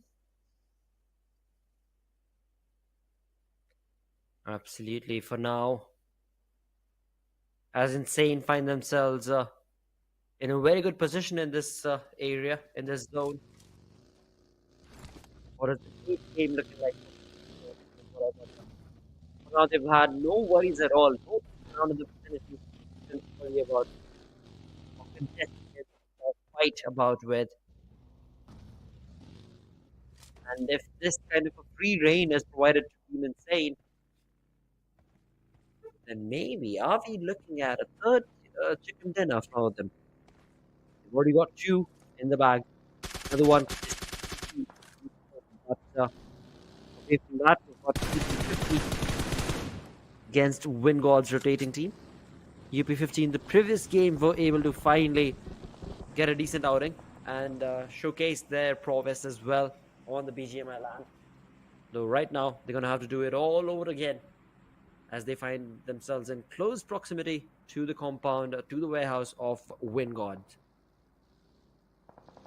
Well, WindGod are definitely having a good compound to hold on to, but defending this compound is going to be a little tricky. And if the players of UP50 go for a flank angle, then chances of defending it will go down. But for now, UP50 looks like they're not interested to engage in any sort of fight. They are just looking for a good compound to hold on to. And also, we have one more team in the adjacent compound, that is going to be Team Prince. And a potential chance of the third party is also brewing up. But looks like Eggy is already peppering few bullets in the direction of Pooja. As Pooja came out in the open, this could have been a big mistake. But Wow. look at that. Pooja, you should have gone back into the compound. Yeah, that was unnecessary right there. Over peaking a position when you are being shot on upon. I'm sure Pooja must have heard those early shots from Eggy. But nothing doing as we move ahead from one fight to the next. This is going to be Kalyan taking on shots against the rotating team of OPT. As they have been caught out in the open. Optimum Esports do lose out on one of their players. Kalyan finishes it up. And thus we are getting started with our first blood situation thanks to Kalyan from AerobotzEsports. This is going to be a very slow game, it seems, because everybody realizes how important each and every single point is going to be if they want to stick themselves in the top 8. And talking about the top 8 itself, the competition has gotten so fierce. The teams that are already in the top 3, they've got so many points accumulated that getting even close to them is not looking like an easy task. But UP50 seem to have other things in mind, as UP50 were in the feed once again as they got another knock completed. That too on the players of Dream Team Esports. Dream Team is coming under heavy fire from so many teams. The way this team is making the rotation, they are making their presence felt not just to one team, to too many teams, and that's always a risky thing, especially in the map of Miramar. And finally UP50 is the one to strike, and they have managed to take down one player, but the confirmation has not been made. That's a good news for Dream Team for now. But looking at Team Reckoning Esports, well, they have made it already inside the safety of the circle, and this is a team that tends to perform really good, but I don't know what's happening right now.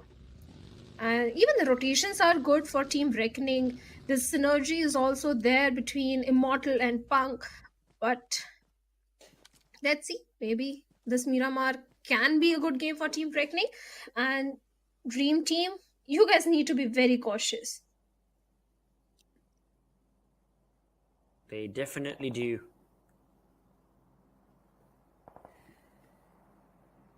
For now, the map of Miramar seems to have taken a very slow turn. As we near the end of stage 2, the start of stage 3, we have just seen one person drop down and away from this lobby. We're still left with 63 players. And on all of this, the zone has created a wonderful opening for everybody to slowly get acclimated to the aggression of the lobby. As we've got a perfect nade cooked from the side of Tony, it seems before that could do any action, it is going to be Pyramid Shadow who goes down, as Atanki with a UMP in his hand is going to be pushing along with Secret as teammate, and it seems like the likes of Team Aaru's Atanki can very well bring in mayhem for Pyramid, as Shadow's already dropped down, and along with his team as he brings himself up front to this hill in the fight. It seems like Team Aaru is going to be able to easily annihilate 2 of those players. Pyramid down to a 2-man squad. Team Aaru slowly but surely have made their presence felt, and there is no way that Team Pyramid is going to be able to reply or retaliate to any of this early aggression from Team Aaru, as one by one their numbers dwindle down. Team Pyramid, Zidane is the final player remaining. Aaru, along with Atanki and Dinosaurs, have all accumulated to this fight, gotten 1 finish point each, and now the onus is upon Secret, who needs to be revived and then push on ahead on the final player of Pyramid, Sidian. Atanki, this lad has proved his mettle so many times because every single time he's able to bring that opening frag. This time again, he was able to bring that opening frag with that grenade, and that was his reason Team Aaru was able to push onto the plus of Team Pyramid. Beautiful plays coming in from Atanki and the entire team of Team Aaru, but looks like we have another fight up on our screens between the players of Team Together Esports and Team SkullTz, as one of the players, Phoenix, has been taken down from a moving vehicle by Stagger. Instant confirmation has been made, but Team Together Esports, they have their own worries as two of the players are still down to their knees. The revival should be coming in, but there is no time as Invader is trying to invade with the DBS in his hand. Well, TTE, this could be their moment, but SkullTz, Lucifer, he goes on ahead. He tries to sneak peek a little too early before he's able to drop down anybody. It seems like TDE have the final blow in this fight with the DBS in his hand. Stager goes on ahead, but just looks out a little too much. In doing so, SkullTz, R2, along with Phoenix, the two players who have the final say in this fight. TTE's players, slowly but surely are going to be dropped down.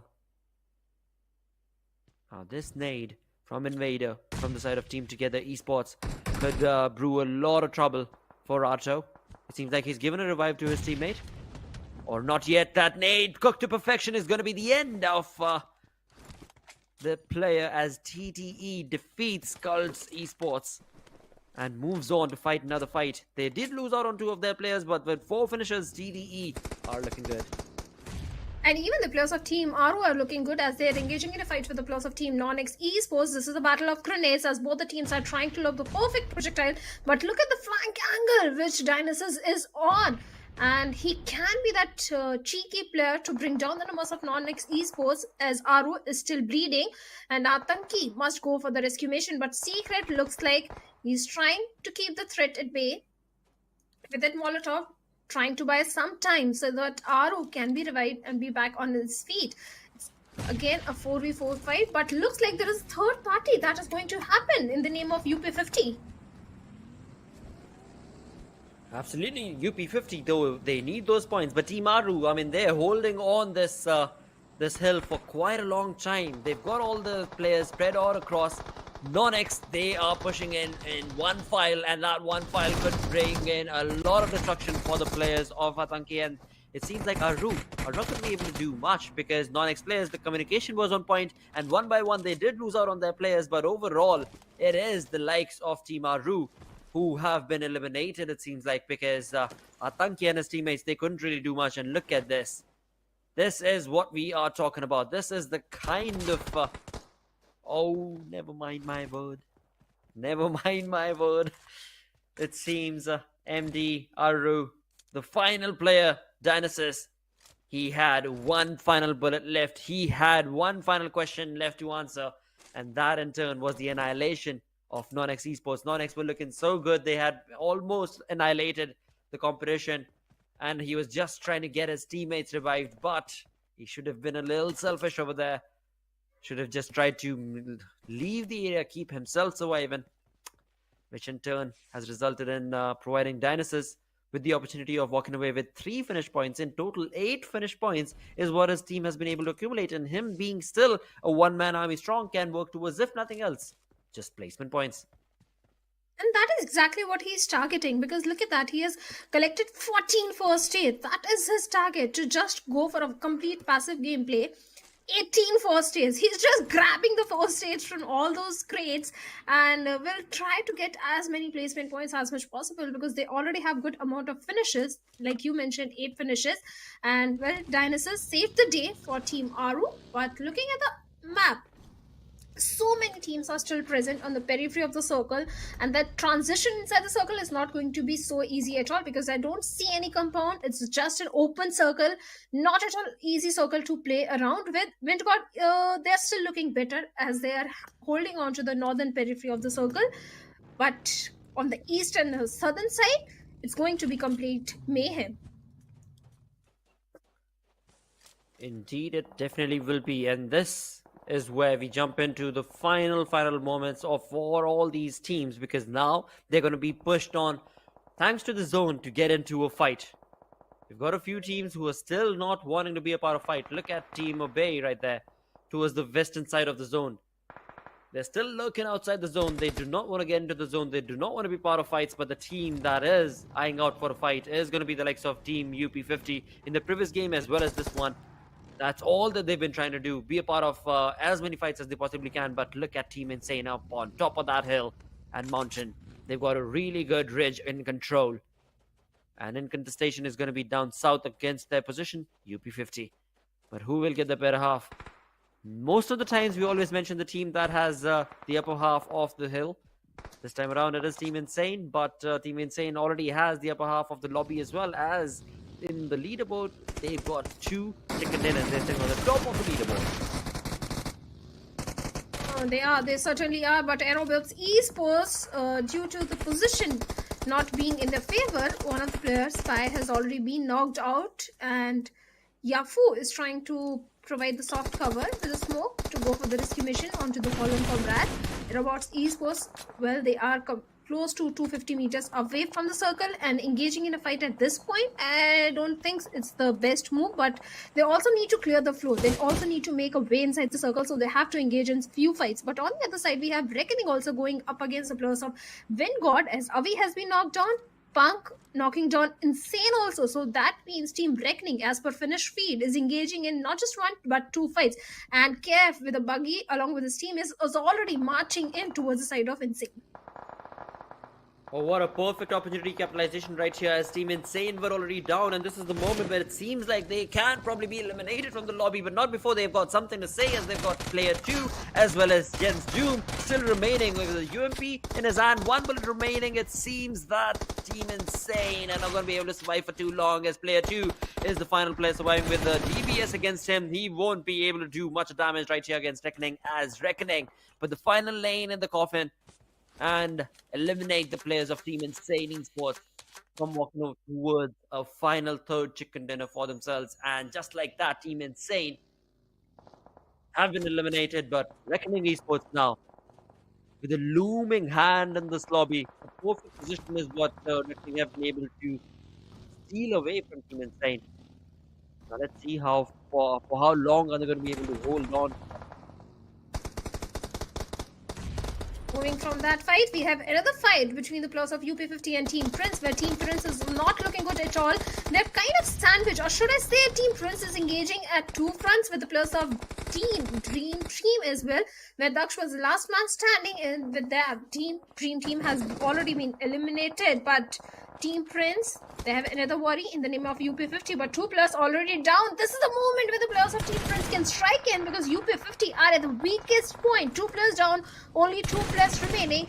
This is the moment when Team Prince needs to push. But on the other side, we have Optimum Esports also getting good finish points for themselves. But right now, Akujot is the only man standing, and he has to go for the rescue mission onto his fallen teammate.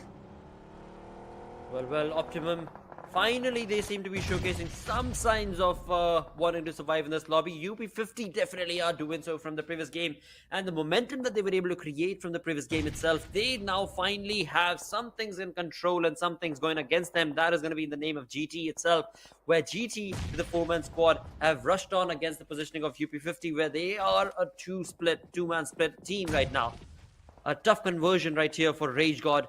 The nades are being brought on to perfection against GT, where Team Prince, they fall back once again. The nade parade being brought on from the side of Rage God seems to have done enough damage, and this Molotov could be the key, the detrimental one, that might just bring down the numbers of Team Prince. For now, that's not the case. GT are going to be able to still get those revivals on all 4 of their teammates, and now perhaps they want to be able to fall back. But where will they fall back to? If you look onto the top right-hand side, the zone is up ahead. GT need to move up ahead, and that is what the smoke wall has been created for. Team Prince, GT, the team in purple, are slowly going to move on ahead, and so will be the case for Team UP50. But as that pushes on ahead, the fights need to be extended. Team Prince, they are out in the open. 7 finish points is what this team has. There is no way they want to be able to accept defeat, getting so far out. But UP50, they've got other things that they've planned for this team. Look at that, Sarkar fighting from the blue, takes down one of the players from the side of Team Prince and creates an opening for his teammates. And Sarkar, finally, he has made it inside the safety of the circle. For a second, it looked like Sarkar will go down by the play zone. Now, UP50, they have a very good chance. The numbers are in their favor, but UP50 is also engaging in a fight with the players of Team Reckoning as they get elimination point onto Kev. So, UP50, they have a lot on their plate. One side it's Reckoning, other side it is Team Prince, and Sarkar is providing all the backline support needed from the backlines.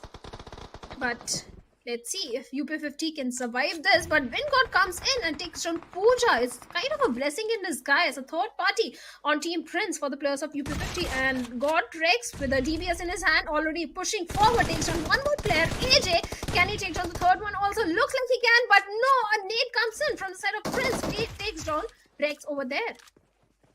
Well, Team Prince, slowly but surely, they are racking up those numbers. They did lose out on Jackson. Right now, it's all just a one-man army. That's Prince by himself, but he won't be able to survive for too long. Again, what we were talking about earlier, when you're trying to take a fight from down below a hill, the team with an advantageous position, with the height position, is going to be the one leading the charge, and that's exactly what happened against Prince as we are left down with final 3 teams remaining. UP50, they've got a very tough fight up against them because it is none other than Reckoning Esports that they're going to have to fight up against. UP50 Sarkar, he's only down to a sliver of HP. He's got no utility, he's got no first aid, and just like that, with a nade to his face, he goes down.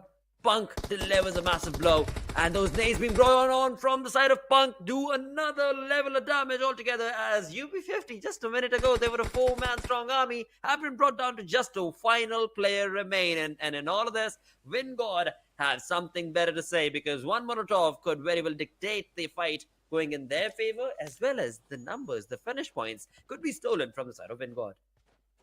Could be. That is a possibility, but right now, WindGod, they're focusing on to the players of Team Reckoning as Punk was going for the rescue mission onto the fallen teammate. At the same time, U50 got enough time to go for those crucial revivals.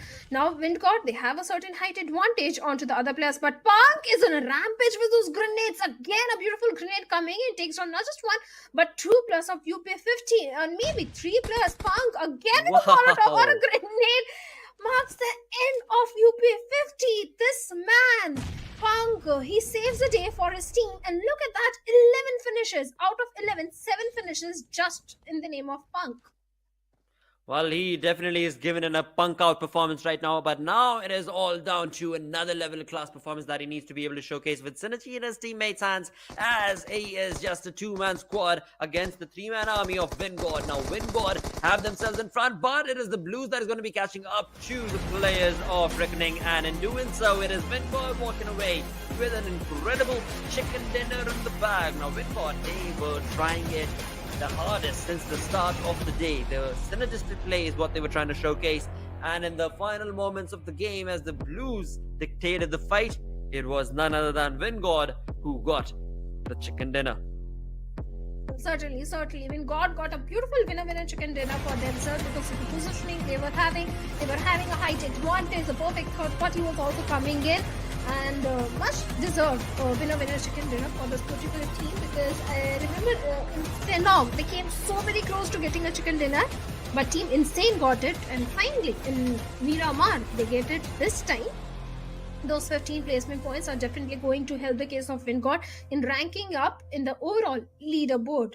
But with nothing taken away from WindGod, I have to appreciate Punk. The way this guy was fighting, saving the day for his team, that was so fantastic. He was in a rampage. He was so good. He was so good with the nade parade. He was so good in terms of being aware of his surroundings as to where his team opponents are, where his teammates are, what sort of a cover does he need to be able to provide, and in doing so, all of that in fraction of seconds, and then delivering it as well with the number of finishes that he was able to convert. Just a momentous play. He has to be the MVP from this game. At the same time, I have to appreciate Sarkar also from the side of UP50, because True, very true. Sarkar, yes, not having too many finishes, but if we look at the damage stats, I'm very sure Sarkar is going to be having a very high number, because from the backlines, from the blue, this guy was providing all the backline support to his teammate. So many times UP50 were in a position that they were becoming the patty in the sandwich, and Sarkar kind of saved the day for his team. Absolutely, and as we saw this, Team Together Esports came together in that crazy fight that they were part of in that warehouse. But moving away from there, now this is the moment that we saw the likes of Aerobots try their level best. They were down to one final player, and indeed they were just completely moving ahead. But Reckoning and Insane, a wonderful fight over there where Team Insane, it seemed like there was nobody around that could contest their positioning, but Reckoning came along stronger, pushed on away from that area.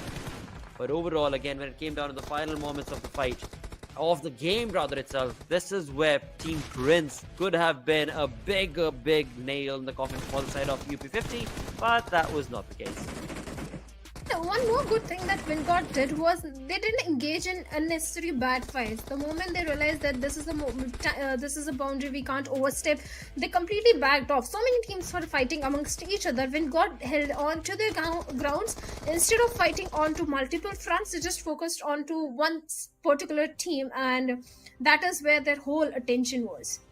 True, so true, of course, and that indeed resulted in a really good positional awareness as well as a perfect chicken dinner for them. Now, it all boils down to how big of a jump are they going to be able to get? Will this be enough for them to stick themselves in the top 8? In fact, concrete confirmation for them to be in the top 8, or is it still a little lackluster? Is it still going to expect a few more good games for them to be in the top 8 tomorrow as well?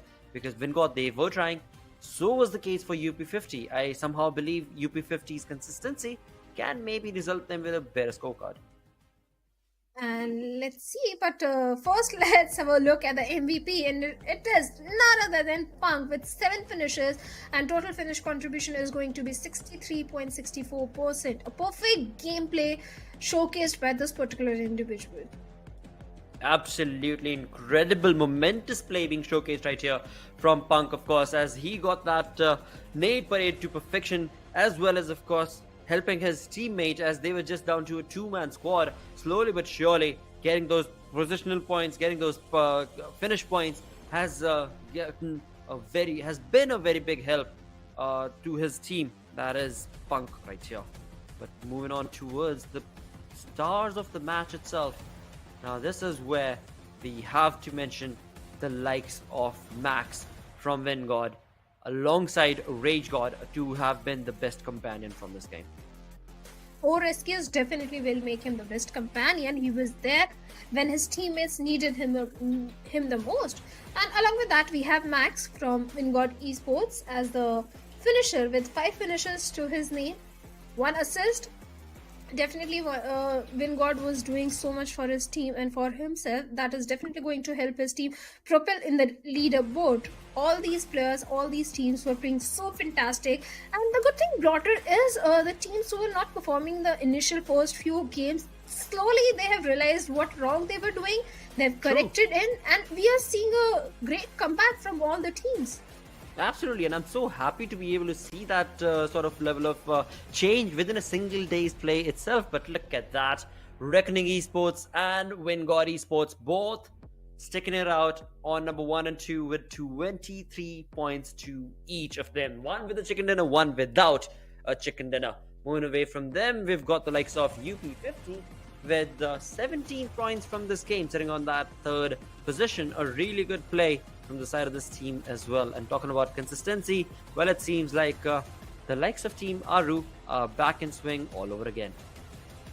Even Team Prince was also playing fantastic in this particular one. Total 16 points to their name. AerobotzEsports, again, consistency coming in. Total 7 points to their name. Yes. NoNx ESPORts, not so good performance in this particular one, but I'm sure they'll realize what's happening wrong in the map of Miramar, and tomorrow we'll see a better NoNx Esports, especially in Miramar.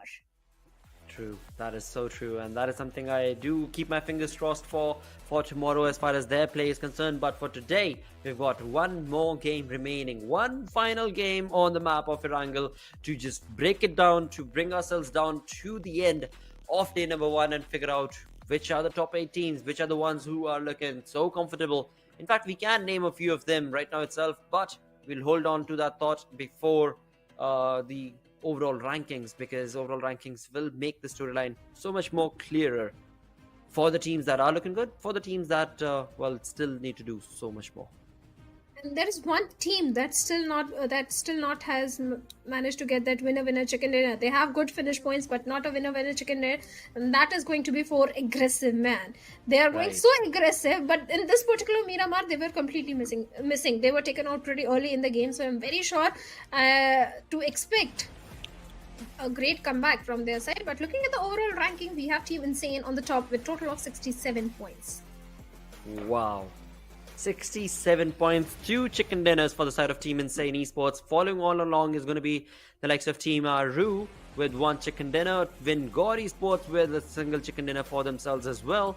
This is where we've got the first 3 teams set up at. As we move on ahead, Reckoning Esports with 47 points without a chicken dinner is looking pretty good as well. And moving down the list on the 8th position is where we've got 4 aggressive men with 43 points. But I wonder how big of a difference is it going to be from the 8th to the 7th, because from 8th to the 9th, my apologies, because it does not seem like there will be too much that these teams are going to have to worry about. That is, the teams that are sitting on the second page of the leaderboard, especially the ones from the 9th to the 11th, 12th position. 10 points, 12 points in a single game for even a team like Dream Team to be able to cover shouldn't be too difficult, because still now, throughout the entirety of day 1, they've been working towards placement points, as is clearly evident. A few more finish points from Dream Team, and they could have their dream come true with being in the top 8.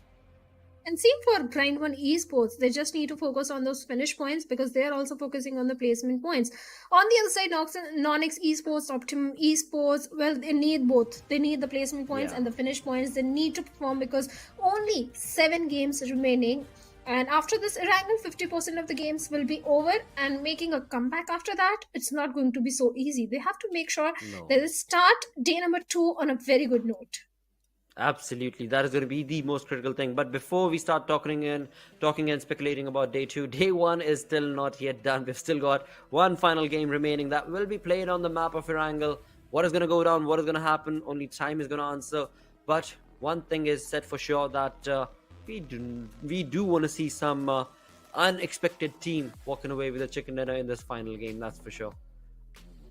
Definitely. I want to see a completely unexpected team. Actually not. I want to see Team Reckoning or Team UP50 getting a winner chicken dinner, because UP50 would be good. Yeah, because in the last few games, they have been trying so hard. They have been giving their best performance, especially Team Reckoning. They ought to get a winner chicken dinner in the very first day. Absolutely. Even 4Shot, for example, I mean, they've had some really good run-ins in a few of these games that we've been a part of today, where 4Shot definitely do have what it takes, but it all boils down to, will the zone favor them? Will the rotation work out in their favor or not? Because the aggression, it works out perfectly if the zone and the rotation has been on point. Otherwise, it is flawed from the get-go itself, and that is something that you cannot rely upon if you're just so far away from the zone, where the entirety of your duration of the match is just spent on getting into the zone and just taking on odd fights. So hopefully the final game brings in a very fair, equal amount of chance to all of these teams, but that again can all be laid down to what the BGMI gods have in store for all these 16 teams. Let's see, BGMI gods sometimes play with the teams. They give sometimes very crazy circles. Even in the first Erangel, it was a crazy circle, because half of the military base was there, half of the quarry area was there. In the first few circles, it was quite confusing where the circle will go. And that makes the job of IGL much more difficult. So yeah, in the final Erangel, do you expect a crazy circle or a centric circle? On the map of Erangel, a centric circle would be the best. Perhaps a Ferry Pier sort of a final zone would be even better, where the teams are just moving on towards a bridge camp sort of an area. But yeah, a comfortable zone is probably going to be the best for all the teams. But overall, you know, it's just a to and fro. One way of the conversation is so that it's comfortable for the teams. Another conversation is it is so out of place that it is just exhilarating for viewers as well as casters to be a part of.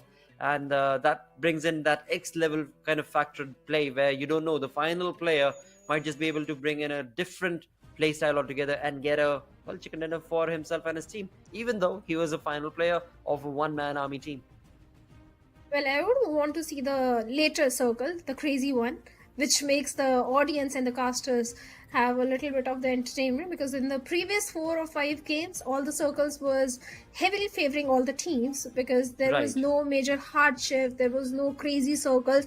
It was pretty decent. Even the flight paths in the both Miramars and all, they were not heavily favored in one direction. They were pretty much bisecting the map either in 40-60 or 50-50 halves. So all the teams were looking pretty comfortable. But this time, in the final Erangel, there should be something crazy. A complete northern flight path and a complete southern circle. Absolutely, that would be the hope from my side as well. Fingers crossed, what is it going to be? We're going to find out. But all of that right after this short break. Stick around.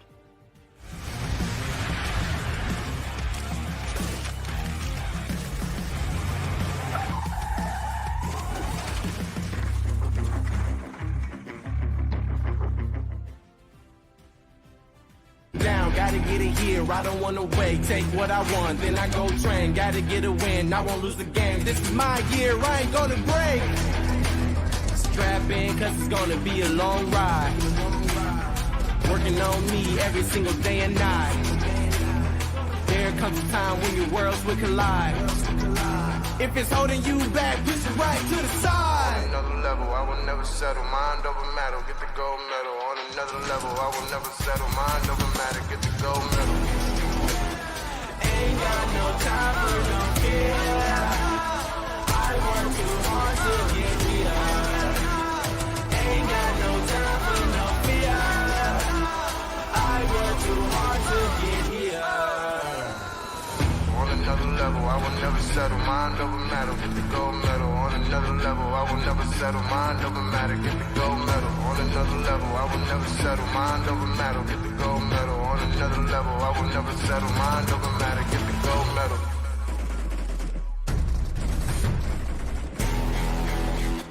Ain't got no time for no fear. I work too hard to get here. Ain't got no time for no fear. I work too hard to get here. Ain't got no time for no fear. I work too hard to get here. Ain't got no time for no fear. I work too hard to get here.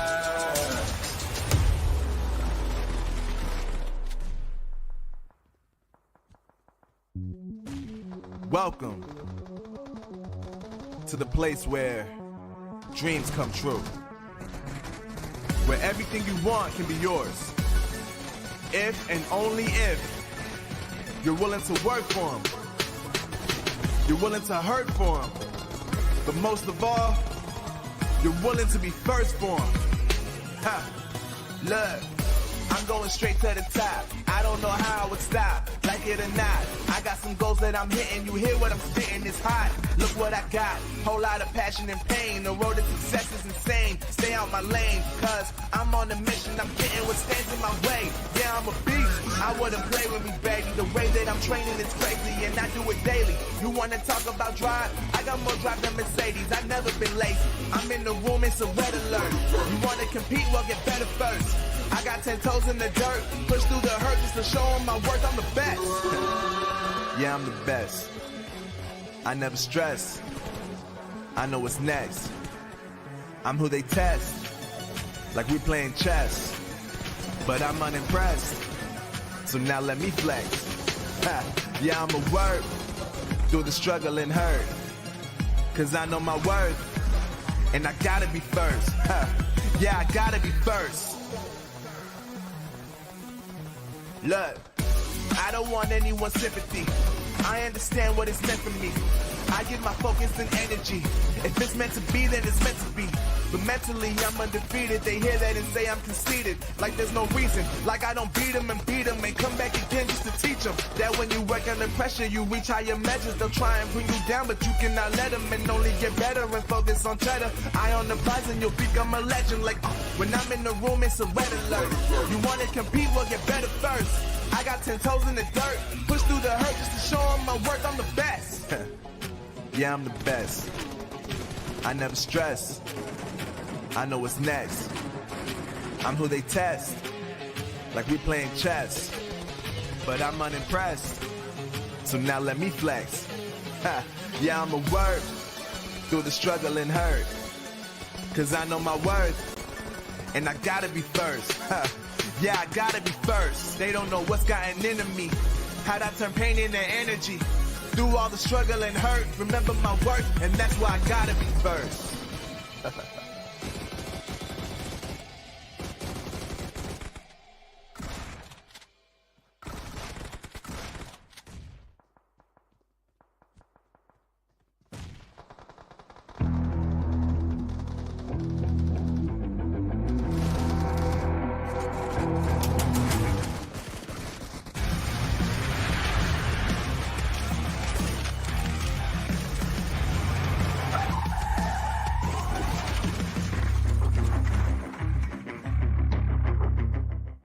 The Snapdragon Pro Series powered by Samsung Galaxy is brought to you by Snapdragon Elite Gaming, Samsung Galaxy S23 Ultra, and Monster Energy. Welcome back, everyone. You guys are watching Snapdragon Pro Series powered by Samsung Galaxy S23 Ultra. My name is Shadow. Alongside me is Fritz. And Fritz, 5 games already over, the last game remaining. What do you expect? Hey, final game of Erangel, I want a default basic circle first of all. No more military base circle, please, because the teams are not feeling comfortable. And then to see how many frags can 4 AM get, because they were looking really sharp in the first game. This time around, let's see if the zones suppose them, if the circles suppose them, what can they do? But other than that, all these teams who haven't been able to perform should also be able to put their final foot forward, so that all the pressure could be alleviated from day number 2. They do get some points here, so that still can keep fighting on day number 2 as well. Yeah, even I want to see the teams who are in the bottom to perform really good and come on the bottom. And all thanks to our sponsors for bringing such a good platform for all the Undergods teams, especially Samsung Galaxy S23 Ultra. Share the epic and level up your game. And Monster Energy, Unleash the Beast. Alongside with that, Snapdragon Elite Gaming, where winning matters the most. A big thanks to all of them, because of which the tournament has been possible. I've been drinking a lot of Monster too recently these days. We've got this big of a crate in office just to make sure that we are all pumped up for the event. So it tastes great. It just gives you a lot of energy as well. I'm really happy. I'm really happy to have them on board. But yeah, now we will be going on for the final game of the day, the final game on the map of Erangel, a very defaulty map. And let's see if the players do perform in the same way that we've seen them. Miramar was a fun one, but hey, let's see if the results could be repeated on this map of Erangel or not. Let's see if the bottom team, some new team is going to come on the top, or if Reckoning or UP50, they were looking for that winner chicken dinner from a very long time, will finally be able to get it. Or for Aggressive Man, who were eliminated pretty early in the previous Miramar, will they stage a comeback? Anything can happen. There are so many possibilities. It all depends on the final circle, first circle itself, the hard shift, the team's position, so many things, so many factors come into the play. But which is your favorite circle to cast, Fritz, in Erangel? Spawn Island, never happened. The circle going all the way back to Spawn Island, all the way north. It has never happened in the history of BGMI. It should. That's what I'm saying. It should. That would be my favorite circle to cast. Other than that, nothing. I've seen every circle ending in the water, ending somewhere around Georgia Pole. But yeah, I have never seen a zone ending towards Spawn Island, people taking boat, racing towards land. Sorry? How will you reach the small island? That's I have dropped towards Spawn Island, yes. I've seen Spawn Island. What, you haven't? I have, but you need to carry the fuel for the boat. But looking at the schedule right now, let's talk about the schedule first. We had so many teams coming in the top winner chicken dinner, but now it's time for Erangel and Spawnline. Yes, you need to have the fuel. You need to have those gas cans. That is how you can reach. Who will carry so many gas cans? Drop Where will you find? when the plane path starts from Novorepno, it goes all the way up to Stolber. Drop on the shore on a boat. One boat will take you till Spawn Island. You'll get fuel cans on Spawn Island. What's the problem? I've done this so many times. Gone to Spawn Island, even in custom tournaments as well. We've gone to Spawn Island to loot. It's a fun place to be. Disclaimer: don't do that in a proper tournament where money is at stake. Now we have Strong guys, do not follow that disclaimer. Go to Spawn Island. It's a really lovely place. All 4 of you can loot with. See, this is the perfect plane path to go to a Spawn Island. Drop around Kameshki. Go to Spawn Island, get the loot, get back. 5 to 6 minutes. That's what it takes for you to loot if you're quick enough, which I hope most of these teams are.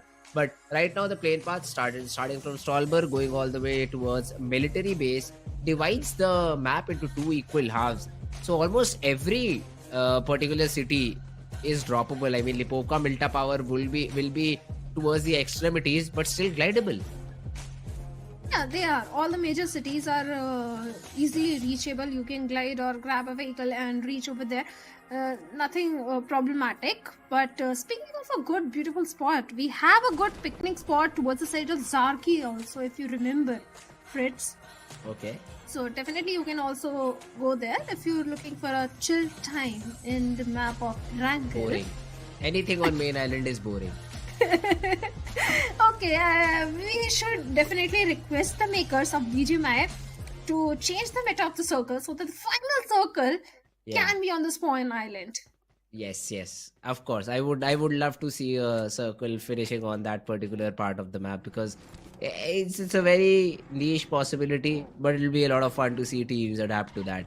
But hey, right now, if we talk about all these teams, again, not a lot of drop clash. We might see WindGod going against the players of Team 4AM, because they're literally pushing in.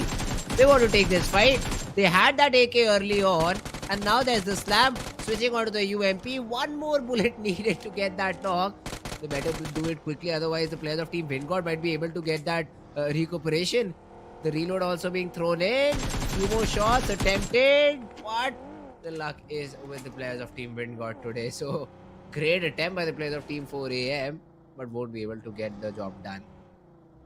Good decision also not to overcommit in that situation. It was an AKM. Had it been M416 or a more stable gun with less recoil, maybe he would have been able to take down the player of WindGod, but WindGod's lucky stars were perfectly aligned and they're still surviving as a 4-man army.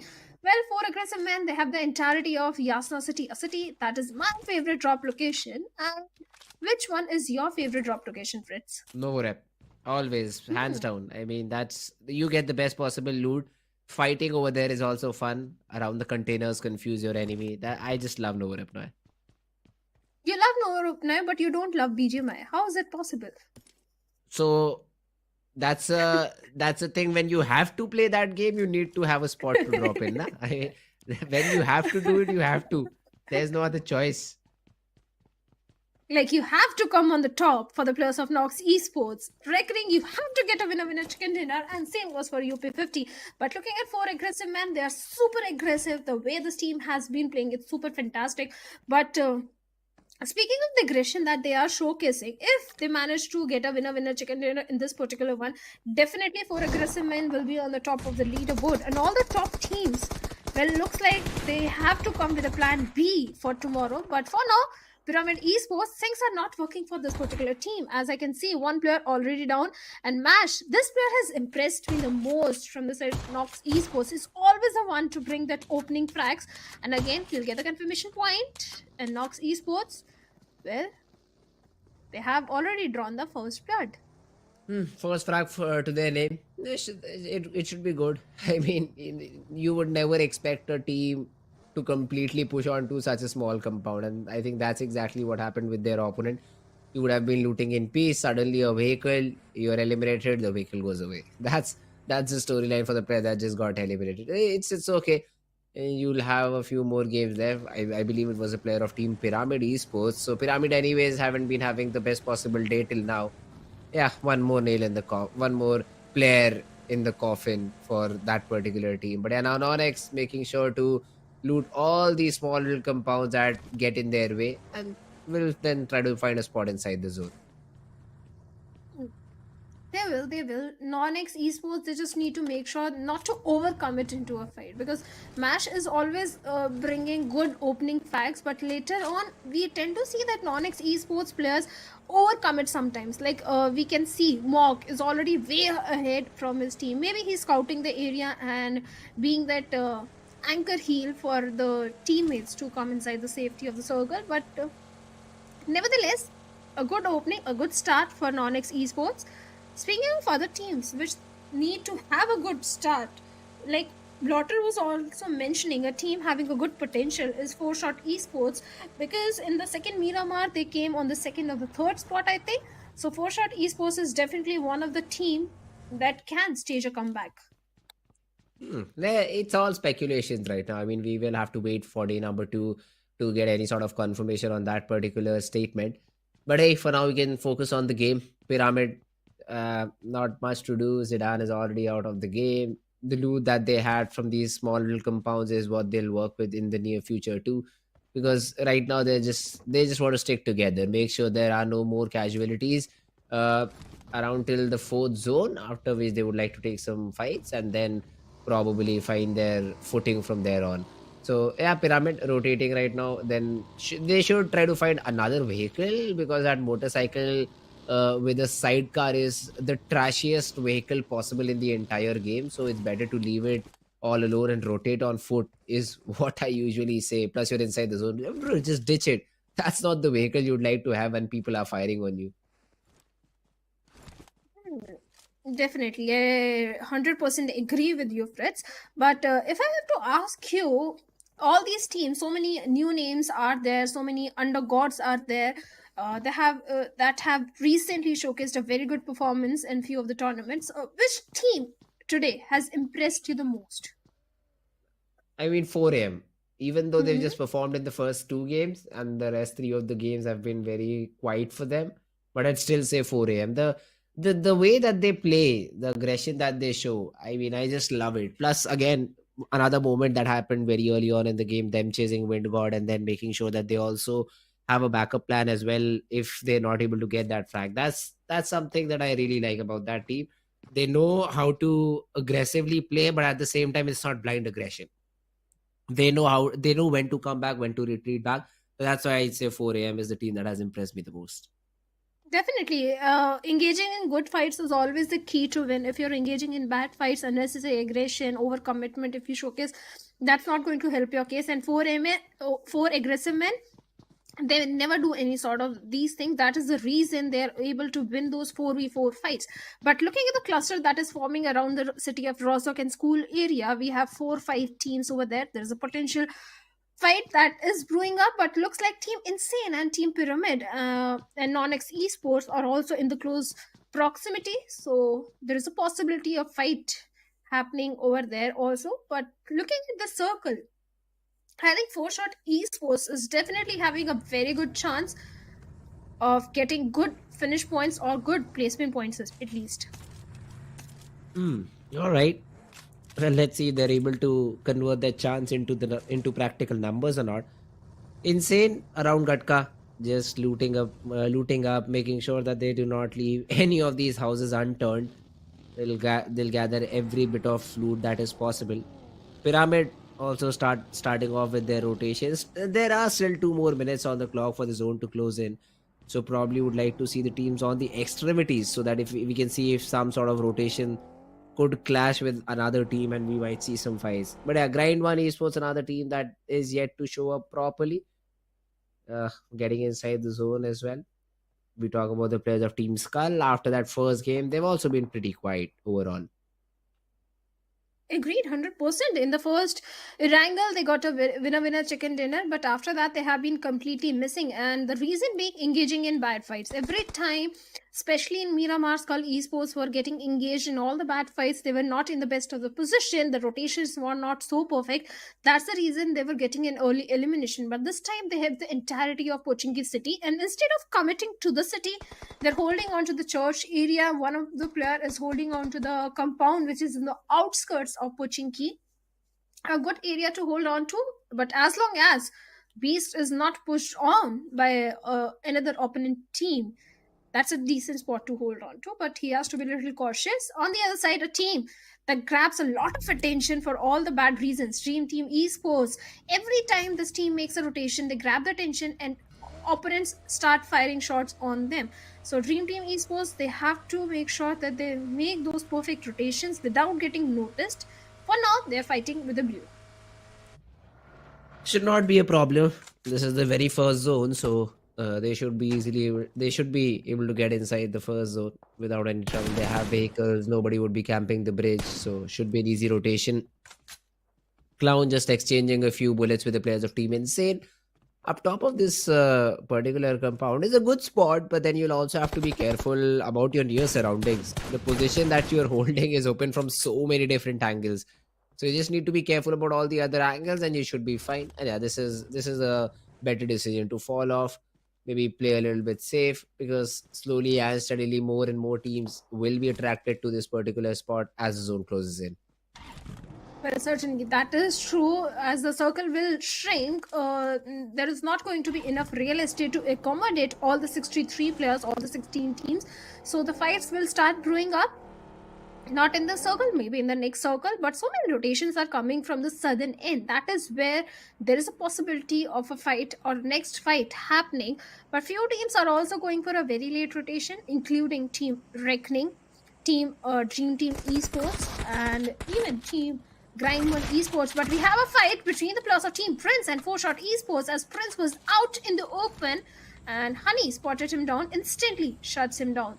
And with that, Team Prince loses on to one of the player. But we were talking about 4 aggressive men, and as per finish feed, looks like they're also locking horns with one of the team.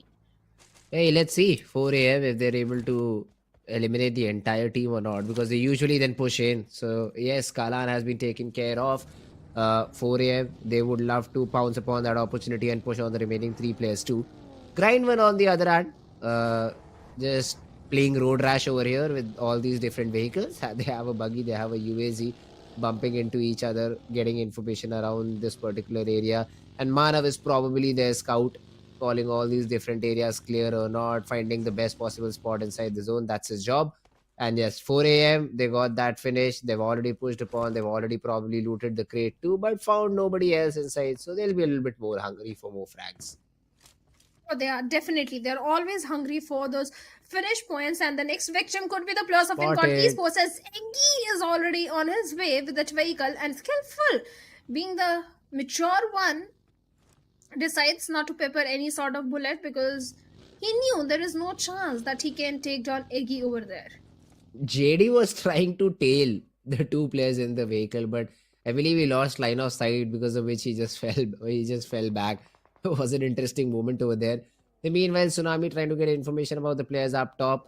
A few shots, I believe, from the players of Team NoNx would have made sure that Tsunami falls back and does not contest for this spot. Because already we do see 3 players from Team Pyramid and all the 4 players of Team Non trying to claim this top of Georgia Pole Hill.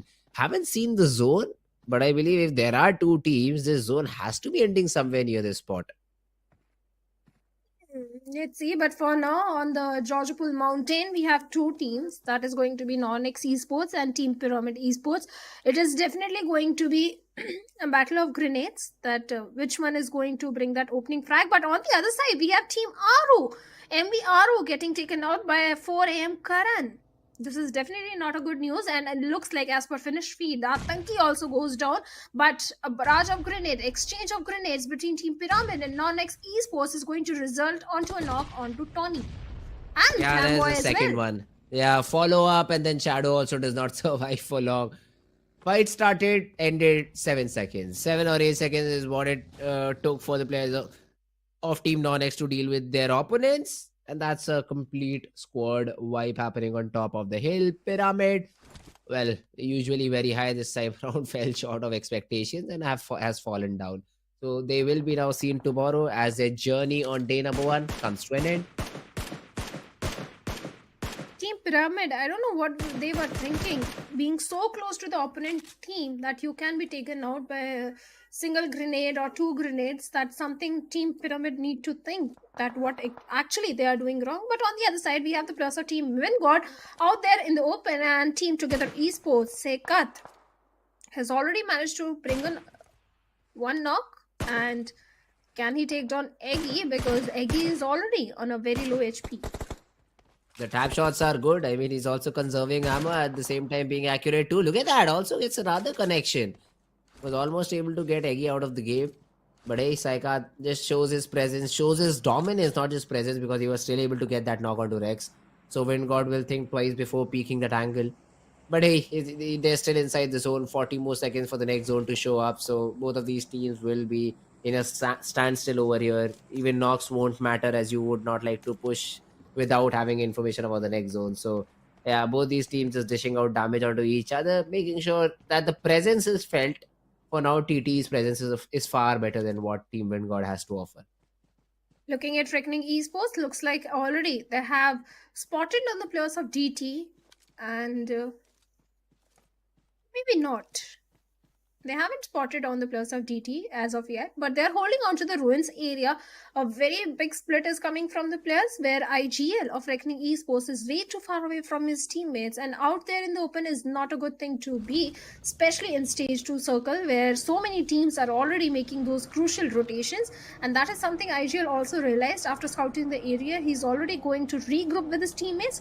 Team Together Esports is already on marching towards the circle, going for a very long rotation. Let's see which area will they try to hold on to, because we could see in the close proximity we have the players of UP50 as well.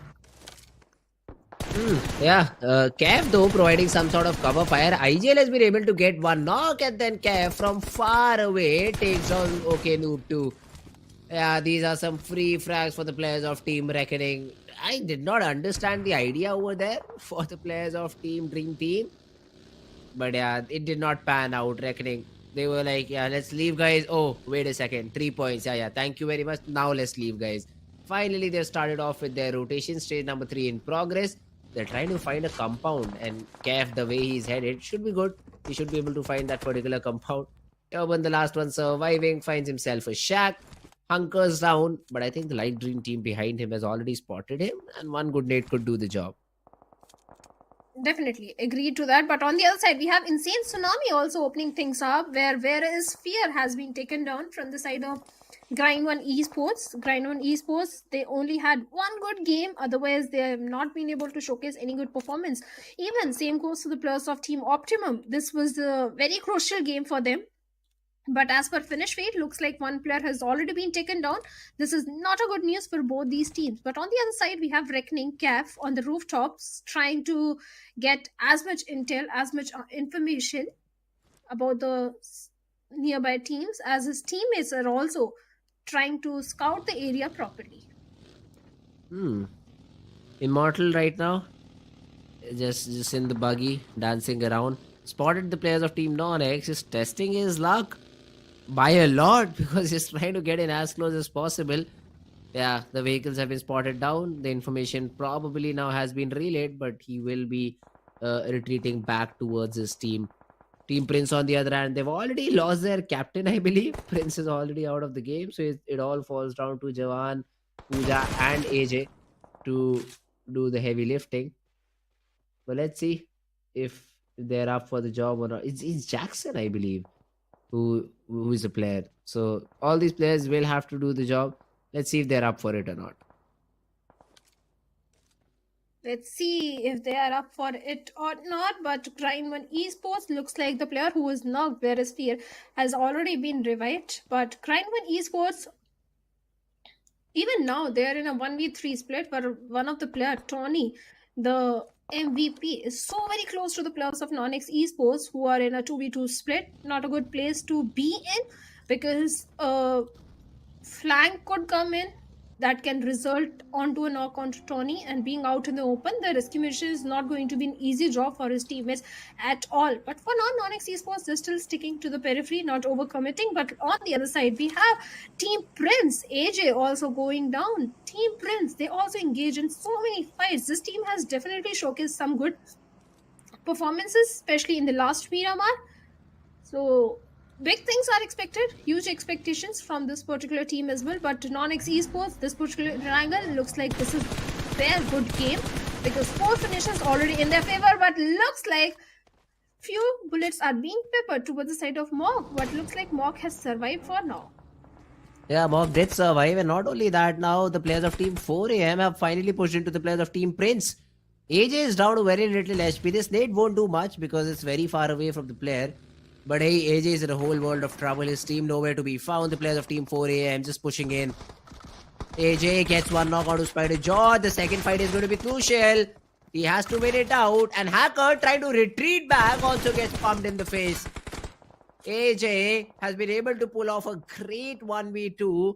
And now it all falls down to Karan to make sure that his team survives. But then the third party shots flying in. Hacker goes out. Even Karan will fall. As now Skillful is left all alone to pick up the pieces. Well, he is all by himself, and he might try to go for the rescue mission onto Karan, but there is no time, as 3 players of Team Princess are already marching towards him. It's a 1v3 situation where Pooja and Jackson are going for the flank angle and trying to convert Skillful from 2 different directions, but he takes down AJ over there, and Karan also bids bye-bye. But we have Team Insane up on our screens, also engaging in a fight where one of the players is already down. That is going to be player 3, and Skillful has managed to take down AJ. That is going to give some relief, because he has brought down 1v3 into a 1v2 situation. But Team Insane Tsunami takes down Optimum Jord. What was that rotation from Jord? I did not understand.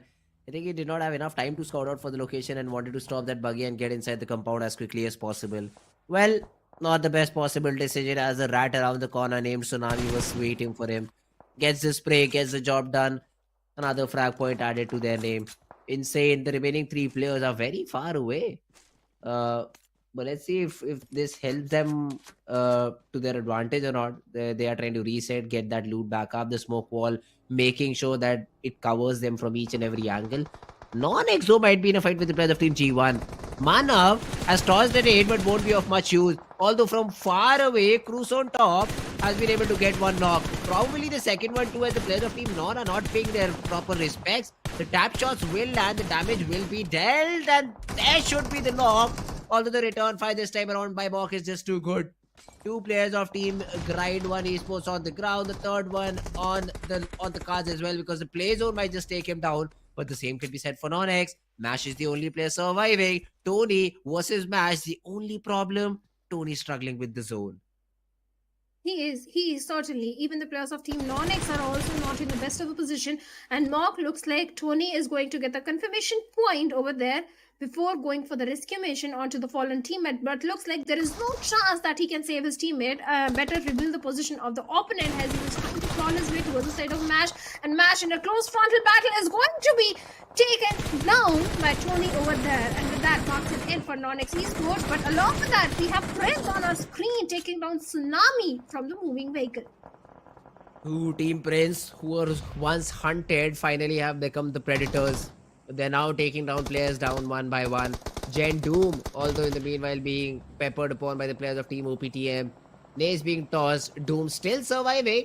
For how long? That's the biggest question. The Nays are not on point. They're very, very far away.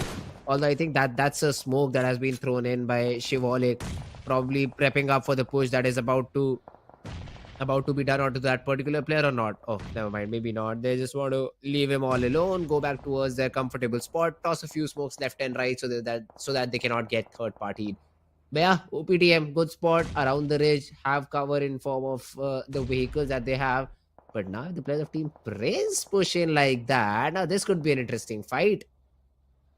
Well, Team Prince also joining the fray, and this is going to be a blessing in disguise for the last player of Team Insane over there. But Pooja with the DBS in the hand, at the same time having the height advantage. Two players of Team Optimum on the low ground, but AJ with the Echo 116 takes down Shiv over there. At the same time, they are aware about the position of the last player of Team Insane. Optimum has already been eliminated, but Team Insane player is still surviving. Look at that though, 4 shot. They really have a good spot inside the zone. A compound, that's the best possible thing you could ask for in the final zone. Yafu falls to Kess weapon. The frag has been confirmed. Jackson falls off and gets knocked out. But the good thing is at least the support was there. Pooja with the counter trade will be able to bring Jackson back up and alive. 5th zone about to close in. And now this shift will decide the entire future for the upcoming game. SkullTz could be the one cracking another chicken on this map of Erangel because of the play zone. It is in a very good spot. Plus, all these teams on the northern part of the map will have to fight among themselves to reach inside the play zone. Definitely, it's not going to be so easy. It's going to be so difficult for the players of WindGod, especially as they are trying to swim their way out and scuttle back to the safety. But looks like WindGod Esports is not going to allow that at all. Even Spy, who was on a sliver of HP, Reckoning tryout is going to eliminate him, or maybe he'll drown himself. Yes, he does manage to drown himself. Better not to give the finish point to the enemy, because there was no way he could escape from that situation. But looks like even the players of Team Prince are looking so fantastic as they're holding onto the periphery of the circle. There are few good bridges to help them around, but from the side of WindGod, Avi is still surviving. But the question is, for how long? There was a nade thrown in by the player of Team Reckoning, which got Cheyenne down on the ground. Now my question for the players of Team 4Shot, is he worth reviving? 10 more seconds on the clock and you still do not have a plan to get inside the zone, but you're still investing in that revival. Now this could be a big question. Same could be said for Team Reckoning. But then Reckoning are in a position of doom. They do not have vehicles. They have to run their way inside the zone. Fight against first the players of Team 4Shot, then any team that comes in their way. I think Reckoning is done for. 4Shot, they completely ignore the players of Team Reckoning. Kev makes sure that he punishes them for this particular decision. But if the players of Team 4Shot reach that spot and survive, it could be mayhem for the players of Team Reckoning. Yes, they will also fall, but still they're able to get good number of frags. IGL, the last one surviving outside the zone, battling the blue, will fall off with 9 finishes. Reckoning take the exit. Certainly, 4 teams, 8 players still remaining, as Skull is also trying to move inside the circle, and with a grenade is trying to clear the area to check the area, but Skillful is still hiding on the other side. 4Shot Esports marks an end with that grenade. All the finish points goes to the players of Team Prince. Team Prince also still looking very aggressive. Zone. The way they're able to grab those finish points for themselves. Yes, the zone is also in their favor. They had the entire control of the final circle. But Jackson grenade also takes down Spy Honey. Oh, AJ, did Atto spot him down? I mean, they should have that general idea that they have to be somewhere around that particular spot. But did they particularly see him is my main question. Plus, even Skillful is still surviving, so 4 AM cannot be completely counted out. It is a 3v2 right in front of them. But then Skillful could play that third party angle. Arto, if he gets taken down, then suddenly the players of Team Skull have to face off the players of Team GT in a 2v2. And then suddenly Skillful becomes a player of concern for both these teams. So they'll have to play it out very cautiously. Let's see, SkullTz, they're not focused on to the player of Team 4AM at all. So he will be given free reign, free way to get inside the zone. These nades, if they do land onto the players of Team Prince, could do damage. But other than that, they're still surviving. Counter nades being thrown in. AJ, Jackson, all of them tossing nades left and right. Beast gets stabbed up a little bit, but not enough to get that knock. AJ Jackson, both of these players somehow surviving against those nades, and Skillful decided not to get inside the zone and play the heal battle. So probably he'll end up third in this in all of this situation. So it's 3v2 fight that will happen. And let's see which player comes out on top. I believe SkullTz does not have that information, because of which they're hoping to get that utility knock first hand, and after that they would like to play it out. But hey, Scales, will he be able to get inside the zone?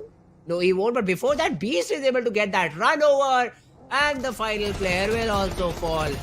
So a chicken dinner following for the players of Team SkullTz.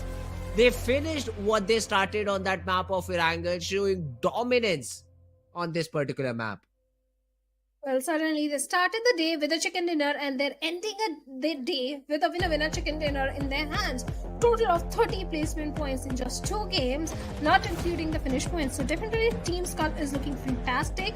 They have covered up for the games where they were not able to perform up to the expectations, but a very good gameplay coming in. And that also in style. They got those last few elimination points through a vehicle run over, which was not so easy at all. But Team Prince, they were out there in the open, Fritz. They had no chance. There was no way they could have won that outnumbered fight, especially when there is no hard cover at all, no utility, nothing in their hands. Yeah, it was a difficult fight. I mean, if they went up aggressive or if they found a utility knock, the situation could have been different. But that not being the case, utility not giving the knock but giving the damage, yeah, that was very difficult. And I believe suddenly SkullTz thought that, hey, wait a second, if it was a 3v3, we might have seen some sort of presence, we might have seen some sort of heads being popped through smoke left and right. So there is something fishy. Let's take our vehicles, there are so many smokes, let's just take that chance. And they took the chance, they were rewarded for it. The player of 4am was also trying to get inside the zone, trying to run inside the zone was not possible because the damage was just too insane. And yeah, overall well played by the players of Team SkullTz. The decision of Arto to take that higher tower up to, first of all, scout out information to know where they are not. It just essentially helped them figure out the specific spot where they could be. They tried tossing few nades, some were short, some were long, did not land the right spot, but at the end the decision to take the vehicle was just too perfect, and they were able to get that chicken. And that also in style. Beautiful winner chicken dinner coming in from the side of Team SkullTz. Along with that, if I'm just thinking, if for a chance we think that Skillful was able to make it inside the safety of the circle, he would have been able to do so much damage toward the side of Team SkullTz. But thankfully that didn't happen. But Team Prince, they were playing fantastic. The way they were grabbing those finish points, accumulating those finish points for themselves. They were raining death and destruction in the map of Erangel right now.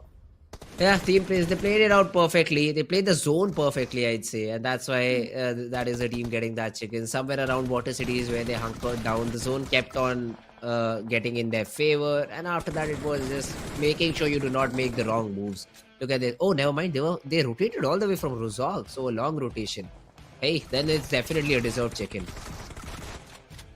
Definitely a much deserved winner in a chicken dinner for the players of Team SkullTz.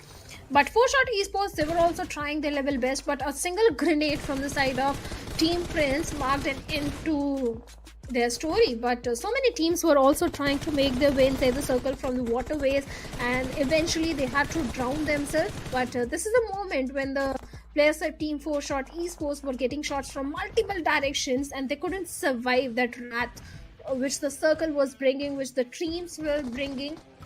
And this is a moment when the players of Team SkullTz finally got that winner chicken dinner for themselves. Yeah, Team SkullTz, they started on this map with a chicken and they finished on this map with a chicken. So where do they go because of performance like this in terms of the overall standings is what I'm excited. But I think before that, we'll have all of that MVP and the other data to look at. MVP should be who? A player from Team SkullTz itself, or do we think Reckoning has a better chance of having a player because they had 9 or maybe 10 frags before they were eliminated? Yeah, they had too many finishes, or maybe from the side of Team Prince also we could expect. But I don't think Team Prince are having so many finish points more than Reckoning. Exactly. But, yes. We'll soon find out who is the MVP. I think 7 is what I had calculated beforehand. Plus they got 2 onto the remaining 2 as well. So 9. But Reckoning had more than that. But hey, let's see. Let's end all the speculations and see the MVP of the game. So it is going to be a player from Team Prince, not even the players of Team SkullTz. It is a player from Team Prince. Had 4 finishes to his name. Total contribution of 57%. Yeah, roughly around 9 to 10 is what his team had in terms of frags. So had a good contribution of more than 50%. So great job done by this particular guy. Certainly, great job, especially towards the side of 4-shot esports, Optimum Esports, the way he was able to bring down their players through those grenades. Good overall contribution also. Jackson has been a great addition in the team of Team Prince. He has been playing with the players since a very long time. Good synergy is there. Definitely a very star player to look out for. And the entire day, in fact, not just in this Erangel, I think the entire day, Team Prince has been playing fantastic. Jackson, AJ, every individual from the side of Team Prince has showcased great gameplay, good synergy. But along with him, let's have a look at the stars of the match. Prajwal making his making the way in the list with 2 revivals.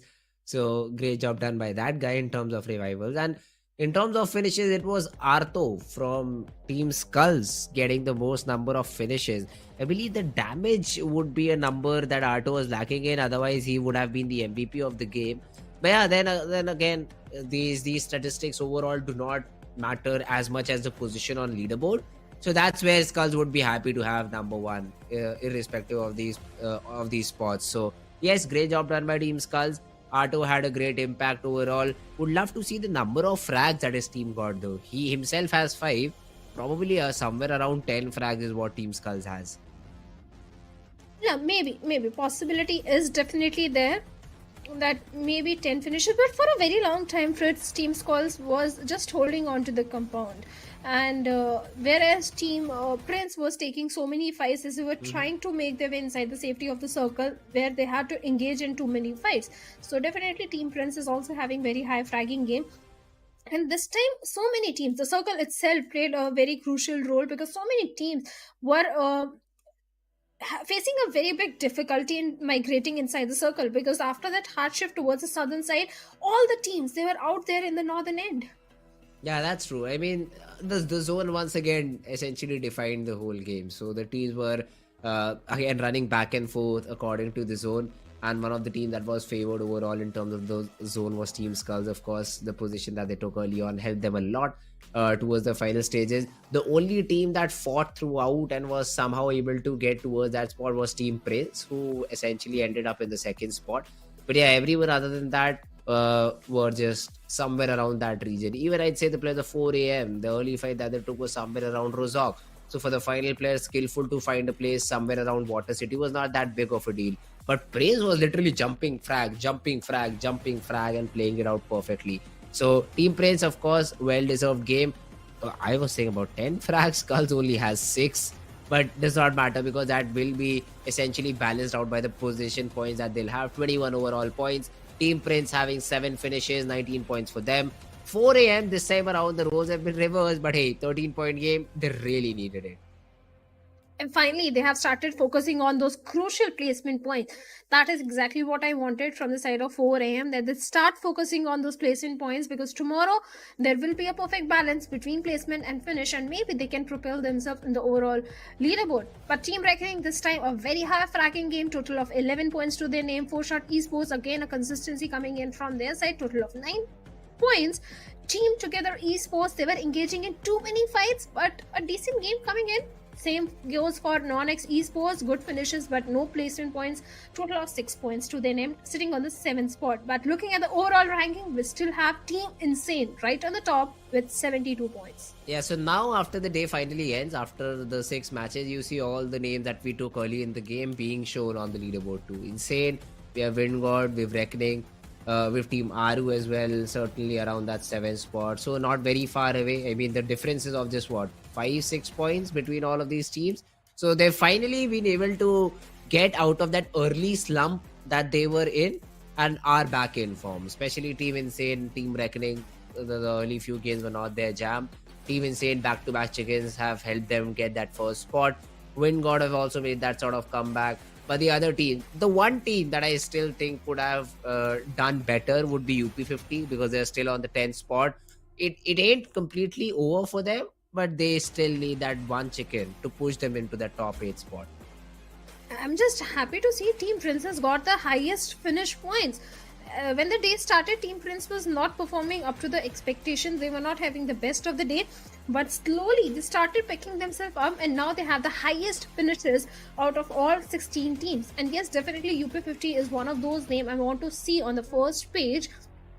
Maybe tomorrow they'll go back to the drawing board and figure out what's happening wrong, and they will come back much stronger. Already I can see the signs of a comeback coming in, because in the previous match number 5, match number 4, they came on the third and second spot respectively. So definitely UP50 will be looking forward for a chicken dinner tomorrow. Same goes for AerobotzEsports. They also need to stage a comeback because a very good experienced lineup they are. But other teams like NoNx Esports are there, Optimum Esports are also there. They have also showcased few signs of aggression, but they need to figure out how they can reach that winner chicken dinner. If not winner chicken dinner, at least top 8. Oh, yeah, that's true. I mean, all these calculations also have to be done by all these teams playing over here. A lot of teams who've fallen away in terms of the leaderboard, too. Dream Team being one of them who started off good, but then slowly and steadily started slipping off. Need to get themselves back, need to hold themselves back and perform a little bit better on day number 2. So that is going to be something we'll have to look out for. But it has been a great day. I mean, all these 6 games were fun. Especially I really enjoyed that map of Vikendi, where the clear chicken dinner winners should have been the other team, should have been the players of Team Dream Team, I believe. But it was Team Insane somehow getting that chicken, because he was literally in this. Never mind. I'll not again explain everything that I saw. Like 25 first hits. I just know that that last guy had 25 first hit, but messed up that click. And at the same time, even UP50's player messed up that click in that particular situation, which led to them being eliminated on, I guess, the 3rd spot, and Insane bagging that chicken. So that was a very interesting, very insane game. But yeah, other than that, all the other games were fun, especially starting off with that southern zone of Erangel. Never expected that sort of a start. I mean, it literally just shifted towards military base. Still, there were no bridge camps early on in the game. Once again, surprised why the teams did not go out for that. But hey, things like these do happen. I believe we'll also have the same schedule going on for tomorrow. So it was a really, really fun day. And yes, all these games, we will be seeing them again tomorrow. Well, certainly we will be seeing them tomorrow, but all thanks to our sponsors for bringing such a good platform for all these teams where they can showcase their skills. Thanks to Monster Energy, Unleash the Beast. Thanks to Samsung Galaxy S23 Ultra, Snapdragon Elite Gaming, where winning matters the most. Huge thank you to you also, Fritz, for being such a lovely co-caster, and Blotter also. But you guys stay tuned. We'll be coming right back tomorrow at the same time. Thank you so much. Have a good night. The Snapdragon Pro Series powered by Samsung Galaxy is brought to you by Snapdragon Elite Gaming, Samsung Galaxy S23 Ultra, and Monster Energy.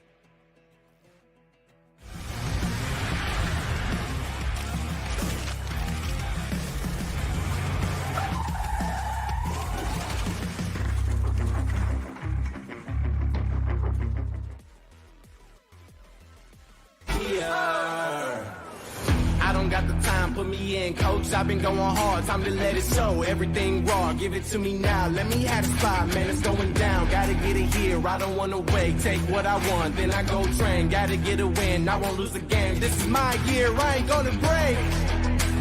Strap in, cause it's gonna be a long ride. Working on me every single day and night. There comes a time when your worlds will collide. If it's holding you back, push it right to the side. On another level, I will never settle. Mind over matter, get the gold medal. On another level, I will never settle. Mind over matter, get the gold medal. Ain't got no time for no fear. I work too hard to get here. Ain't got no time for no fear. I work too hard to get here. On another level, I will never settle. Mind over matter, get the gold medal. On another level, I will never settle. Mind over matter, get the gold medal. On another level, I will never settle. Mind over matter, get the gold medal. On another level, I will never settle. Mind over matter, get the gold medal.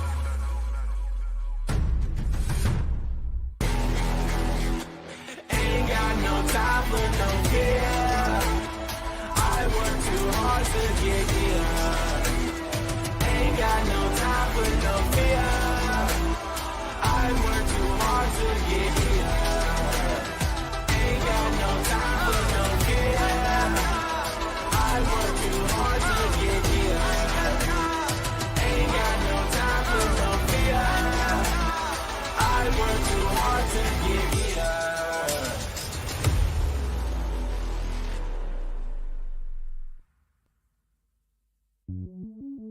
Welcome to the place where